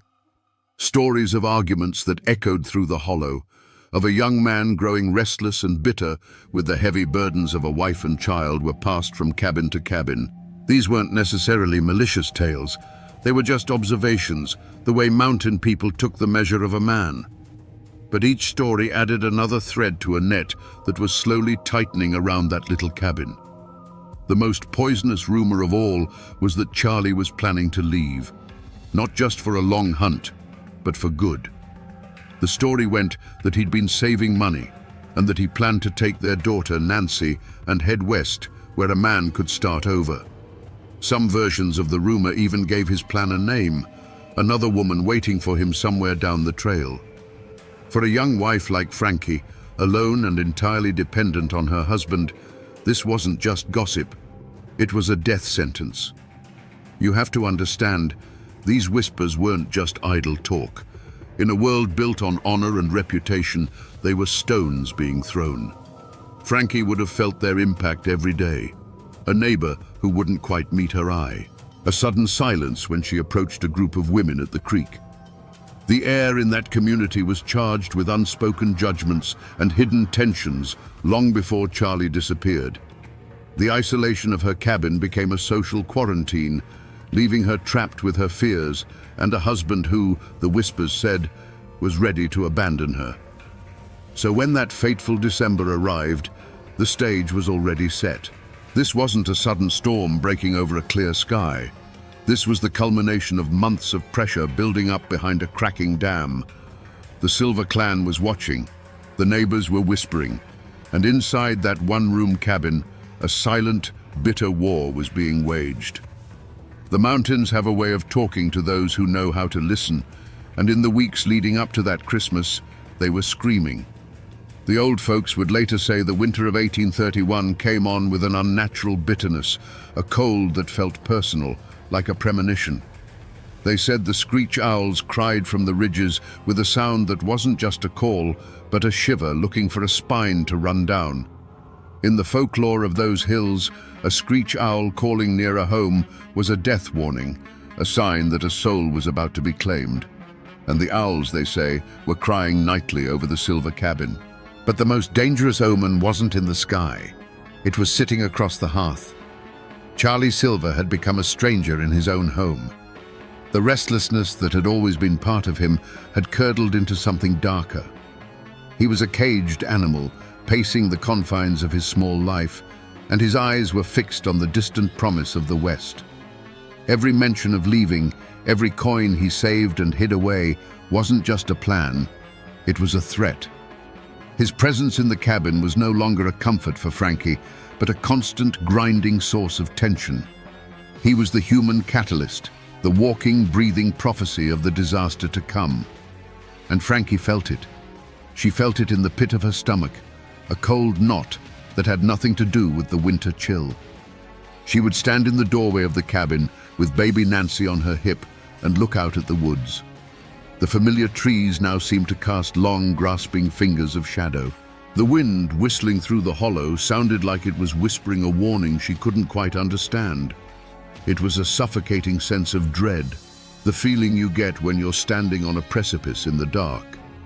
She couldn't have known what was about to happen, but she knew with every fiber of her being that her world was about to be torn apart. The night of December 22nd, 1831, arrived cold and clear. Inside the Silver cabin, the fire in the hearth would have been battling the bitter chill, casting flickering shadows that danced on the rough-hewn log walls. The baby, Nancy, was asleep, and in that suffocating little room, the final act began. We will never know the exact words that were spoken between Frankie and Charlie. The fire was the only witness, and it keeps its secrets. But we know that a line was crossed, a point from which there could be no retreat. Perhaps it happened just as the prosecution later claimed. Charlie, his mind set on a new life in the West, finally told her. Maybe he said it calmly, maybe he said it cruelly. He was leaving. He was taking the money they had scraped together. And most devastating of all, he was taking their daughter. For Frankie, this would have been a declaration of war, a sentence of slow starvation and disgrace in the wilderness. In that moment, he ceased to be her husband and became the man who was going to steal her child and destroy her world. Or maybe the mountain legend is true. Maybe Charlie came home that night not with a plan, but with a bottle's worth of rage inside him. Maybe an argument over nothing exploded into violence. The legend whispers that he threatened Frankie, that he even threatened to harm the baby. In this version, Frankie wasn't a woman scorned, she was a mother protecting her young. He wasn't a man with a dream of the West. He was a drunken monster who had brought the terror of the outside world into the one place she was supposed to be safe. Whichever story is true, the result was the same. A final, unbearable choice was forced upon Frankie Silver. And in that cabin, there was a tool. It was an axe. It was not a weapon of murder. It was an instrument of survival, used every single day to split the firewood that kept them from freezing to death. It was a familiar weight in a woman's hands. As Charlie turned his back, or as he fell into a drunken, snoring sleep by the fire, Frankie's hand closed around that smooth, worn handle. The decision was made. The argument was over. The whispers and the fears of the past months all converged into one single, terrible point of focus. The firelight glinted on the polished steel of the axe head. The sound of her own heart was likely a deafening drum in her ears. In the silence that followed the last angry word, she lifted the tool that had kept her family alive, and in the next moment, she would use it to end her husband's life. The first drops of blood were about to fall. We must now step into that cabin, into the moment after the axe has fallen. There was no scream. There was only a dull, wet thud that was nothing like the sound of splitting firewood. It was a soft, final sound. And then, a silence so complete it seemed to swallow the crackle of the fire itself. In that instant, the world stopped. Charlie Silver lay still on the floor, a dark stain spreading slowly from his head into the packed earth. The argument was over. The threats were silenced. And a new, more terrible reality had begun. Imagine the scene. The firelight flickers, casting long, wavering shadows across the room. The baby, Nancy, stirs in her sleep, but does not wake. For Frankie, this must have been a moment of pure, frozen terror. The man who had been her husband, the father of her child, was now just a body. An impossible problem. He was too heavy to move, too large to bury in the frozen winter ground. To leave him was to be discovered instantly. And in that small, isolated space, a desperate, gruesome plan began to form in the mind of a terrified 18-year-old girl. What followed was not an act of rage, but a feat of horrific, back-breaking labor. In the long, cold hours of that December night, Frankie Silver, a small woman by all accounts, began the task of dismantling her husband's body. She used the same tools they used for survival, the axe that had killed him, the knives they used for skinning deer. This was not the work of a monster reveling in gore. It was the frantic, mechanical work of someone trying to erase a terrible truth, to make a man disappear. The only witness was the fire in the hearth. That fire, which had been the heart of their home, the source of warmth and life, now became a hungry mouth. Piece by piece, she fed the flames. The smoke that curled up the chimney and out into the cold mountain air would have changed, growing heavy and greasy, carrying a secret that would stain the very stones of the fireplace. The smell in that cabin must have been unimaginable, the air thick with the evidence of her work. Some parts would not burn. For these, she pried up the heavy puncheon floorboards of her own home. She dug into the cold, damp earth beneath the cabin and buried what the fire could not consume.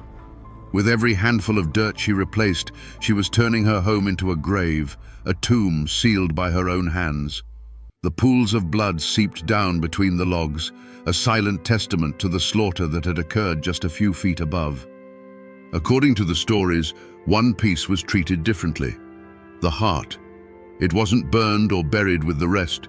It was hidden away separately, found later in a hollowed-out stump near the cabin. Why? Was this a final symbolic act of hatred? Or was it something else, a moment of confusion in a mind pushed past the edge of sanity? We will never know.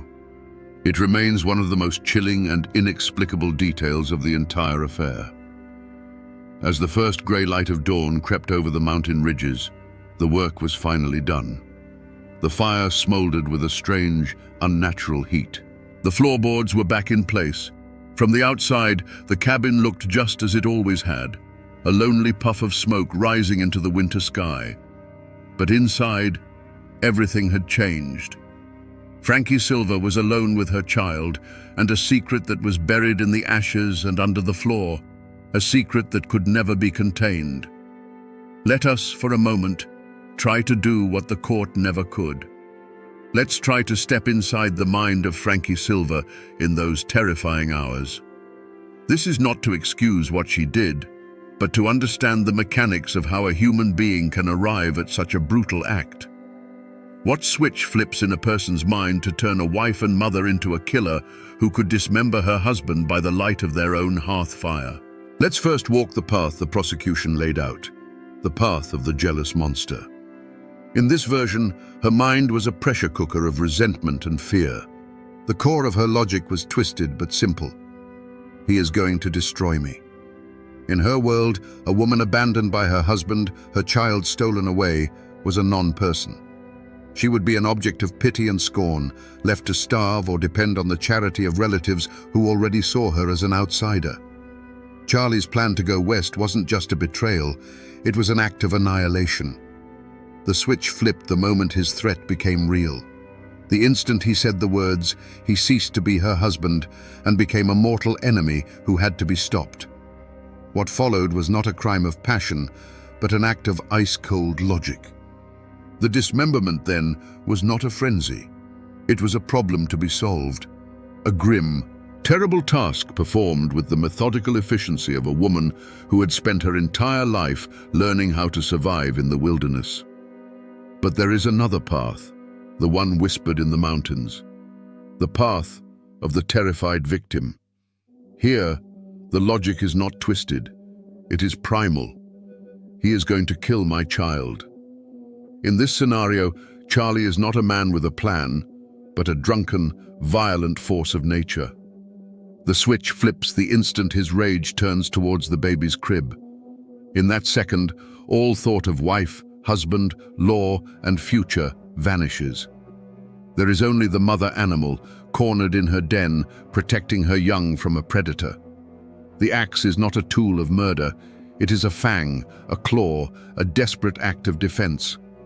What happens next is not cold calculation, but pure, shrieking panic.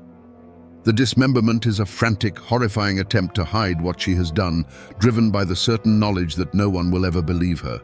She isn't trying to erase a man. She's trying to erase a moment of justifiable terror that she knows will be her death sentence. After the deed was done, did she feel triumph, relief, or a chilling, bottomless emptiness? If she was the jealous killer, she might have felt a grim sense of victory, the quiet of a problem solved, quickly replaced by the cold fear of discovery. If she was the abused wife, she would have felt nothing but a hollow, ringing terror, a mind shattered by what she'd been forced to do. Only Frankie knew which path she walked in her own mind. And that is the most terrifying part of all. In the days that followed, an unnatural quiet settled over the Silva cabin. It was the silence of a secret. Frankie moved like a ghost through the small room, tending to the baby, stoking the fire, sweeping the dirt floor with a frantic energy. To any neighbor who might pass, she would have looked like a woman waiting for her husband to return from a long hunt. But inside, the air was thick with what was missing. Every creak of the logs, every cry from the baby, must have sounded like an accusation. The outside world soon came knocking. First came the questions, casual at first. Seen Charlie? Frankie had her stories ready, but they shifted like smoke. To one person, she'd say he'd gone off on a long hunting trip and was overdue. To another, she'd let slip a more bitter tale, that he'd taken the money they had saved, abandoned her and the child, and run off to the west. The stories didn't match, and in a community where every detail was noted and remembered, these contradictions were like cracks appearing in a frozen river. Her fight for survival had become a performance. She had to play the part of the wronged wife, worried but also resentful. She had to manage her grief, her fear, and her lie all at once, under the constant watchful gaze of the community. Little Nancy was her anchor, the living reason for what she had done. But the child was also a constant reminder of the man who was gone, making the charade that much harder to maintain. But Charlie's family, especially his father Jacob and his brother John, they weren't buying it. They knew Charlie. He was a skilled woodsman, yes, but he was also a silver. He wouldn't just vanish without a word, leaving his rifle and his dogs behind. Abandoning his family was one thing, but leaving his hunting tools was something else entirely. It was a detail that was fundamentally wrong, a note so out of tune it made their teeth ache. Their suspicion grew from a quiet unease into a certainty. Something terrible had happened to their boy. So they started the hunt. It wasn't a formal posse of lawmen, not at first. It was the clan, the family, taking matters into their own hands. They gathered their neighbors and began to search the woods, the creeks, the ravines around the cabin. Days turned into a week. They found no tracks, no sign of a hunting camp, no trace of a man lost in the wilderness. And with every failed search, all eyes turned back to the one place every trail led, the little log cabin where Frankie Silver waited with her shifting stories and a fire that never seemed to go out. The hunt for a missing man was about to become a search for a body. The moment the first piece of Charlie Silver's body was pulled from beneath the cabin floor, the whispers in the community turned into a roar. A line was drawn in the dirt, as clear and deep as the Tow River itself. You were either for the Silvers or you were for the Stewarts. There was no middle ground, no place for neutrality. The murder of one man had become a war between two clans, and every single person in that part of the mountains was forced to choose a side. The general store, the churchyard, the grist mill, these places became the tense gathering points for the factions. The Silver camp was loud, fueled by righteous fury and raw grief. Charlie was their son, their brother, their friend. They told the story of a cold-blooded she-devil who had lured their boy to his doom. Neighbors who had hunted with Charlie, men who owed Jacob Silver a favor, and those who simply believed in the old law of an eye for an eye, they all stood with the Silvers, their voices demanding justice, which to them meant a rope. On the other side, the Stewart clan circled the wagons. Frankie was their daughter, their blood. They may have been horrified, they may have been confused, but they would not abandon one of their own to the mercy of the Silvers. Their camp was quieter, more watchful. Their loyalty gave rise to a powerful conspiracy of silence. Many people knew Charlie had a temper. Many had heard the rumors of his planned abandonment, but who would dare speak of it now?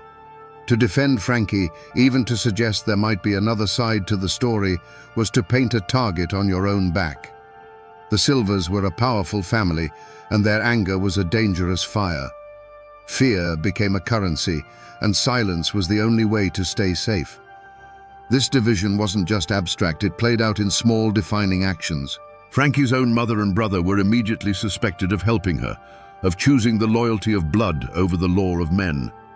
A neighbor who might have seen them near the cabin that night would have looked the other way, his silence a shield for himself and an alibi for them. In contrast, another neighbor, seeing the greasy smoke pouring from the chimney for days, finally worked up the courage to tell Jacob Silver his suspicions. That act wasn't just sharing information, It was a public declaration of allegiance, a brave or foolish step, depending on who you asked. The community had fractured, turning lifelong friends into wary strangers and neighbors into potential enemies. After the verdict, Frankie Silver was a dead woman walking. But her family, the Stewart clan, refused to accept it. To them, the trial in Morganton had been a farce, a piece of legal theater orchestrated by the Silvers. Justice wasn't a blindfolded woman with a scale. It was a rope with a noose, and it was meant for their daughter. So her father, Isaiah, and her uncle concocted a desperate plan born from love and defiance. One night, a set of boys' clothes was smuggled into Frankie's cell. She was a small woman, and with her hair cut short, she could pass. They broke her out of the Morganton jail, and she vanished into the night. The Blue Ridge Mountains that had cradled her in her youth now became her last, best hiding place. With her father as her guide, Frankie fled back into the familiar labyrinth of ridges and hollows. They moved like ghosts, following game trails and creek beds, sleeping in caves and thickets. For a short, breathless time, she was free.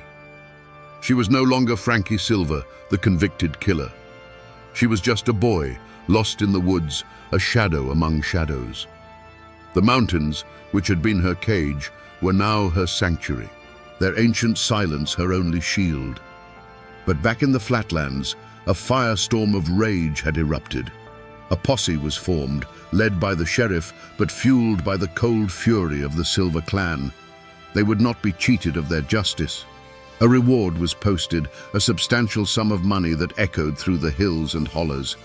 It was a poison seed planted in the heart of the community. Suddenly, every neighbor, every old family friend had a price tag on their loyalty. The hunt for Frankie Silver became a hunt for gold.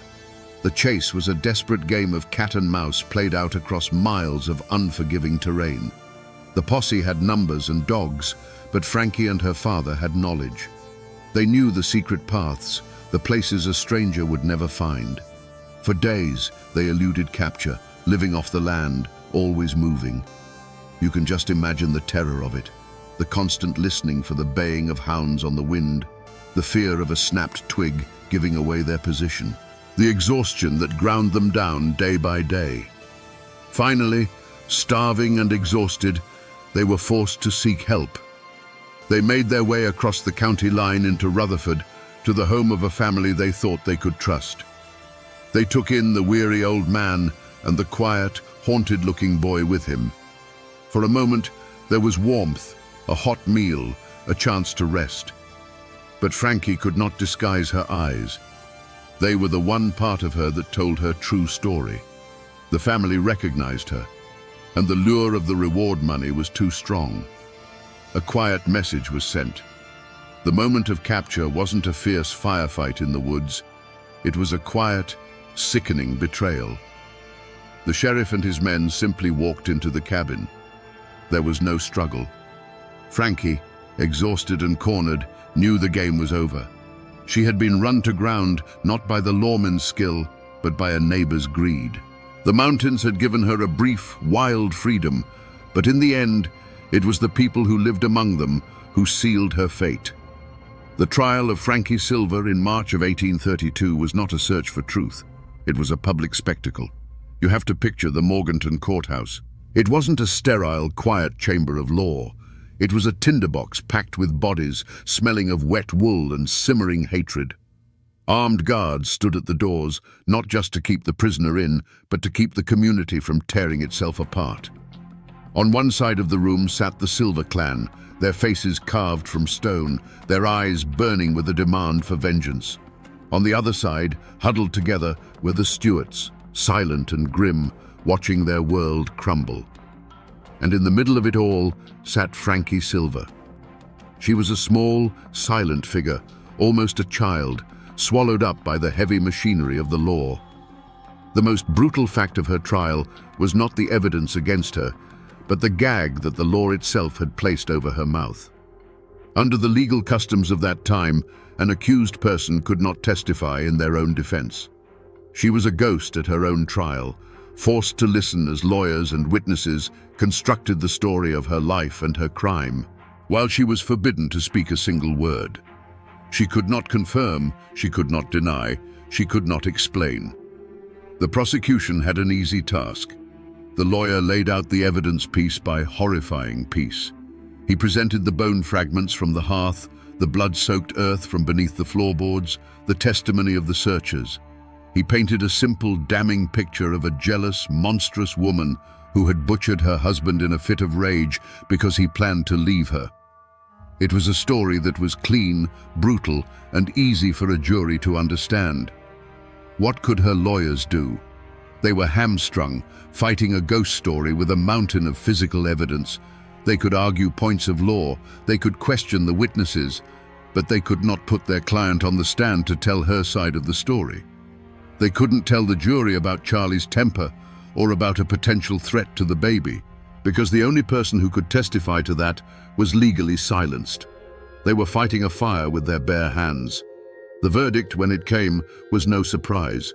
The jury barely had to deliberate. The word guilty echoed in the tense courtroom. A wave of grim satisfaction rolled through the Silver side of the room. On the Stewart side, there was only the quiet devastation of the inevitable. The judge, his duty clear, sentenced Frances Silver to be hanged by the neck until she was dead. The law of men had spoken. The formal process of justice, as understood by the courts in Morganton, was complete. But looking at that small, muzzled woman being led away in chains, one has to ask the question that has haunted these mountains ever since. Was justice actually served? Or was it simply the final formal act of a tragedy whose ending had already been written in blood and ashes? The day Frankie Silver was hanged, a heavy silence fell over Morganton. The spectacle was over. But for the families involved, the story was just entering its next, long chapter. For the Silvers, the verdict was not a victory, and the execution was not a release.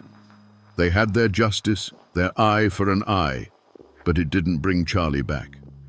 The horror of his death became a dark stone in the foundation of their family, a cautionary tale whispered to future generations about the dangers of marrying an outsider. The name Frankie Silver became a curse in their homes, a synonym for the ultimate betrayal. The justice they had won felt as cold and empty as a winter grave. For Frankie's family, the Stewarts, the shame was a poison that seeped into the ground they walked on. They were now the kin of a convicted killer, the first woman ever hanged in North Carolina. They bore the weight of her crime in every sideways glance at the general store, in every conversation that stopped when they approached. Her father, Isaiah, who had risked everything to break her out of jail, was a broken man. He lived out his days under a cloud of grief and suspicion. The family that had been proud and independent was now marked, forced to live with the consequences of an act they did not commit, but could never escape. And what of the child at the heart of it all? Little Nancy Silver was now an orphan, her legacy a horror story. Her mother had murdered her father. She was raised by relatives, growing up in the shadow of a tragedy she was too young to remember, but could never outrun. She was the living, breathing embodiment of that terrible night, a constant reminder of the blood that connected the two feuding families. Her life would be forever defined by the actions of her parents, a quiet testament to the innocent lives that are shattered in the wake of such violence. In the wider community, a collective amnesia began to set in. The story was too ugly, the divisions it created too deep. To heal, the community had to forget. People stopped talking about Frankie Silver. Her name was scrubbed from polite conversation. The brutal murder, the sensational trial, the dramatic escape, it was all pushed down, buried under the relentless demands of survival. The scar on the community was deep, and the only way to live with it was to pretend it wasn't there, to cover it with a thick blanket of silence. But in the mountains, stories don't die. They just go to sleep, waiting for the right voice to wake them up again. And what is left of this story today? If you go looking for the physical traces of Frankie Silver, you will find mostly ghosts. The one-room cabin is long gone, its logs rotted back into the earth, reclaimed by the deep woods of the Tow River Valley. The forest has swallowed it whole, erasing the scar from the land, but not from the memory. The exact spot where the gallows stood in Morganton is a matter of debate, likely a paved street corner or a parking lot now, a place people pass every day without knowing they are walking over ground that was once consecrated by a terrible and public death. You will not find a tombstone for Frankie Silver. After the hanging, her body was likely given to her father, who buried her in an unmarked grave, perhaps in the family plot, perhaps at a lonely crossroads, as was the custom for those who died in disgrace. The exact location is a secret that died with him. In a way, this lack of a final resting place is her most fitting memorial. It has allowed her to become more than a historical figure. She is a legend, a ghost without a home, a whisper that still haunts the hollows. But the most powerful echo isn't in a place, it's in the people. The Silvers and the Stewarts still live in those mountains. For over a century, the two families lived in a state of tense silence, the memory of the murder a deep, uncrossable chasm between them. But in recent decades, the descendants of both Frankie and Charlie, many of them descended directly from their orphaned daughter Nancy, have begun to come together. They hold joint reunions, not to forget the tragedy, but to finally acknowledge their shared, tangled, and bloody roots. They are living proof that the wounds of the past, even the deepest ones, can eventually begin to heal. And yet, the most enduring monument to this entire tragedy is not made of stone or of flesh and blood. It is made of words and a simple, haunting melody. The ballad of Frankie Silver, whether it was her confession or her father's creation, became her true headstone. It escaped the mountains and was carried across the country by folk singers and storytellers. The ballad is what kept her story alive, ensuring that even when the community tried to bury it in silence, her name would never truly be forgotten. The people tried to move on, the buildings fell, and the graves were lost, but the mountains remember. And in the quiet hollows, if you listen closely, you can still hear the echo of that lonesome, tragic song. So we come back to the question we asked at the very beginning, standing in the cold ashes of that 1831 cabin. Was Frankie Silver a cold-blooded monster of jealousy? Or was she a terrified victim of abuse who made a desperate last stand? The honest answer is that we will never know. The law of her time did not care about her reasons, her fears, or her side of the story. It cared only about the horrifying evidence found under her floorboards. Because she was legally forbidden to speak, we are left forever with two competing ghosts: the ghost of a brutally murdered man and the ghost of his wife's untold truth. The official record calls her a killer.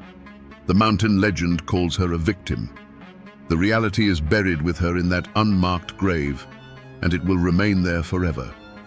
This story, then, is more than just a grim tale of murder. It is a profound and chilling lesson about the power of a voice and the terrible consequences of silence. Frankie Silver was silenced by the law, but an entire community was silenced by fear and by a fierce clan loyalty that chose sides instead of seeking truth. Her story warns us what happens when justice becomes a synonym for vengeance, and when a person's humanity is stripped away until they are nothing more than the sum of their worst possible act. It is a story not just of cruelty, but of the immense weight of the past in these mountains, and how a single act of violence can send ripples of grief and division down through the generations. The court of men gave its verdict. The whispers of the mountains gave another. And now, you have heard the evidence, the rumors, and the legends that surround one of Appalachia's darkest and most enduring tragedies. The truth itself is lost to the wind that blows through the Tow River Valley. But the story, the warning, the mystery, the sorrow of it all, that story is now yours to keep. And now, my friends, you know the rest of the story.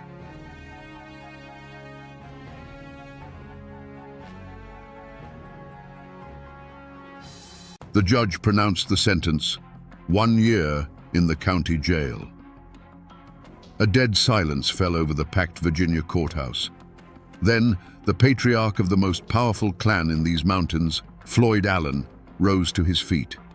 His eyes blazed as he uttered the words that would become a signal for slaughter. "Gentlemen, I ain't a-goin'." A split second later, the courtroom exploded in a firestorm of bullets. When the gun smoke cleared, the judge, the sheriff, and the prosecutor lay dead. The newspapers called it an act of savage barbarism.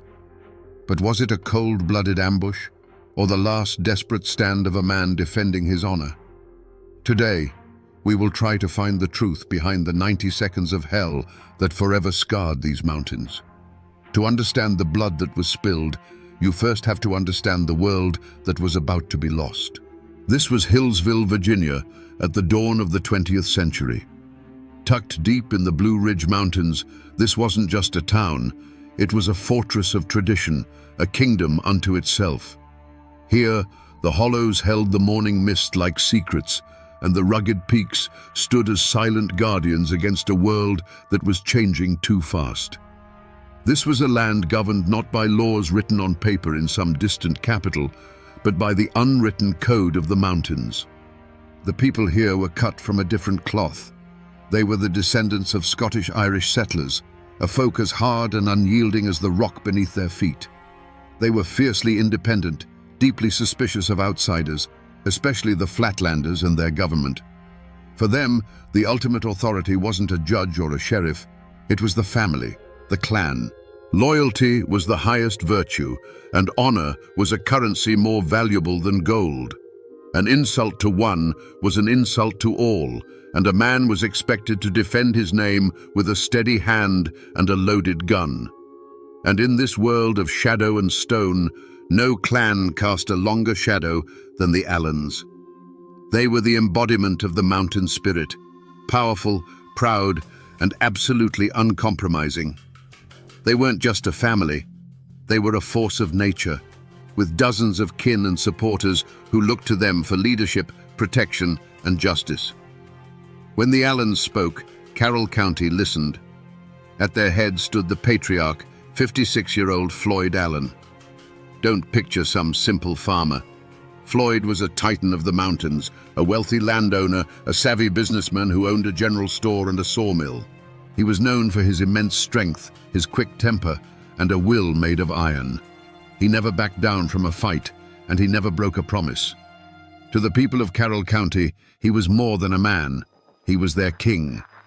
The Allens lived by a simple, terrifying creed, an oath that was whispered with a mix of fear and admiration across the county. It was the foundation of their power and the very core of their identity. No Allen will ever go to jail. This wasn't just a boast. It was a declaration of sovereignty, a promise that they would answer to their own code of honor before they ever answered to the laws of the Flatlanders. But the outside world, with its telegraphs, its railroads, and its centralized government, was creeping closer. The authority of the state was pressing in on this isolated kingdom, seeking to replace the ancient law of the clan with the modern law of the land.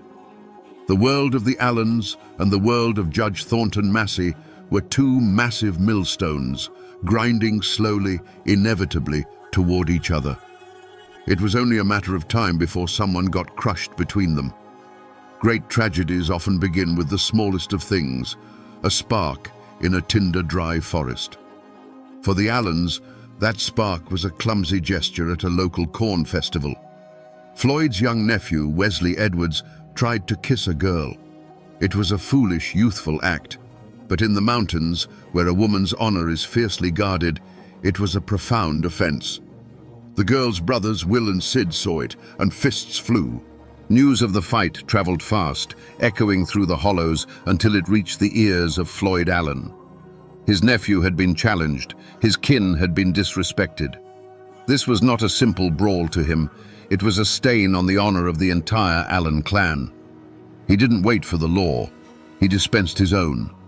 He met the Edwards brothers on a dusty road, and the conversation was short.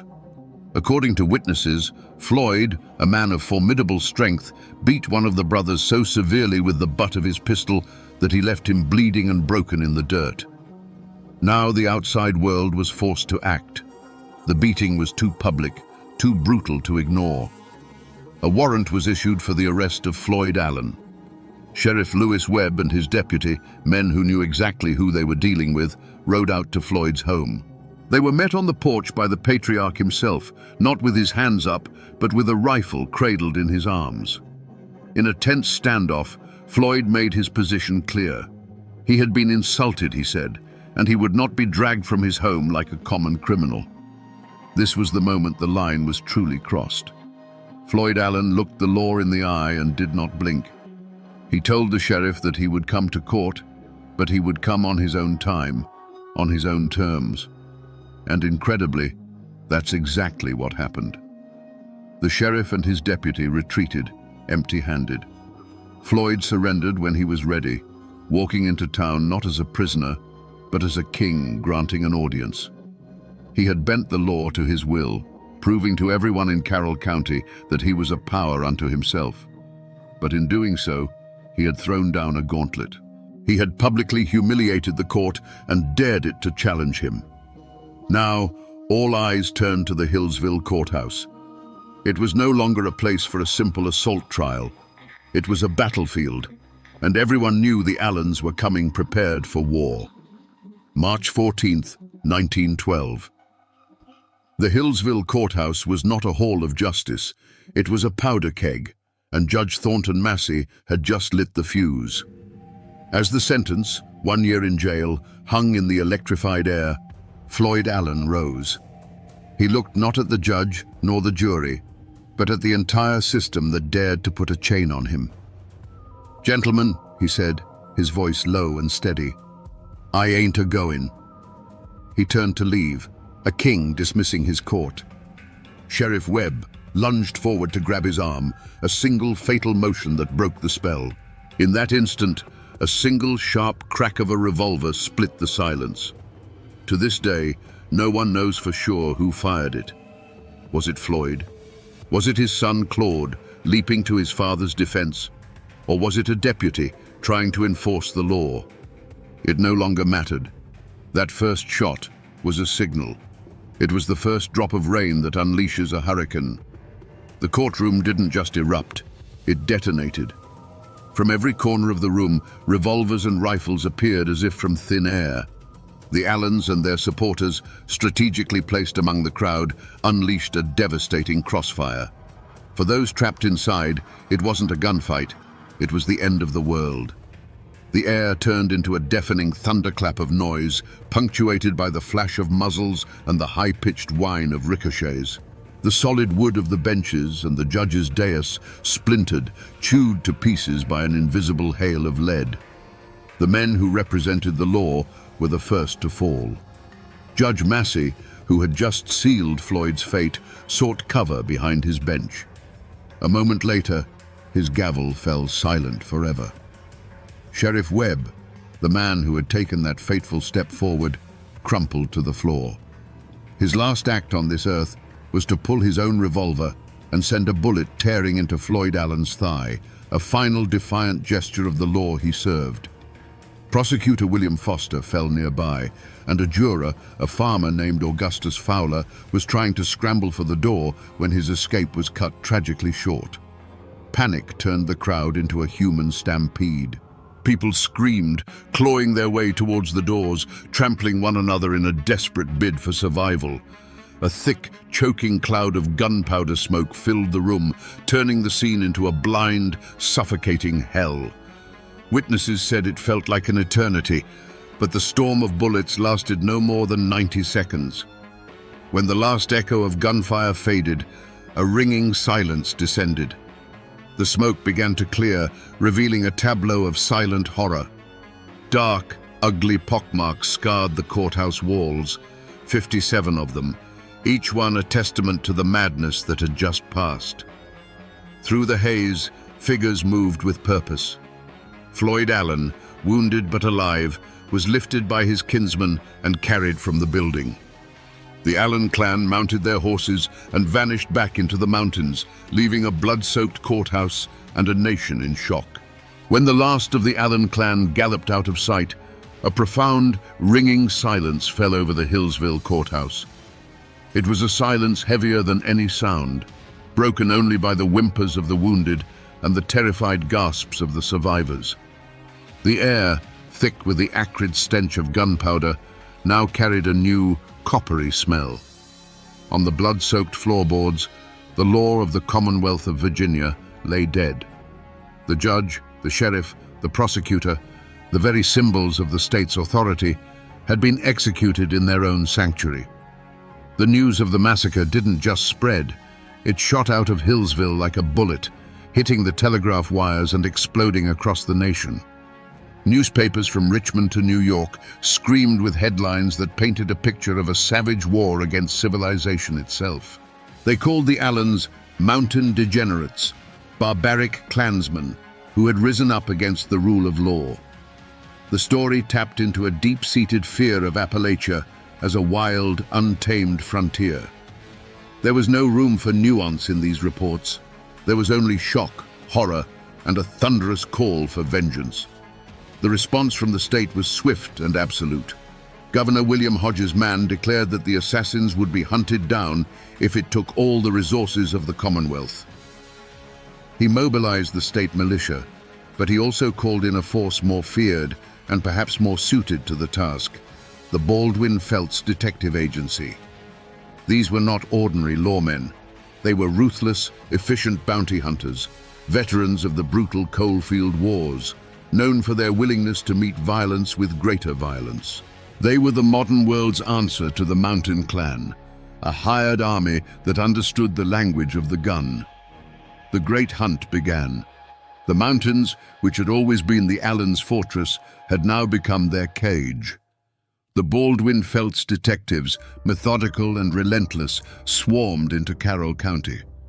They brought with them the tools of the modern age, photographs of the wanted men, a network of informants, and the promise of a hefty reward that could turn a neighbor into a betrayer. They combed every hollow, searched every cabin, and squeezed the community with a grip of fear. For the Allens, there was nowhere left to run. One by one, the fugitives were captured or surrendered. The net tightened until finally, acting on a tip, detectives found their ultimate prize. Hiding in a lumberjack's shack, wounded and exhausted, were Floyd Allen and his son, Claude. The king of Carroll County, the man who swore he would never see the inside of a jail, was now in shackles. The wolf hunt was over. The wolves were caged, and now they would face the victor's justice. The trial of the Allen clan was never going to be held in Hillsville. The influence of their name was too strong, the memory of the massacre too raw. To ensure a conviction, the state moved the proceedings to the city of Wytheville. But this change of venue did more than just move the trial. It ripped the Allens out of their world and placed them in the heart of their enemies. It wasn't a trial, it was a reckoning. The courthouse was surrounded by armed militia. Reporters from across the country filled the press benches, eager to send back sensational stories of the Appalachian savages. The court of law had become a theater of vengeance, and the public demanded a bloody final act. In the center of this storm sat Floyd and Claude Allen. They were not the wild-eyed murderers the newspapers described. Witnesses from the trial remembered them as composed, stoic, and utterly unbowed. They sat like fallen kings, their faces carved from mountain stone, showing no fear and no remorse. They listened to the testimony against them with a quiet dignity that was, in its own way, a final act of defiance. They had lived by the code of the mountains, and they would not grovel before the code of the Flatlanders, even with their lives hanging in the balance. The prosecution painted a picture of a cold, calculated conspiracy, an ambush designed to assassinate the law itself. Their lawyers argued that it was a spontaneous eruption of violence, a tragic misunderstanding that spiraled out of control. But in a courtroom filled with rage and grief, against the testimony of dozens of terrified survivors, their words were meaningless. The verdict was a foregone conclusion before the first witness was even called. The jury, drawn from a world that neither knew nor understood the Allens' way of life, deliberated for only a short time. The verdict came back: guilty. Guilty of murder in the first degree. The judge, his voice heavy with the weight of the state's authority, sentenced Floyd Allen and his son Claude to die. Not by the gun, the weapon of their world, but by the electric chair, a cold, scientific answer to the hot-blooded code of the mountains. The other clan members involved were handed sentences that would see them waste away for decades behind bars, their power broken, their families scattered. The sentence was met with applause in the courtroom and celebrated in newspaper headlines as a triumph for civilization. The law had been challenged, and the law had won. But back in the misty hollows of Carroll County, the whispers told a different story. To many, this wasn't justice. It was an execution carried out by a foreign power. The state had not just punished murderers, it had made an example of men who dared to live by their own rules. And so the question that hangs over this story remains, even a century later. Was it justice that was delivered in that Wytheville courtroom?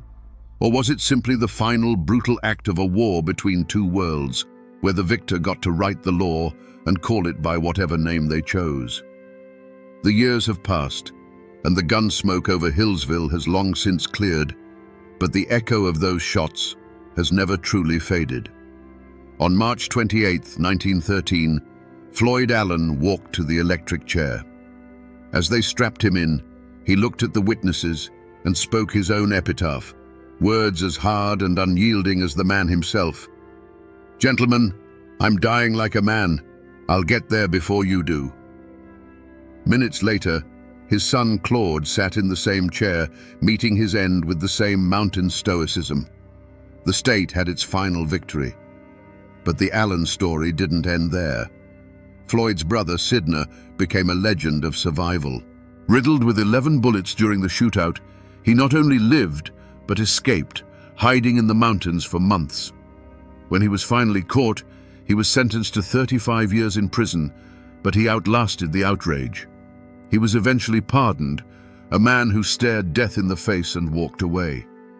The other clan members served their long sentences, returning to a world that had moved on, forever branded by those 90 seconds of violence. If you go to Hillsville today, you won't see the original courthouse. It was torn down decades ago, but for years its replacement stood on the same ground, and the old-timers would tell you that the spirit of that day lingered. They said that for a long time you could still trace the bullet holes in the old building's walls, silent mouths speaking of the chaos. The graves of Floyd and Claude Allen can still be found in a family cemetery. Their stones a quiet, somber testament to the clan's vow. They are not just graves, they are a landmark, a place where the past feels close enough to touch. The rest of the world has largely forgotten the Carroll County Courthouse massacre. It's become a dusty footnote in the history books. But here, in these mountains, it is not forgotten. It has seeped into the soil and become folklore. The story is told not as history, but as a cautionary tale about pride, honor, and the terrible price of defiance. The Allen name still echoes through these hollows, a name that for some means murder and mayhem, but for others, still whispers of a fallen king who dared to stand against the world and kept his promise that he would never, ever go to jail. The mountains remember. So we come back to the question that hung in the gun smoke of that Virginia courthouse. Were the Allens cold-blooded killers who planned a massacre from the start? Or were they defenders of an ancient code, pushed to a final desperate act? The truth, like most things in these mountains, is not so simple. They came to that courthouse armed because in their world, power was respected only when it was backed by the threat of force. They didn't see themselves as criminals defying the law. They saw themselves as sovereigns of their own kingdom, defending its honor against a foreign invasion. The Hillsville massacre was more than just a crime. It was the bloody, violent end of an era.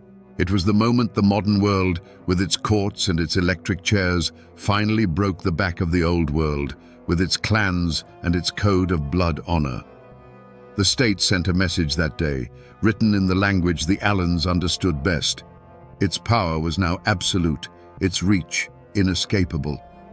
The Allen clan wasn't just fighting a one-year jail sentence, they were fighting the 20th century, and the 20th century won.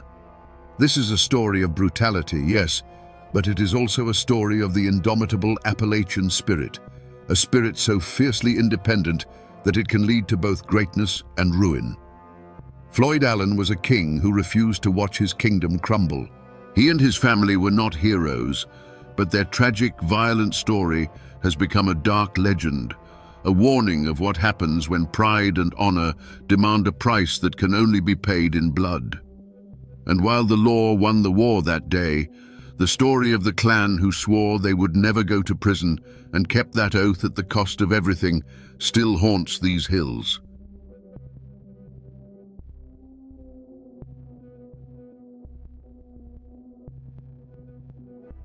Two days shy of her 41st birthday, shotgun blasts ripped through the quiet hills of the Indian Territory. She was shot in the back, a coward's ambush. The woman they called the Bandit Queen lay dead in the dirt, just feet from her own gate. The dime novels painted her as a female Jesse James, a ruthless outlaw. But that's the legend. How does a girl who mastered Greek and the piano, born to a respectable family, end her days this way?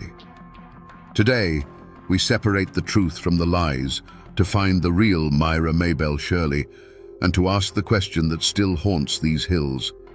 Who wanted her dead? Before the legend, there was a girl named Myra Maybelle Shirley. She wasn't born in a dusty outlaw camp, but into a life of relative comfort in Carthage, Missouri. Her father, John Shirley, was a respected farmer, innkeeper, and judge, a man of property and standing.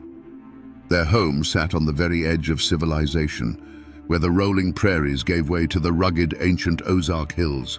It was a land with a soul much like Appalachia's, a place of tight-knit clans, fierce independence, and memories as long and deep as the valleys themselves.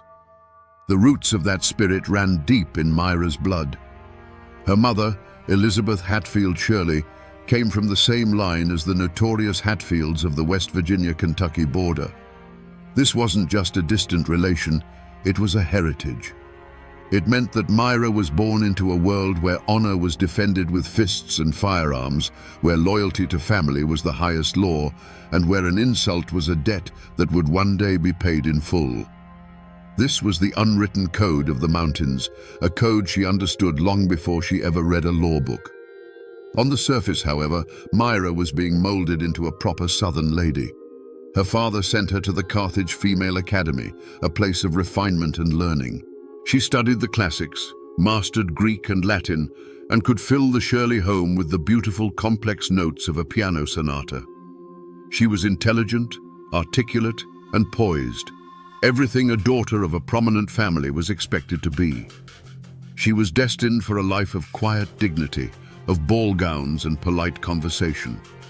But beneath the corset and silk beat the heart of a rebel.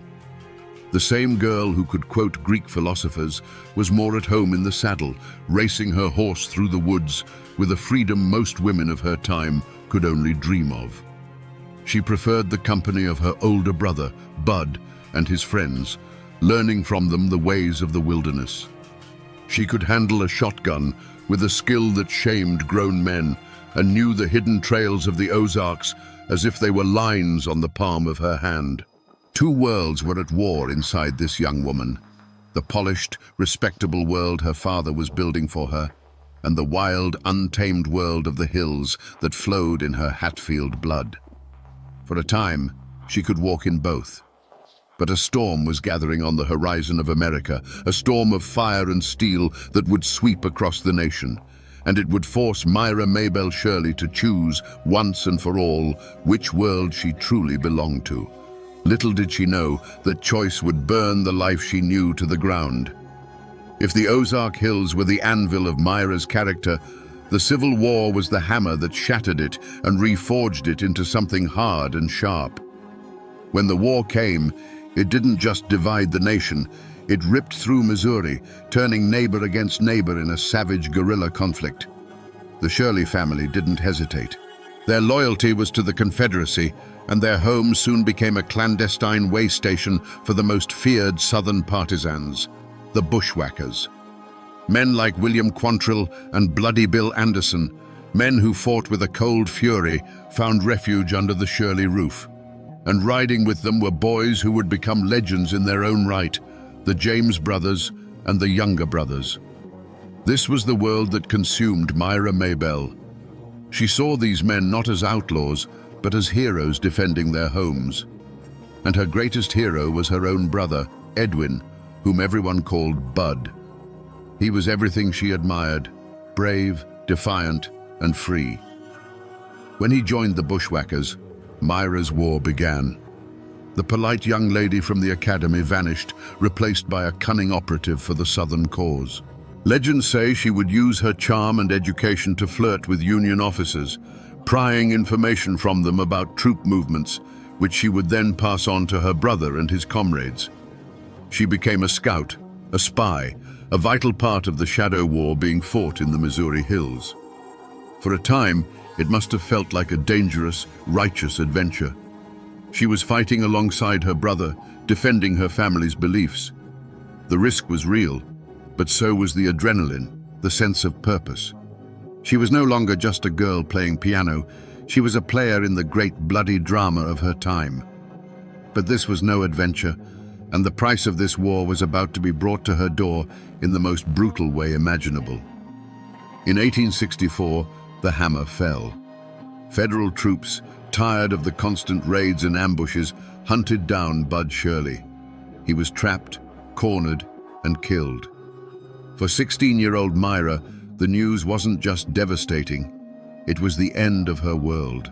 The light of her life, her protector, her idol, was gone, slain by the very men she saw as foreign invaders.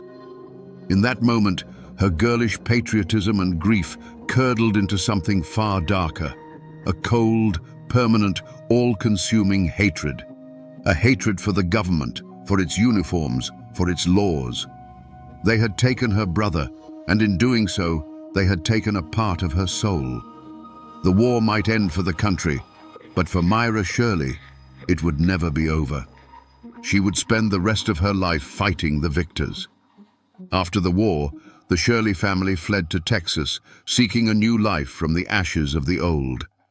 But for Myra, peace was a foreign country. Her heart, forged in hatred, was drawn to the fire. She found that fire in the eyes of the men who, like her brother Bud, refused to surrender. Men like the charismatic Cole Younger, a childhood friend and now a notorious outlaw. Rumors would later whisper of a passionate affair, claiming her daughter Pearl was his. It was a romantic story, but likely just that, a story. The truth, however, was no less dangerous. Her first husband was Jim Reed, another former bushwhacker who couldn't trade his pistol for a plow. With him, Myra stepped fully into the world of the outlaw. Their life was a blur of stolen horses and dodging posses, a frantic existence on the run. In this chaos, her two children, Pearl and Eddie, were born. But this was no family portrait. It was a partnership born of war and rebellion, and it was destined to end in blood. In 1874, Jim Reed's luck ran out. The news that reached Myra was cold and brutal. Her husband had been shot down, not in a blaze of glory, but by an acquaintance who valued the reward money more than friendship. At 26, Myra was a widow, a mother of two, and officially branded the accomplice of a dead bandit. This was the world she had chosen, a world with no honor among thieves. So she moved deeper into the shadows, to a place where the law of the United States was thin and the old ways were strong, the Indian Territory of Oklahoma. There, she met and married Sam Starr, a man from a proud Cherokee family. This wasn't just a marriage, it was the founding of a dynasty. On their land, Tucked away in the rugged hills, they established a stronghold. It had a name that was a tribute to her old friends and a warning to her new enemies: Younger's Bend. Younger's Bend wasn't a ranch. It was a sanctuary for the damned. It was a place where men on the run, men like Jesse James and the Younger brothers themselves, could find a hot meal, a fresh horse, and a place to lay low, protected by the cunning of its queen. The air there was thick with the smell of wood smoke, whiskey, and paranoia. Every rider on the horizon was either a friend or a hangman. This was the heart of darkness, a kingdom built on stolen goods and guarded by guns. Here, the final transformation of Myra Maybelle Shirley was complete. She was no longer just a bandit's wife, she was the mastermind. She never led a charge, her hands weren't on the triggers during the robberies. Her weapons were her intellect and her will. She planned the heists, fenced the stolen property, bribed officials, and used her deep knowledge of the law to tangle up prosecutors in court. And she crafted an image that became a legend. She would ride into town on a fine horse, sitting side saddle in a velvet dress like a proper lady, but on her hips, for all the world to see, rested 2 Colt revolvers. She could quote classical poetry one moment and arrange the sale of a stolen herd the next. This walking contradiction, the refined lady and the criminal queen, was her armor and her declaration of war. She had created a monster, and her name was Belle Starr.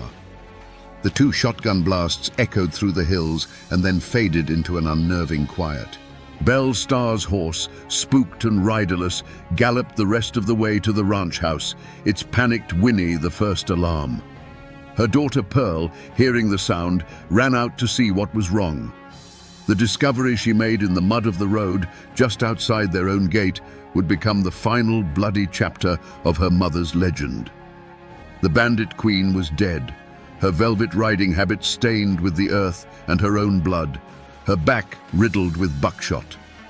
News of a murder like that travels fast, even in the isolated Indian territory. It moved from ranch to ranch on the lips of breathless riders, then crackled across the telegraph wires to the newspapers in Fort Smith and beyond.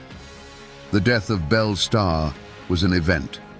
For the lawmen, it was the closing of a long and frustrating case file. For the dime novelists, it was a dramatic ending they couldn't have written better themselves. For the locals, it was a source of fear and feverish gossip. The queen was dead, but who had dared to kill her? Soon enough, Deputy U.S. Marshals rode down the trail to Younger's Bend. For years, this place had been a no-go zone, a sanctuary for fugitives where the law entered at its own peril. Now, they were in charge, picking through the life of the woman who had so often made fools of them. The investigation began, and the web of suspects was tangled and dark, spun from the threads of Belle's own life. Every person in her orbit had a potential motive. The first and most obvious suspect was a man named Edgar Watson. He was a tenant on Belle's land, a man with a shadowy past from Florida, rumored to be wanted for murder himself.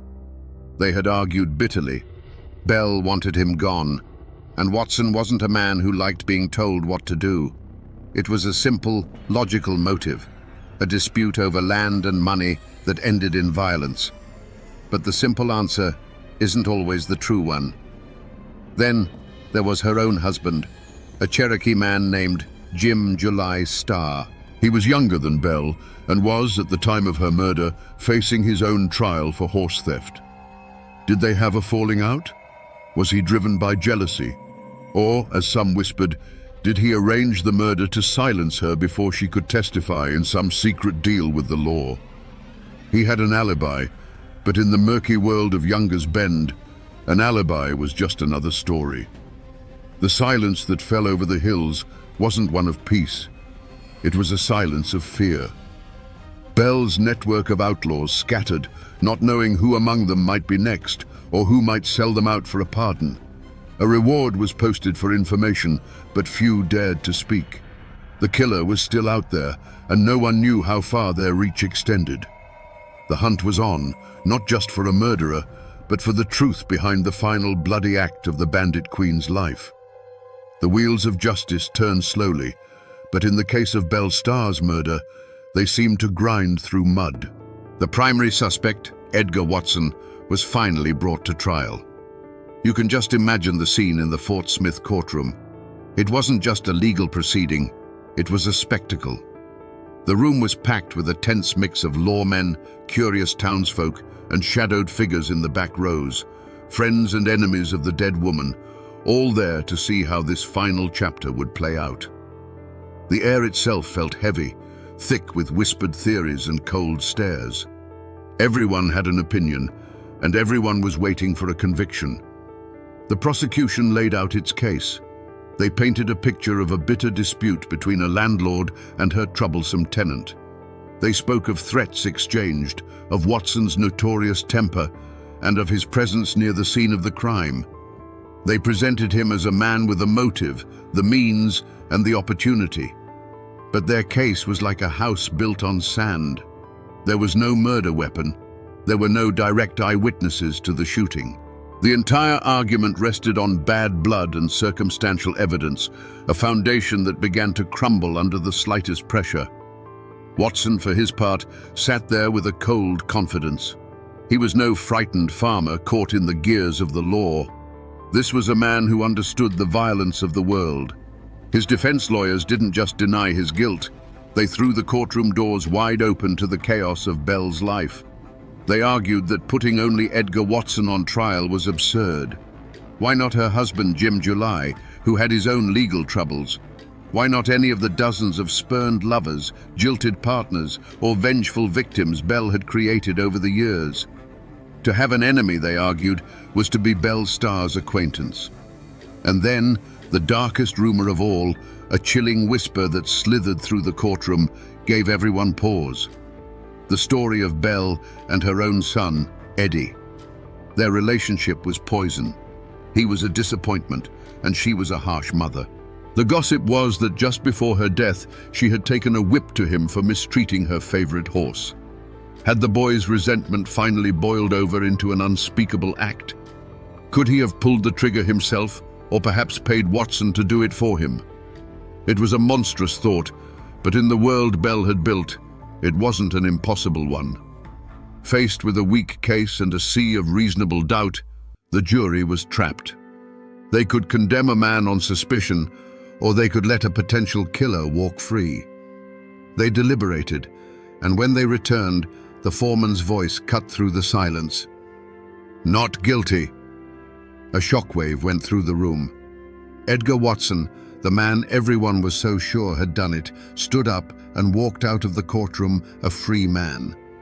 And so, the law of men had spoken. But was it justice? Or was it just a failure of a system that couldn't comprehend the complex, violent world of Younger's Bend? The court case was closed, but the murder remained unsolved. The killer had vanished back into the hills, becoming just another ghost in the bloody history of the territory. The truth, it seemed, was buried with the Bandit Queen. The murder of Belle Starr wasn't the end of the story. It was the explosion that scattered the pieces. Her kingdom, Younger's Bend, crumbled without its queen. The outlaws who had found sanctuary there drifted away, seeking new shadows to hide in. The land itself was eventually swallowed up by the relentless tide of settlement and progress. Today, what was once the most notorious hideout in the Indian Territory lies quiet and still, submerged beneath the placid waters of Lake Eufaula. A concrete historical marker stands on a nearby hill, a lone sentinel pointing toward the drowned land, the only official sign that this infamous chapter of the West ever happened here. The fates of those in her orbit were as tangled and often as tragic as her own. Edgar Watson, the acquitted suspect, moved on, but his reputation followed him. He eventually met a violent end himself, gunned down by a vigilante mob in Florida. Her last husband, Jim July Starr, died in a gunfight with lawmen not long after Belle's murder. Her son, Eddie Reed, who some whispered was the true killer, lived a troubled life, eventually becoming a deputy sheriff himself before being killed in a saloon brawl. It seems the violence that Belle had courted her whole life clung to those she left behind, an inescapable inheritance. But there is one final strange twist. Her daughter Pearl, the one rumored to be Cole Younger's child, chose a different path of rebellion. She turned her back on the world of guns and stolen horses and moved to Fort Smith, where she opened a high-class brothel. In a way, she too became a queen, presiding over her own illicit kingdom, a world with its own codes and dangers, just a stone's throw from the courthouse where her mother's killer had been set free. The strongest echo of Belle's star, however, is not in the ground, but in the story itself. After her death, the legend took on a life of its own. A journalist named Richard Fox penned a lurid book called Belle's Star, the Bandit Queen, or the Female Jesse James. It was a work of pure fiction, filled with sensational tales of her leading bank robberies and stagecoach heists, things she never actually did. This book, and the countless dime novels that followed, created the image we think of today, the pistol-packing outlaw in a feathered hat. The myth completely consumed the woman. You can still visit her grave, tucked away in the woods not far from where Younger's Bend once stood. The original headstone, carved with a bell, a star, and a poignant poem, was chipped away to nothing by souvenir hunters over the decades. A new, protected monument stands in its place. And as you stand there, in the quiet of those Oklahoma hills, you realize the mountains do remember. They remember the real Myra Maybelle Shirley, the educated girl, the grieving sister, the cunning organizer, and the woman who gambled her life on a defiant dream of freedom and lost. So we return to the question that has hung in the air since those shotgun blasts first rang out. Who killed Belle's star? The law of men never gave us a name. Was it the vengeful tenant, Edgar Watson? Was it one of her own family, a final, terrible betrayal? We will never know for sure. But maybe the real answer isn't a name. Maybe what killed Belle's star was the violent, lawless world she had so carefully constructed around herself. In the end, the snake she had nurtured in the heart of Younger's Bend finally turned and bit its queen. Her story is a powerful reminder that the Civil War didn't truly end at Appomattox. It continued to rage in the hearts of people like Myra Shirley, leaving scars that festered into a deep and abiding hatred for the authority that had won. She was not a hero. She was not the cartoon villain of the penny press. She was a casualty, a woman whose fierce mountain pride, when poisoned by grief, became a force of self-destruction. She waged a 25-year war against a world she felt had wronged her, and in that war, there could only be one victor. Myra Maybelle Shirley was a woman of stark contradictions, the educated lady who could quote the classics and the ruthless godmother who ruled a den of thieves. She was born with the spirit of the mountains in her blood, proud, defiant, and unforgiving. But that spirit, when broken, forged a legend written in gunsmoke and blood. A girl who was meant to be a lady became the Bandit Queen, a cautionary tale that still echoes in the hills where she once rode.